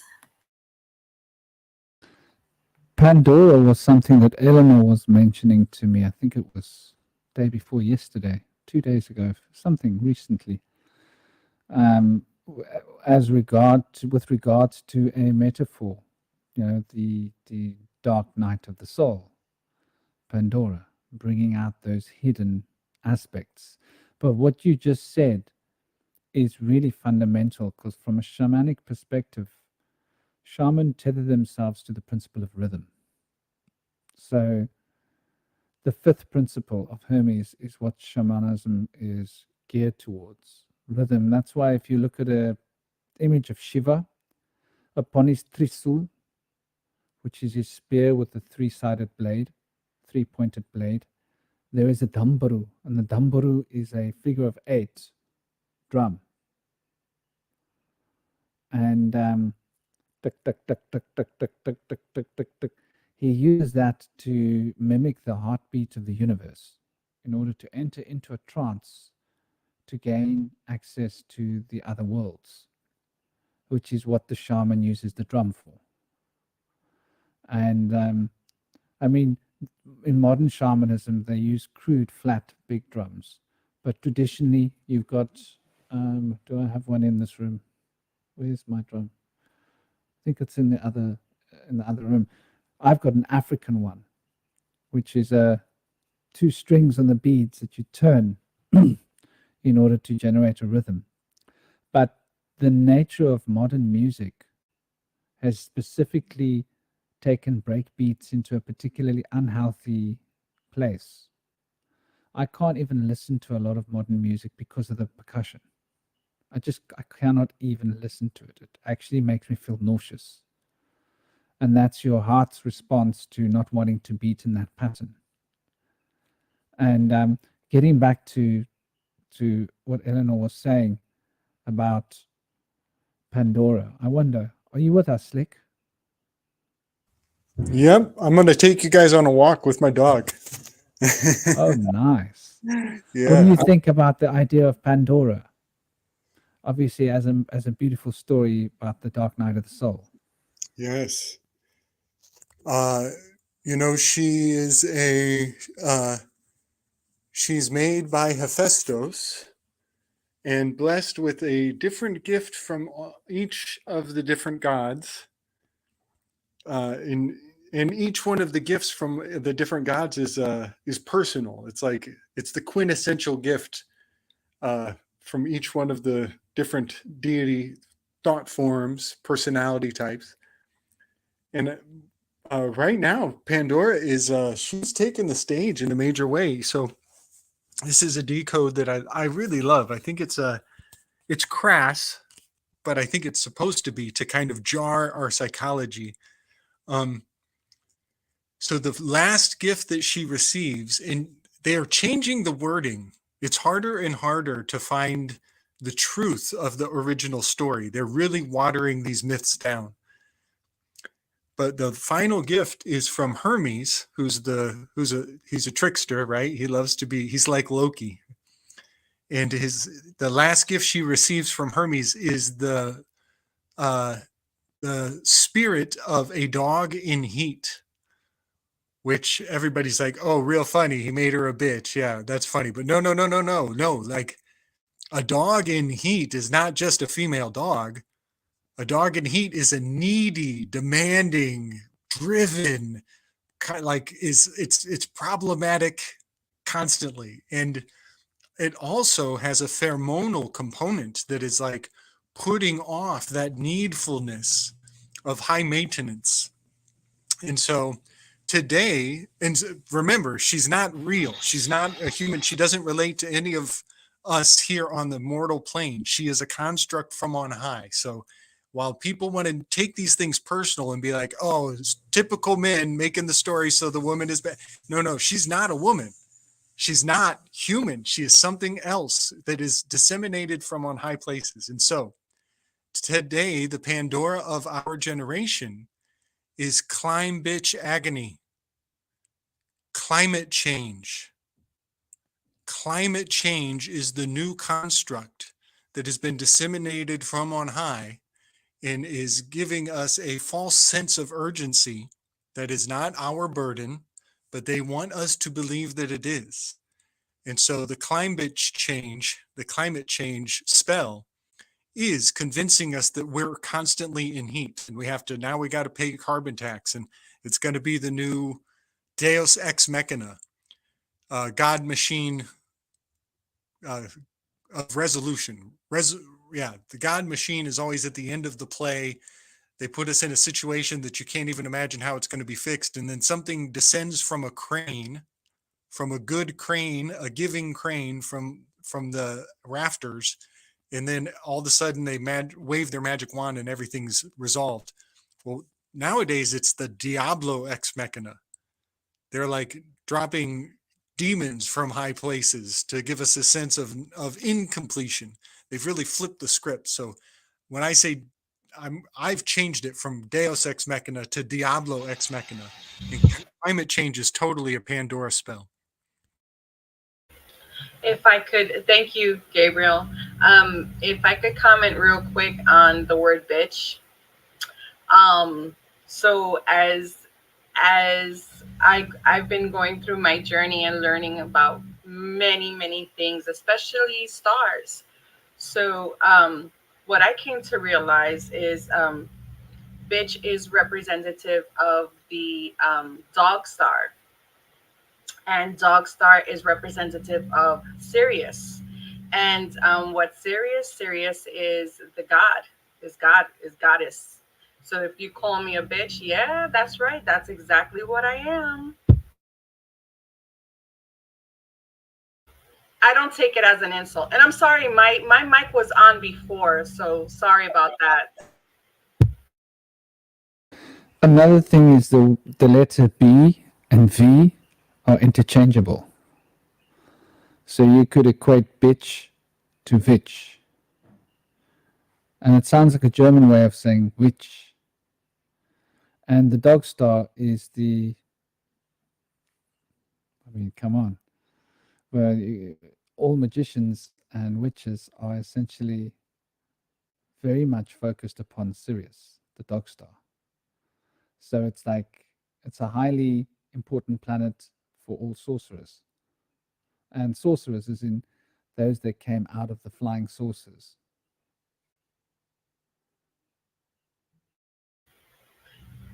Exactly. Also, the word vex comes to mind, like a vexation, or a vixen.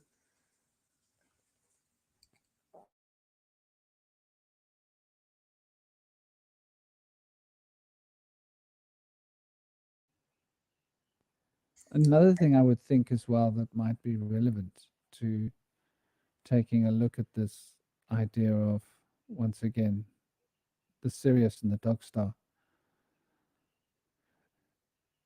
It's about getting really serious. And that takes us away from the placenta. So they're playing games with words here. The placenta is moving towards the source of life. But being serious is moving away from the source of life. It's almost like these two extremities are relating to the future and the past once again. And you could say that Sirius relates to the past. And that sort of gives us a span, a distance, a space in which to exist for our zone. For the zone to have a construct within, there needs to be some kind of a limit. There needs to be a beginning and an ending, an alpha and alpha, omega, or a aleph, tav, et. And so the word at is a reflection of this. We still use it every day so many times. When we say the word at, we're actually saying beginning and ending. So where are you at? Where's the beginning and ending? I found this at that place. It's a beginning and an ending. It's very much toning out specifics in the geo-positioning. And geo-positioning always relates to beginnings and endings, which is quite interesting because it is the sphere of time, Saturn, and Sat is turning, right? Time is turning. And Sat, Om Tat Sat. Sat is the most abstract of all the principles. So the principle of pure thought is Sat. The principle of pure energy is Tat. The principle of manifestation or causality is Om. So we can see how the Om Tat Sat are reflections of what we could only consider as the yantra, mantra, tantra of manifestational magic from India, which is usually related to, once again, Ganesh, as Slick was pointing out. Where's Slick? Did Slick fall off? I'm here. Oh, Slick is it? No, he's Oh, walking. he's still there. His face is just gone. Um, But yeah, so these three principles seem to be encapsulated by the principle of the dog star as being sort of geocoordinate, fixing the triangle, if you can put it in such concepts of manifestation. And so the dog is known in Shiva's path as Bhairab, but the B and the V is interchangeable. So you know the name as Bhairab, viral.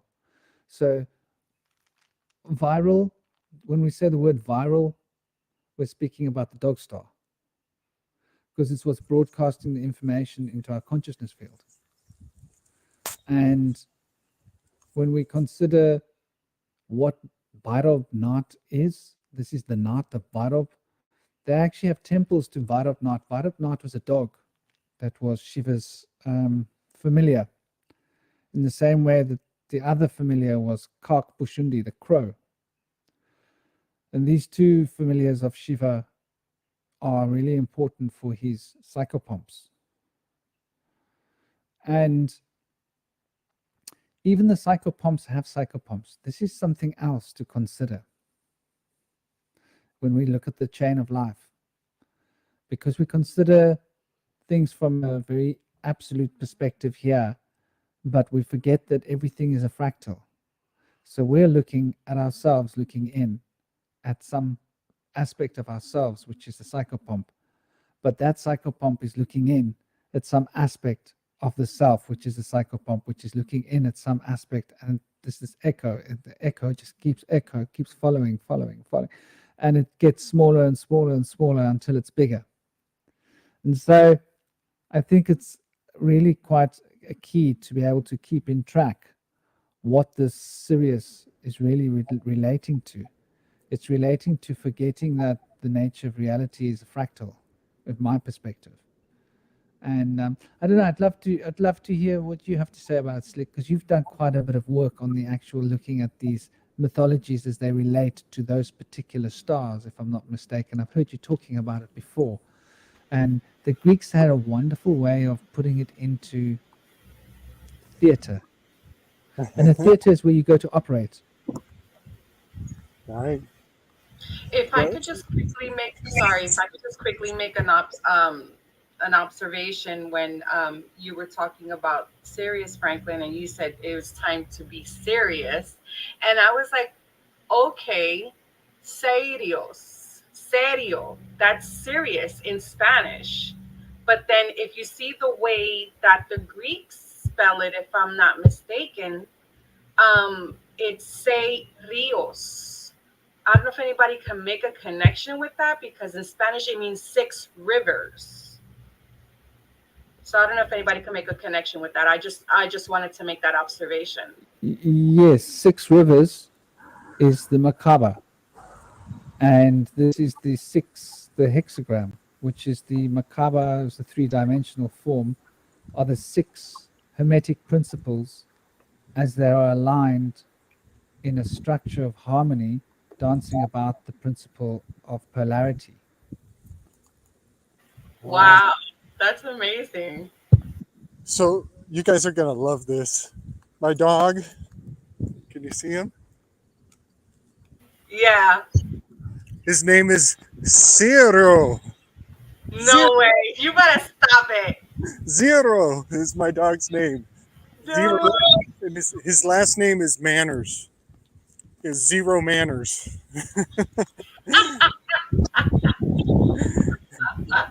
I like that. That's crazy. So I love the rivers. So six rivers is almost Okay, so Canis Major and Minor are in the 6th segment of the sky. They're in Gemini, along with the Lepus, which is a little bunny rabbit. And so it's so apropos that the Major and the Minor dog constellations, little bunny rabbit, because that's more like the dog track, the racing track, where they put the, the full bunny that the dogs chase after. And there's a 6 right there because we're in Gemini. And now there are other dogs in the heavens that don't get a lot of airtime. They're lesser known because they're not even minor deacons. They are they're off of the main, what is it, 40, let me think, 36 plus 12, yeah. So they're not part of the main 48. We got the 12 constellations and then the 36 deacons. So they're not even on those lists. They're that much more minor. And they are the Canis Venatici. And they are 2 dogs in Virgo. And they're often depicted on a leash or on chains connected to the Boötes, the shepherd constellation, the Great Void. And what I think is significant here is that the Canis Venatici dogs, they are domesticated. They have the chains on them, or the leashes, which means that they are well trained and obedient, so to say, which is very interesting because as we're going into the fall, it's time to go indoors. It's time for internal reflection, the Hermit card. So it takes some discipline. If you're going to have animals in your house, they need to be well trained.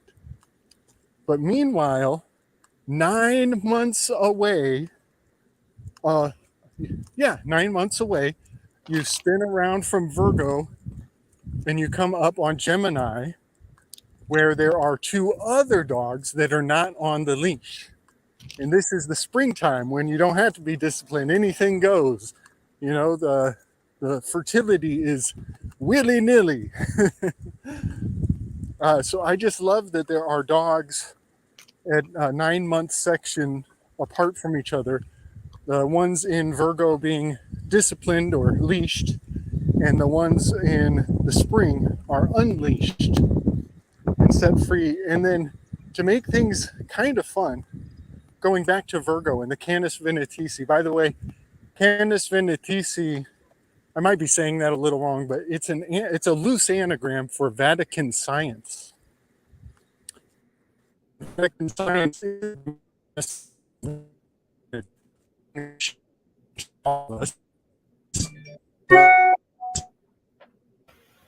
you're breaking up, Slick. Slick, brother, if you turn your video off, you might get a better stream for your audio. I'm hoping. There we go. Is that working? Coming through yet? Still a little. Come back. You might find that there's too much bandwidth being used for video and audio, but if you put on your audio, we might hear your voice clearly. I'm going back to where I was before. Can you hear me now? You do break up. You were breaking up. He broke out. He disconnected now. Well, he'll be back. We'll just pick his brain when he gets back and ask him about these leashed dogs, unleashed. Hey, dogs. lovelies. I think I need to sign out now. But it was so nice to be with you all for a while. I need to get a rest. Bless you. God bless you. Love Lots you. of love, everyone. See you next Sleep time. well. Big blessing, sister. Blessings. Thank you for coming. Much love. Am I And back? be well. You are back. Okay, I'll just finish off the story time. So Canis Venatici is in Virgo with the 2 dogs on a leash. And there is a third dog just around the corner in Libra is the Lupus constellation, which is the wolf, the great wolf. And here we see a full inversion where in Gemini, there were 2 free dogs and a bunny rabbit that they were free to chase after. But in Virgo and in Libra, where the weather is getting extreme, it's the wind elements of the fall. It's the roles are reversed and the dogs are on a chain and there's a big bad wolf just around the corner. So it's like the hunter becomes the hunted, and then vice versa as the seasons roll through. And I think that is in code for Hades has the 3 dogs of Cerberus. I think that Canis Venatici and the Lupus wolf come together and amalgamate to a 3-headed dog guarding the gates to the underworld, which is the fall. That's amazing. And of course, Gemini had to be in there. Geminis are the best, right, Franklin? I'm always saying that. Geminis are the best. That 3-headed dog is the Klipot of Hot, if I'm not mistaken. Nice. Cerberus, 3-headed dog. Yeah. And it's funny how Cerberus is echo of Sirius. Yeah. I also want to make note of Solotl, the psychopomp of the Mayan pantheon. Solotl was like a dog-headed god of the underworld. It would guide the sun through its death and rebirth each night and morning, and possibly in the seasons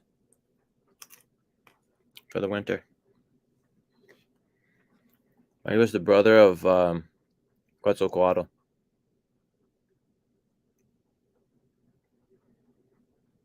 Sometimes I think that these dog signaling is in bringing us into our olfactory. The word in Norse, the word ulf, is the word for wolf. And so when we see dogs in the zodiac, I think they're just kind of reminding us to stop and smell the roses and take in the olfactory frequency of where we are in the flow of the light codes. And Cerberus, you can't help noticing the similarity to the word cerebrum. And so it relates to being in your head. And when you're in your head, you're not laughing from your belly or from your heart. So humor seems to exist in the heart and in the belly, because you can laugh heartily or you can laugh from your belly. But you can't really laugh from your head, because the head's always too serious. And when you're serious, you start thinking in stereo, in a sense, you know. That ambivalence of Gemini comes into play, which is a serious sort of dissection. Once again, the operating table. Dissection, taking things and putting them into 2 contexts, where humor tends to want to separate. It wants to show the similarities between things in such a way as to manifest the ridiculous, in a sense. So I think there's a lot that's being unpacked here with this dog star. And another thing that I would think might be worth considering is the nature of the moon's role in this, because you've got the moon as between Hot and the moon, or the sphere of the moon, Yesut, you have this Klipot operating.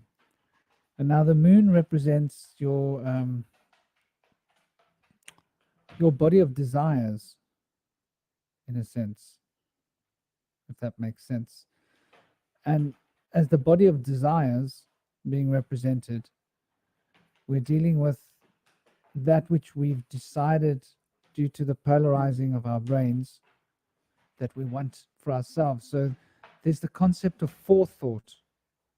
And forethought is the reflection of this process, I believe, from the Gnostic perception, where they consider forethought to be the source of all evil, which is rather interesting when we start to delve into this serious mystery and how it relates to the fundamental construction of the pyramids, the pyramids, the pyres of Amit, which I find quite interesting. And I think there's a lot to uncover there for those that are interested in going to research this. It's a bigger topic in itself.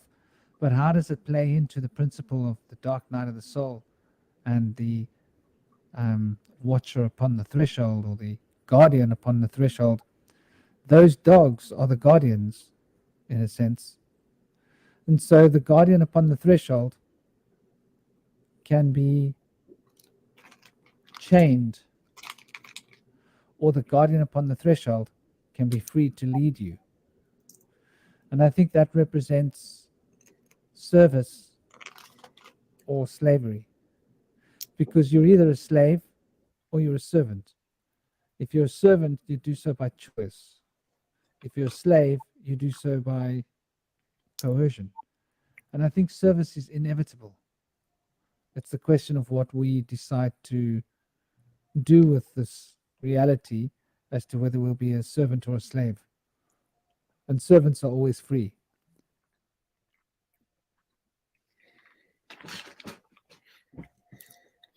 Well said. I'd like to mention and when that. we speak about the word evil, I'm just responding to what Eleanor said. Oh, go on. The word evil is relating to the eve, the evening, the dark, in the same way that good is relating to the first eon. So the first eon comes from a place which the Gnostics call the good. And the good is the place from which light comes into this world, or into the other worlds, for the principle of the primal unity, which is the supernal, is distracted. It's separate from all of the manifesting aspects of the universe. And so they speak of the good as being the elsewhere.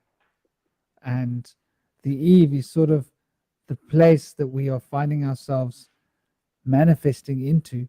And if we become mindless and forgetful of that we come from this elsewhere, then we become saturated by the principles of this reality that we're in, and we become seduced. And in the seduction, the divine feminine becomes Lilith, where the divine feminine is supposed to be Sophia. But Sophia, if we become obsessed, becomes this negative principle, in the same way that you can be in love with a woman as a man and want to serve her, or you can be in love with a woman and become obsessed with having sex with her. And so there's that fine balance of obsession, which is like that, once again, the chained dogs or the free dogs, as I see it, this bipolar metaphor that the heavens seem to be showing us. Beautiful. Also, now we have as far as the connection between ancient Egypt and the dog star, there's the Dogon tribe that wandered out from ancient Egypt about 10,000 years ago. And they mentioned that the Nomo appeared to them, claiming to have come from Sirius, the dog stars, Sirius A and B, always circling each other in a dog fight. And they claimed that the Nomo said that the spirit goes to Sirius That's where the soul came from, and it returns back here to be reincarnated from there. And so they claim that that was part of the process of the spirit through death in the soul to travel across the cosmos and back through. I guess Sirius is pretty close to us relatively compared to a lot of stars. And we go through a cycle with Sirius where we get closer and further away. But there's a strong connection there. And it's quite fascinating. Some people believe that the Canary Islands were actually a place where those Nomos had a kingdom, the vestiges of it after Atlantis was sinking. And the Canary Islands comes from the mention of a dog, Kenna. Being that their dogs, they had the whippets, the ancient pharaohs and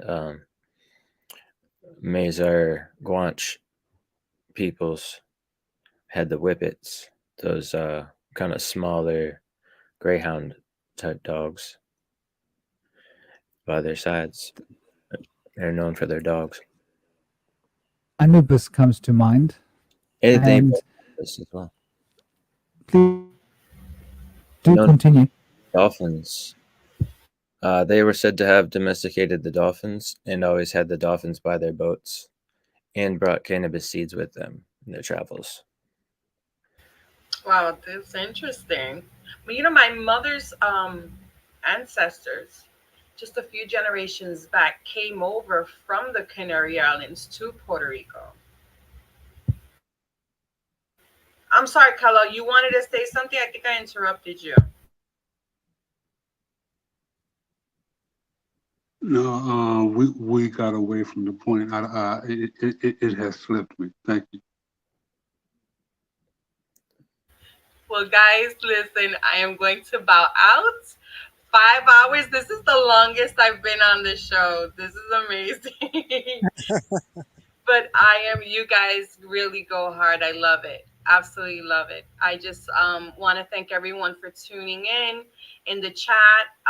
Everyone has been super chiming in and super active in the chat. Thank you so much for coming through.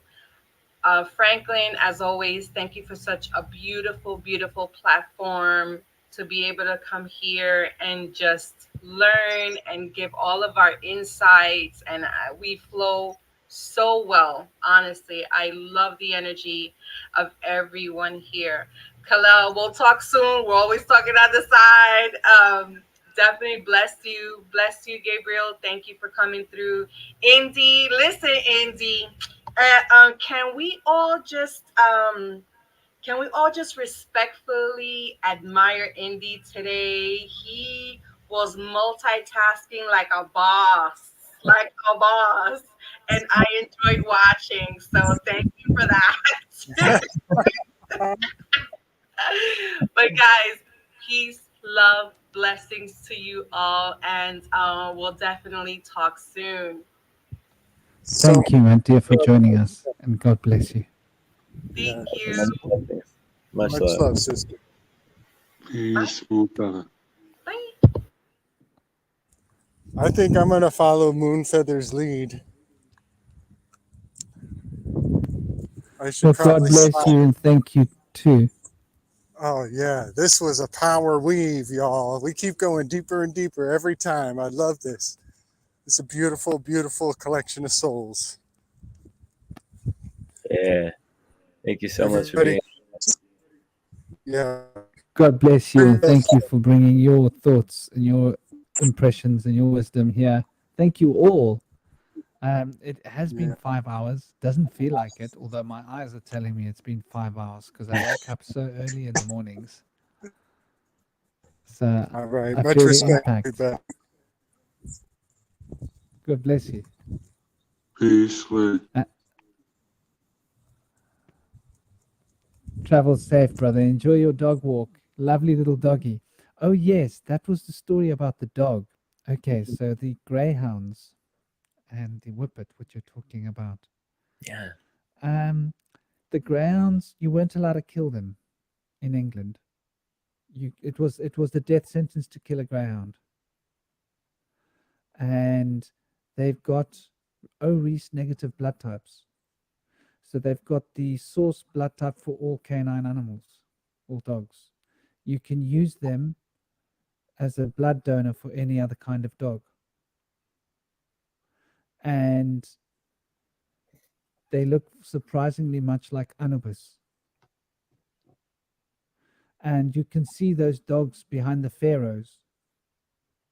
And when we're talking about Canaan, the land of Canaan, sounds a bit like canine. It's quite interesting. And the canaries, canine Aries, makes you think, what's that about? The legend of the dog. Anyway, I'd like you guys to, if you've got last things that you want to share or any other chapters or paragraphs or speeches or ideas, to share them. It is getting quite late. We are rocking into the past 5 hours. I didn't realize how. I thought we were like 4 hours. But yeah, Carlisle and Indy, we're the last three of us standing, it seems. I'm almost lying down laterally, not quite. Well, definitely, before I go, and I want to say thank you for the wonderful space yet again. Malachi Z. York had a couple of books speaking about the dogs of Canaan, right? And where they came from / originated from. There's a lot of theories there. But I wanted to, just to get back to the main point, we mentioned What Dreams May Come, which was a book before it was a film. But when it actually became a film, it had an unofficial film trilogy. The spiritual sequel was the Lovely Bones, and the spiritual sequel to that was a Netflix film called The Discovery, where you had a scientist discover proof of an afterlife, right? Once people discovered this fact, you had mass suicides because the idea of time and reward and religion was now null and void. It's a very interesting concept played out. And the dog is representative in all three of those films. So you may want to check that out for anybody who wants some visual homework. And I want to say love, peace, and power to everybody. Thank you again, Franklin. Thank you, Indy, everybody in the chat. And I will speak to you all very soon. Thank you, Khalil. Much love, bro. God bless you, Carlisle, and thank you for your wisdom and your grounded, solid thinking. Definitely there's that Capricornian element of detail in the knowledge. The devil's in the detail, they say, huh? Thank you for bringing the detail, brother, and God bless you. Have a totally great day, what's left of it. Yeah, I wanted to mention before I go the process of the psychopomp in ancient Egypt and how it used to be in the ancient times and how it's been misportrayed today ever since the secret cult of Amun-Ra, like around 5,000 to 6,000 years ago. But it used to be that when one would die, their spirit would go to the west as the sun sets in the west. They would set with the sun into the underworld, and there they would meet the psychopomp Anubis, and with the scales, he would use a feather of Ma'at to weigh their heart. With his scribe at his side, he would have sometimes portrayed as the baboon or the ibis. He would have Tahuti or Thoth or Hermes by his side. to record the whole goings on.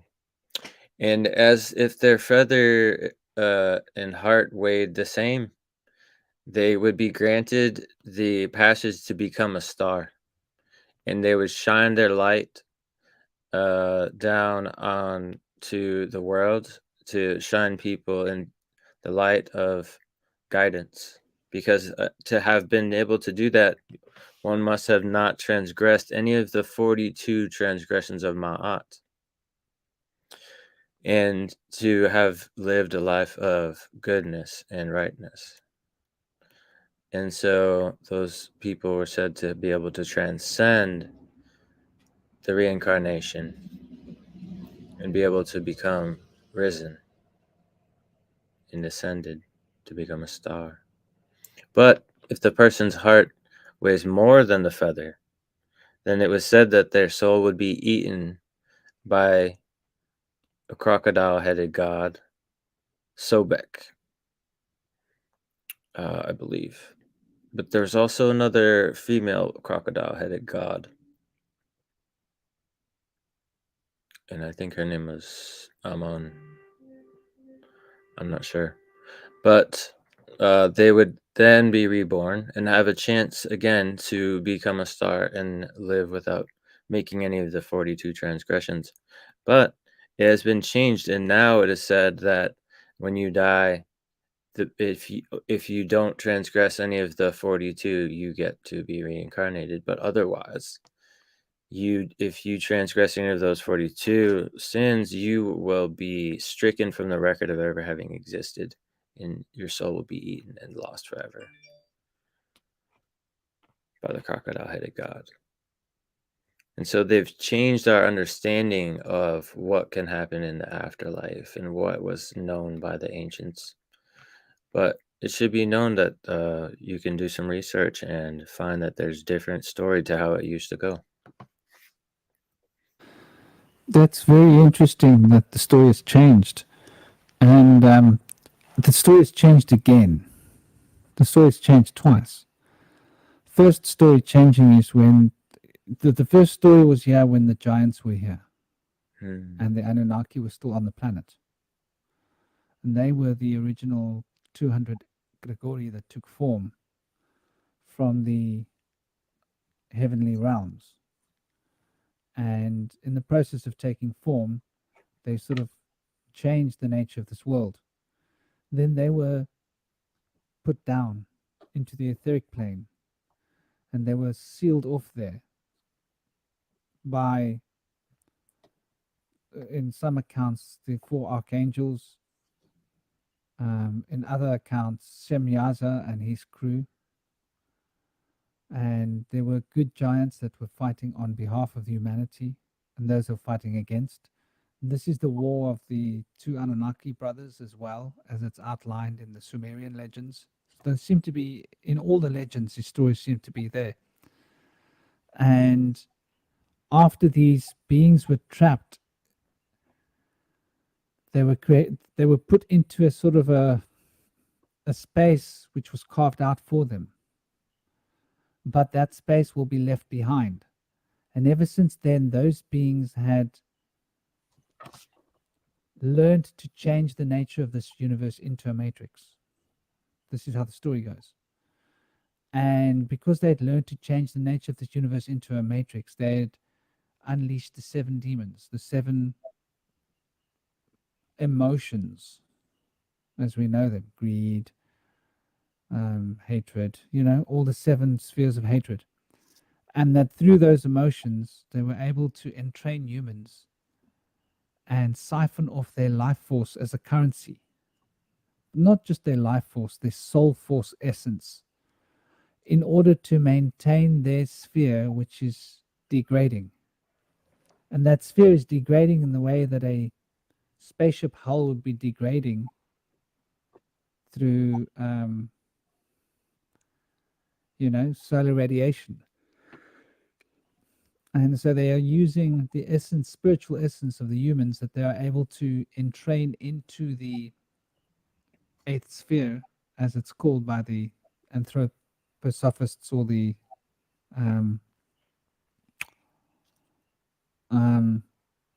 well, let's just call them the anthroposophists, that they have a doctrine about the eighth sphere. Not just them, Blavatsky's crew does as well. But the story goes that that's where the Ahriman and the Lucifer are, as two poles of that eighth sphere, maintaining the reality of it through their polarity, one being of physicalization and one being of spiritualization. And so they have two ways of entrapping the human souls, one through the fixation with matter and the other one through the fixation with spirit. And so this is the purpose of the guardian upon the threshold, is to ensure that the adept doesn't go into the abyss or into what they call the eighth sphere and becomes duped by the false light of the Luciferian pole of this Ahriman Lucifer reality, which is a non-real reality in the way that Duat is not a sphere. It's the 11th sphere that's not a sphere. It doesn't exist. It's unreal. But they are trying to bring into existence the sphere, because the only way to bring it into existence is to bring humanity into this alignment of the sphere, though the sphere has a temporary existence and it will be left behind as the evolutional path of the planet moves forward with our universe and the consciousness of life moving through it. Will progress to the point that this repolarization happens. And when the repolarization happens, those in the eighth sphere won't be able to hold on to the nature of this reality, and they will be recycled in the way that bottles get recycled in a recycling plant. And in the process of recycling, the individuality will be stripped and they will become the bare brass bits that are the constituency of this universe, though without the Sophia element that Sophia has placed in to the human being, which comes from the elsewhere, from that place beyond this reality, beyond the Ein Sofor. Anyway, these are the stories that relate to this, which is quite interesting. And so these dogs were supposedly brought with these beings when they came here. And there's this interesting story about rhesus negative blood types and extraterrestrial abductions and extraterrestrial visitations and obsessions with people with the rhesus negative bloodlines, because these bloodlines and the genetics from these bloodlines can be harvested in a certain way. And these dogs, I had one when I was in London. We found one on the streets, and I lost him to an ex-girlfriend. She took the dog. Damn. Love that, Pixie. But anyway, that's a very interesting story. And I think it's one worth considering, because it does relate to the nature of why the guardian upon the threshold is. It's like the one explanation for this necessity for the psychopomp, in order to take you through what they call the lower astral, which is the manifestation of this eighth sphere, where you can get stuck and trapped within and not break through into the higher reality of the true astral. So it's sort of what we can consider as the false light.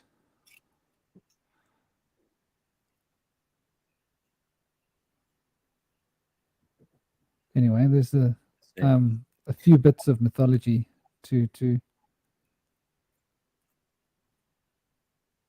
bring it all into the picture. Is the false light somewhat in relation to like the Maya, the illusion?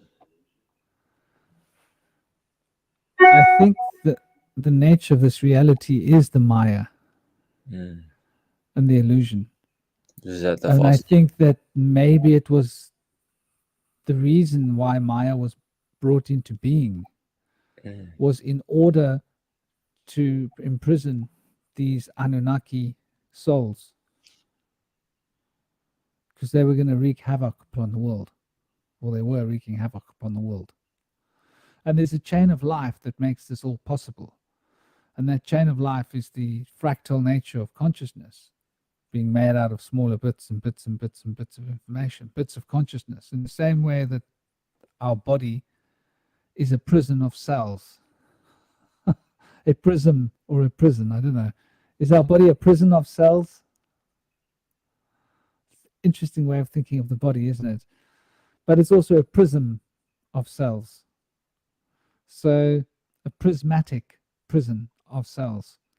And so in the same way that our body is a prison of cells, we could consider the mind to be a prison of thoughts.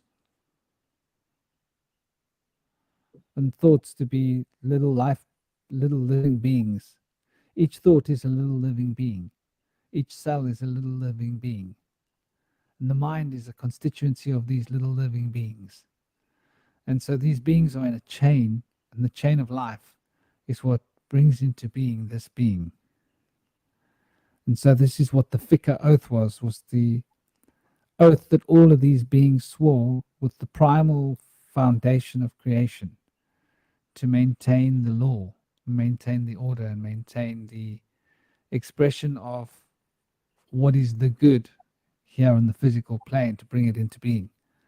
And so this is where the polarization, I believe, came from, which we then start to call names like, good and evil, if we want to put it into such context.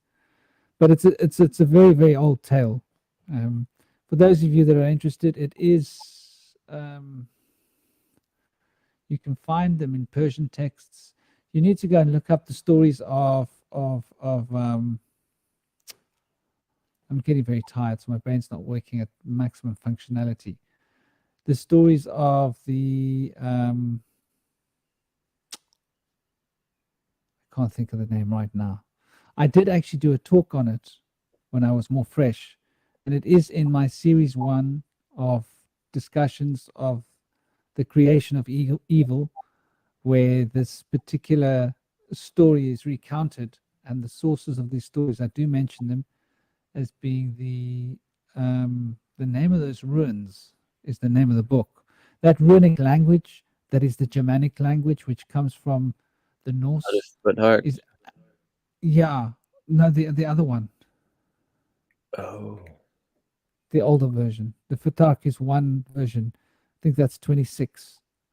But the older one is the one from which that one came, if that makes sense.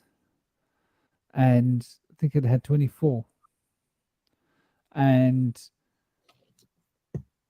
that is essentially the stories of the gods and the giants at war in all of those Norse legends, which are the same stories as the Titans in the legacies of the Greeks, which is the same stories of the Rakshas with the Asuras and the Devis and Devas from the Vedas, and Yakshas and the angelics from the Syrian texts. So it seems to come perfect circle in such a way. Yeah, I don't see anything in my search on it, but obviously Google's not going to let us find the good stuff here. Yeah, if you find the text, if you go and listen to that talk that I put down, which was a discussion, I do mention the name of the actual texts where you can find them. They are available on YouTube as audiobooks. I'll try and find them and link them into my channel at some point. People might find them interesting. That'd be great. In fact, the modern hermetist, if I recall, has done a translation of one of those texts, 2 of the texts.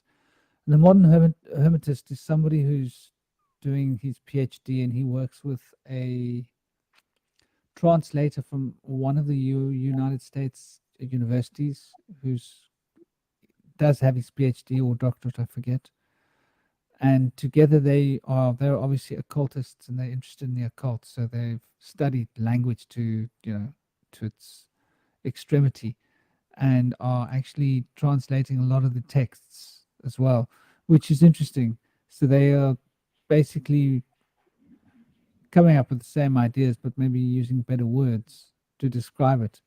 But it's a fascinating story to look at the nature of this, what we consider demons and angels, where it all comes from, how they're all tied together, and how it all comes back to the same point of these beings being trapped in the etheric world. And so they then had domain over the underworld because of their situation inside the earth. And there's many of the Edda, nice.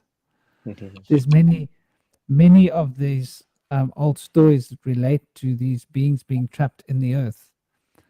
And so when the souls of the dead would journey, they would journey into this place, and they would be trapped there to be tormented by these beings in the eighth sphere or the abyss, until the fulfillment of this earth, the fourth earth, is being completed and the fifth earth is presented. And the Bible intimates this, that this earth will be destroyed and a new one will be given unto you. This has got to do with these cycles of time that uncreate and recreate the polarity of being, and in the process dismantle everything and put them back together. In the Vedas, they have a beautiful story about how Vishnu falls asleep on the oceans of time and everything becomes abstracted. And then Shiva comes out of the navel of Vishnu and manifests Brahma, and the whole universe starts to dance again. And there's calculations also how they regulate or reckon these greater time cycles move. Very big, very large time cycles. One almost gets dizzy when one starts to try and consider it. But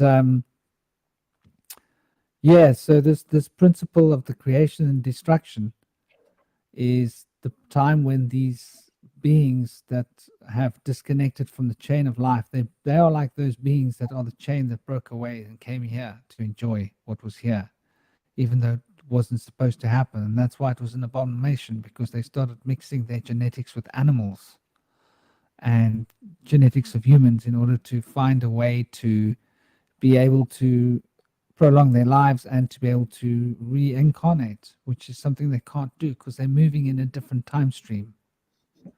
So because they're moving in a different time stream, they will be left behind.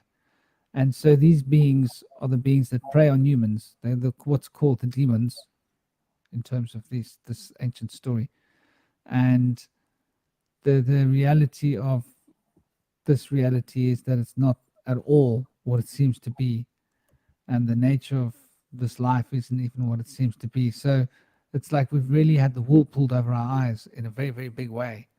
And the confusion has become so complete that we've lost sight of what it means to actually be free on a spiritual plane. And this was what the ritual was done by Emmanuel, who was a medium that was able to channel through the sun the first aeon, which is the aeon of Dios Peter, which is Zeus. And Zeus means Zeus means praise to Zeus. And to channel this first principle, the first principle in the oldest of the stories was carved up, sacrificed themselves. The first eon sacrificed itself so that all the other eons could be made out of its body. Became the space. So we could think of Jupiter and the first principle as being love and self-sacrifice and joviality and expansion. So the first principle was to expand in order for the universe to come into being. So this consciousness can be channeled through the powers of the sun. For the sun is the center of the wheel around which the six principles are dancing, the polarizing effect. And so in order to purify the blood to the point that the blood became fully etherically charged, Emmanuel had to become a medium and train to such an extent to become the embodiment of this Isis in such a way that the blood became purified, so that when the blood was spilt upon the earth, there was a reaction, an ionic reaction that affected the beings that are trapped within the earth's sphere in this etheric realm which was carved out of space. And in this process gave humanity an opportunity to sidestep being stuck there, and so became a conduit or a psychopomp, if you will, to ferry the souls across past this extra layer that's been created. And this is why in the Kabbalah you have this duat being the sphere that is not a sphere, and why it's such a big discussion topic of, what is this duat, and why it relates to knowledge, and why in this sphere we have what we can consider Lucifer, or the Lu cipher, and the Lu means light. So Lu is the ancient hieroglyph for light. The Lu cipher is the light cipher, or Lucifer. And so this being that is the light cipher contains the knowledge and the structure of the universe, and sort of works through the powers of Saturn, which is the constructive intelligence, constructing the builder, the masons, if you will, are all adherents to this constructive intelligence, which is the powers of Saturn, which is why in the Kabbalistic law, Saturn holds such high relevance. Gosh, that was a bit of a mouthful, wasn't it? Sorry it was so long. No, that was good. Fascinating stuff.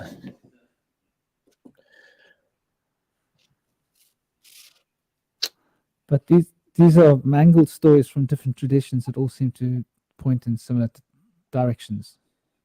And it sort of gives us the idea of where the idea of demons come from. Yeah, it's so interesting.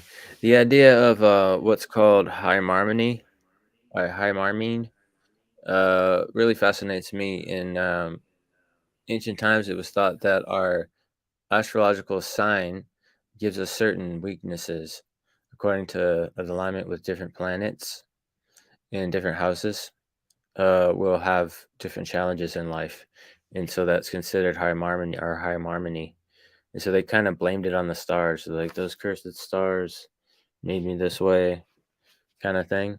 And over time, people would associate that with their inner adversary, which is known as Satan, and referred to today instead of our inner adversary, which is something that we have access to and can transform into an angel within us somewhat.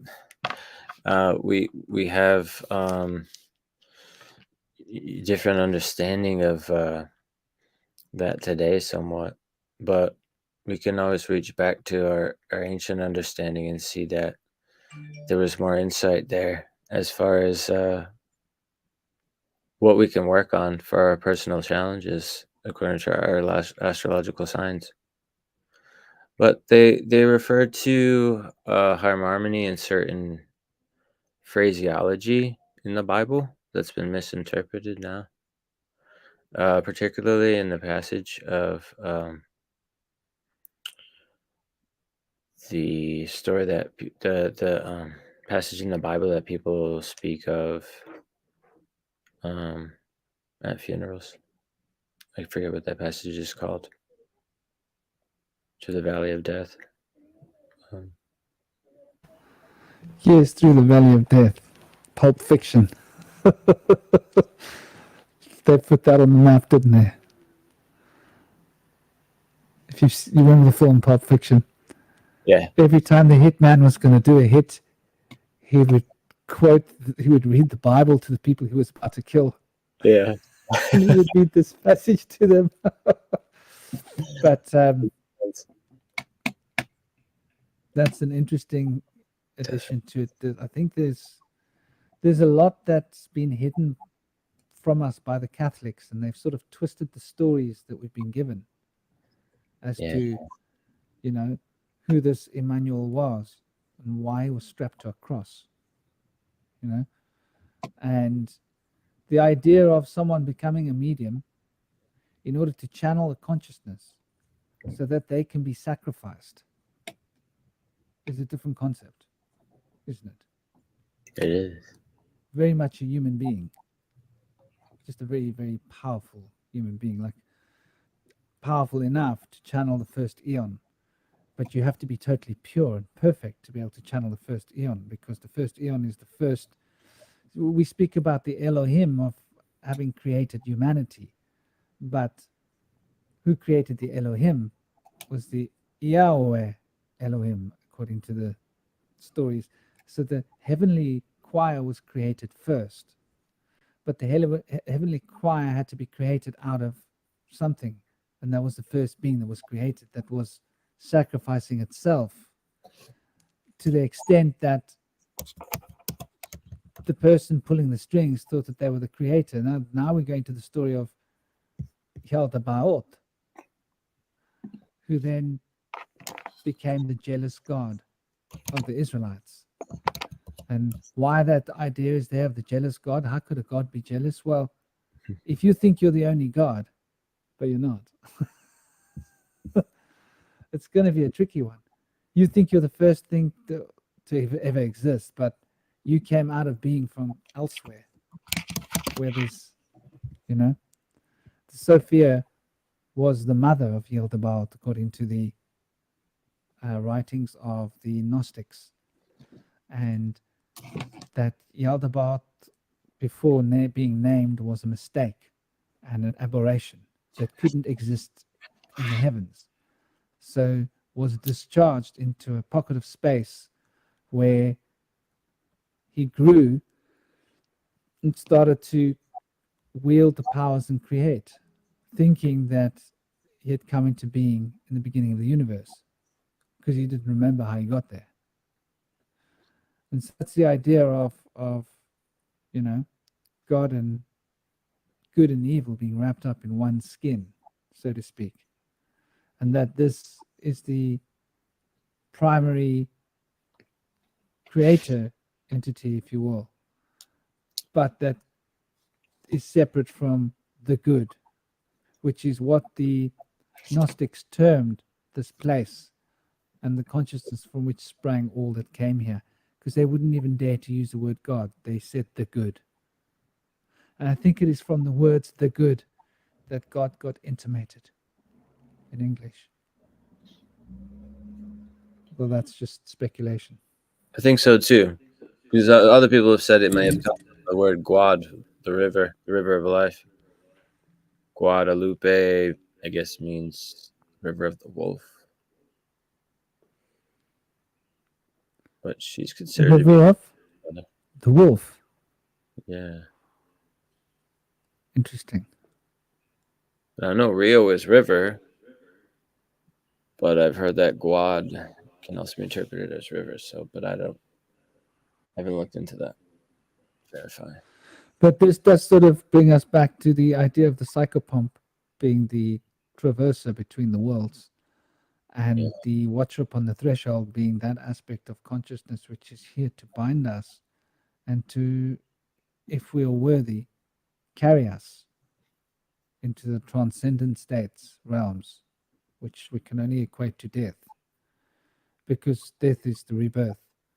And this is the fundamental structure of time being undone and then redone up, showing one that one isn't a temporary being, that one is a beyond temporary being. Indeed. And once one recognizes this, then, Yeah. We got to interview this author, Freddie Silva. His writings about the Knights Templar and Emmanuel. And he suggested that there was a secret rite of death and rebirth they used to use and continue to use today, 33rd degree or higher Freemason rites. But he would say that they would use the pufferfish poison to put someone in paralysis for 3 days and put them in a coffin. And then after those 3 days, an antidote and reawaken them after they had been paralyzed but awake the whole time. And they say that after that time you speak with God. And when you're reawoken, you have been spiritually reborn. And so they said that Jesus went through that rite, that he had a mock crucifixion and that he was taken down and put into that gravesite and then reawoke. And then left and went to Kashmir, where he's at the shrine at Rose Ball with the Book of Isa. because he never actually Yeah. committed a crime. When I went there, I didn't even know about that story until the locals told me, and I was like mind blown. I was like, "What? I got to see this. The grave of who? Are you kidding me?" They were like, "No, he's been here for like thousands of years." I was like, "You're kidding me!" Like, somebody lied to us because they've got the records there. It's Yeah. not a modern thing. It wasn't done in modern times. It's ancient records. Yeah. So it's Yeah, part actually, of a very old record that Thomas was given Edison. this master there who came from the Middle East Mm, with the name Isu. yeah. And they say that Thomas Edison went there to transcribe the book of Isa and gave them a gramophone in exchange for being allowed to transcribe the book. But we've never seen it in the light of day to the public, as far as I know. Do you have last words you want to add? I see we've reached 5:40. We've got Yeah. to crank this down because otherwise Alright, we're going to be here all do it. day, all night. Thank you for I'm our going to fall audience. asleep and drilling on the microphone. And thanks to everybody who came to be today on the panel. Appreciate everybody. Everybody on the panel, everybody in the chat, Impressive things and were said. everybody else that will be on the chat and will be Yes. enjoying the show. So much love to all of you. Don't know what next week's episode is going to be. I never know until a few days before the time. Keeping It it sort fun. of Yes, I love it. becomes obvious at the time that it becomes obvious, Let it call you. and then it's the continuity somehow being maintained. Hopefully, touching wood. And same as there's great input from the audience. Some of the comments were very helpful for our discussion. Absolutely For that. brilliant. Thank Yeah. you very much, Yeah. and God bless you all. God bless I everyone. hope you're having a great day where you are. To those of you that are still with us, Thank you, BB Boss. and thank you, brother, as well, Shepherd. for gracing us with your presence. God bless you. God bless you all. And I'm glad you enjoyed us. Om Shanti. Always. Om Shanti. Till next time. Till next time. Much love. Ah, you're with us too, Eleanor. It's very late. God bless you, my dear. Sleep well. Mhm.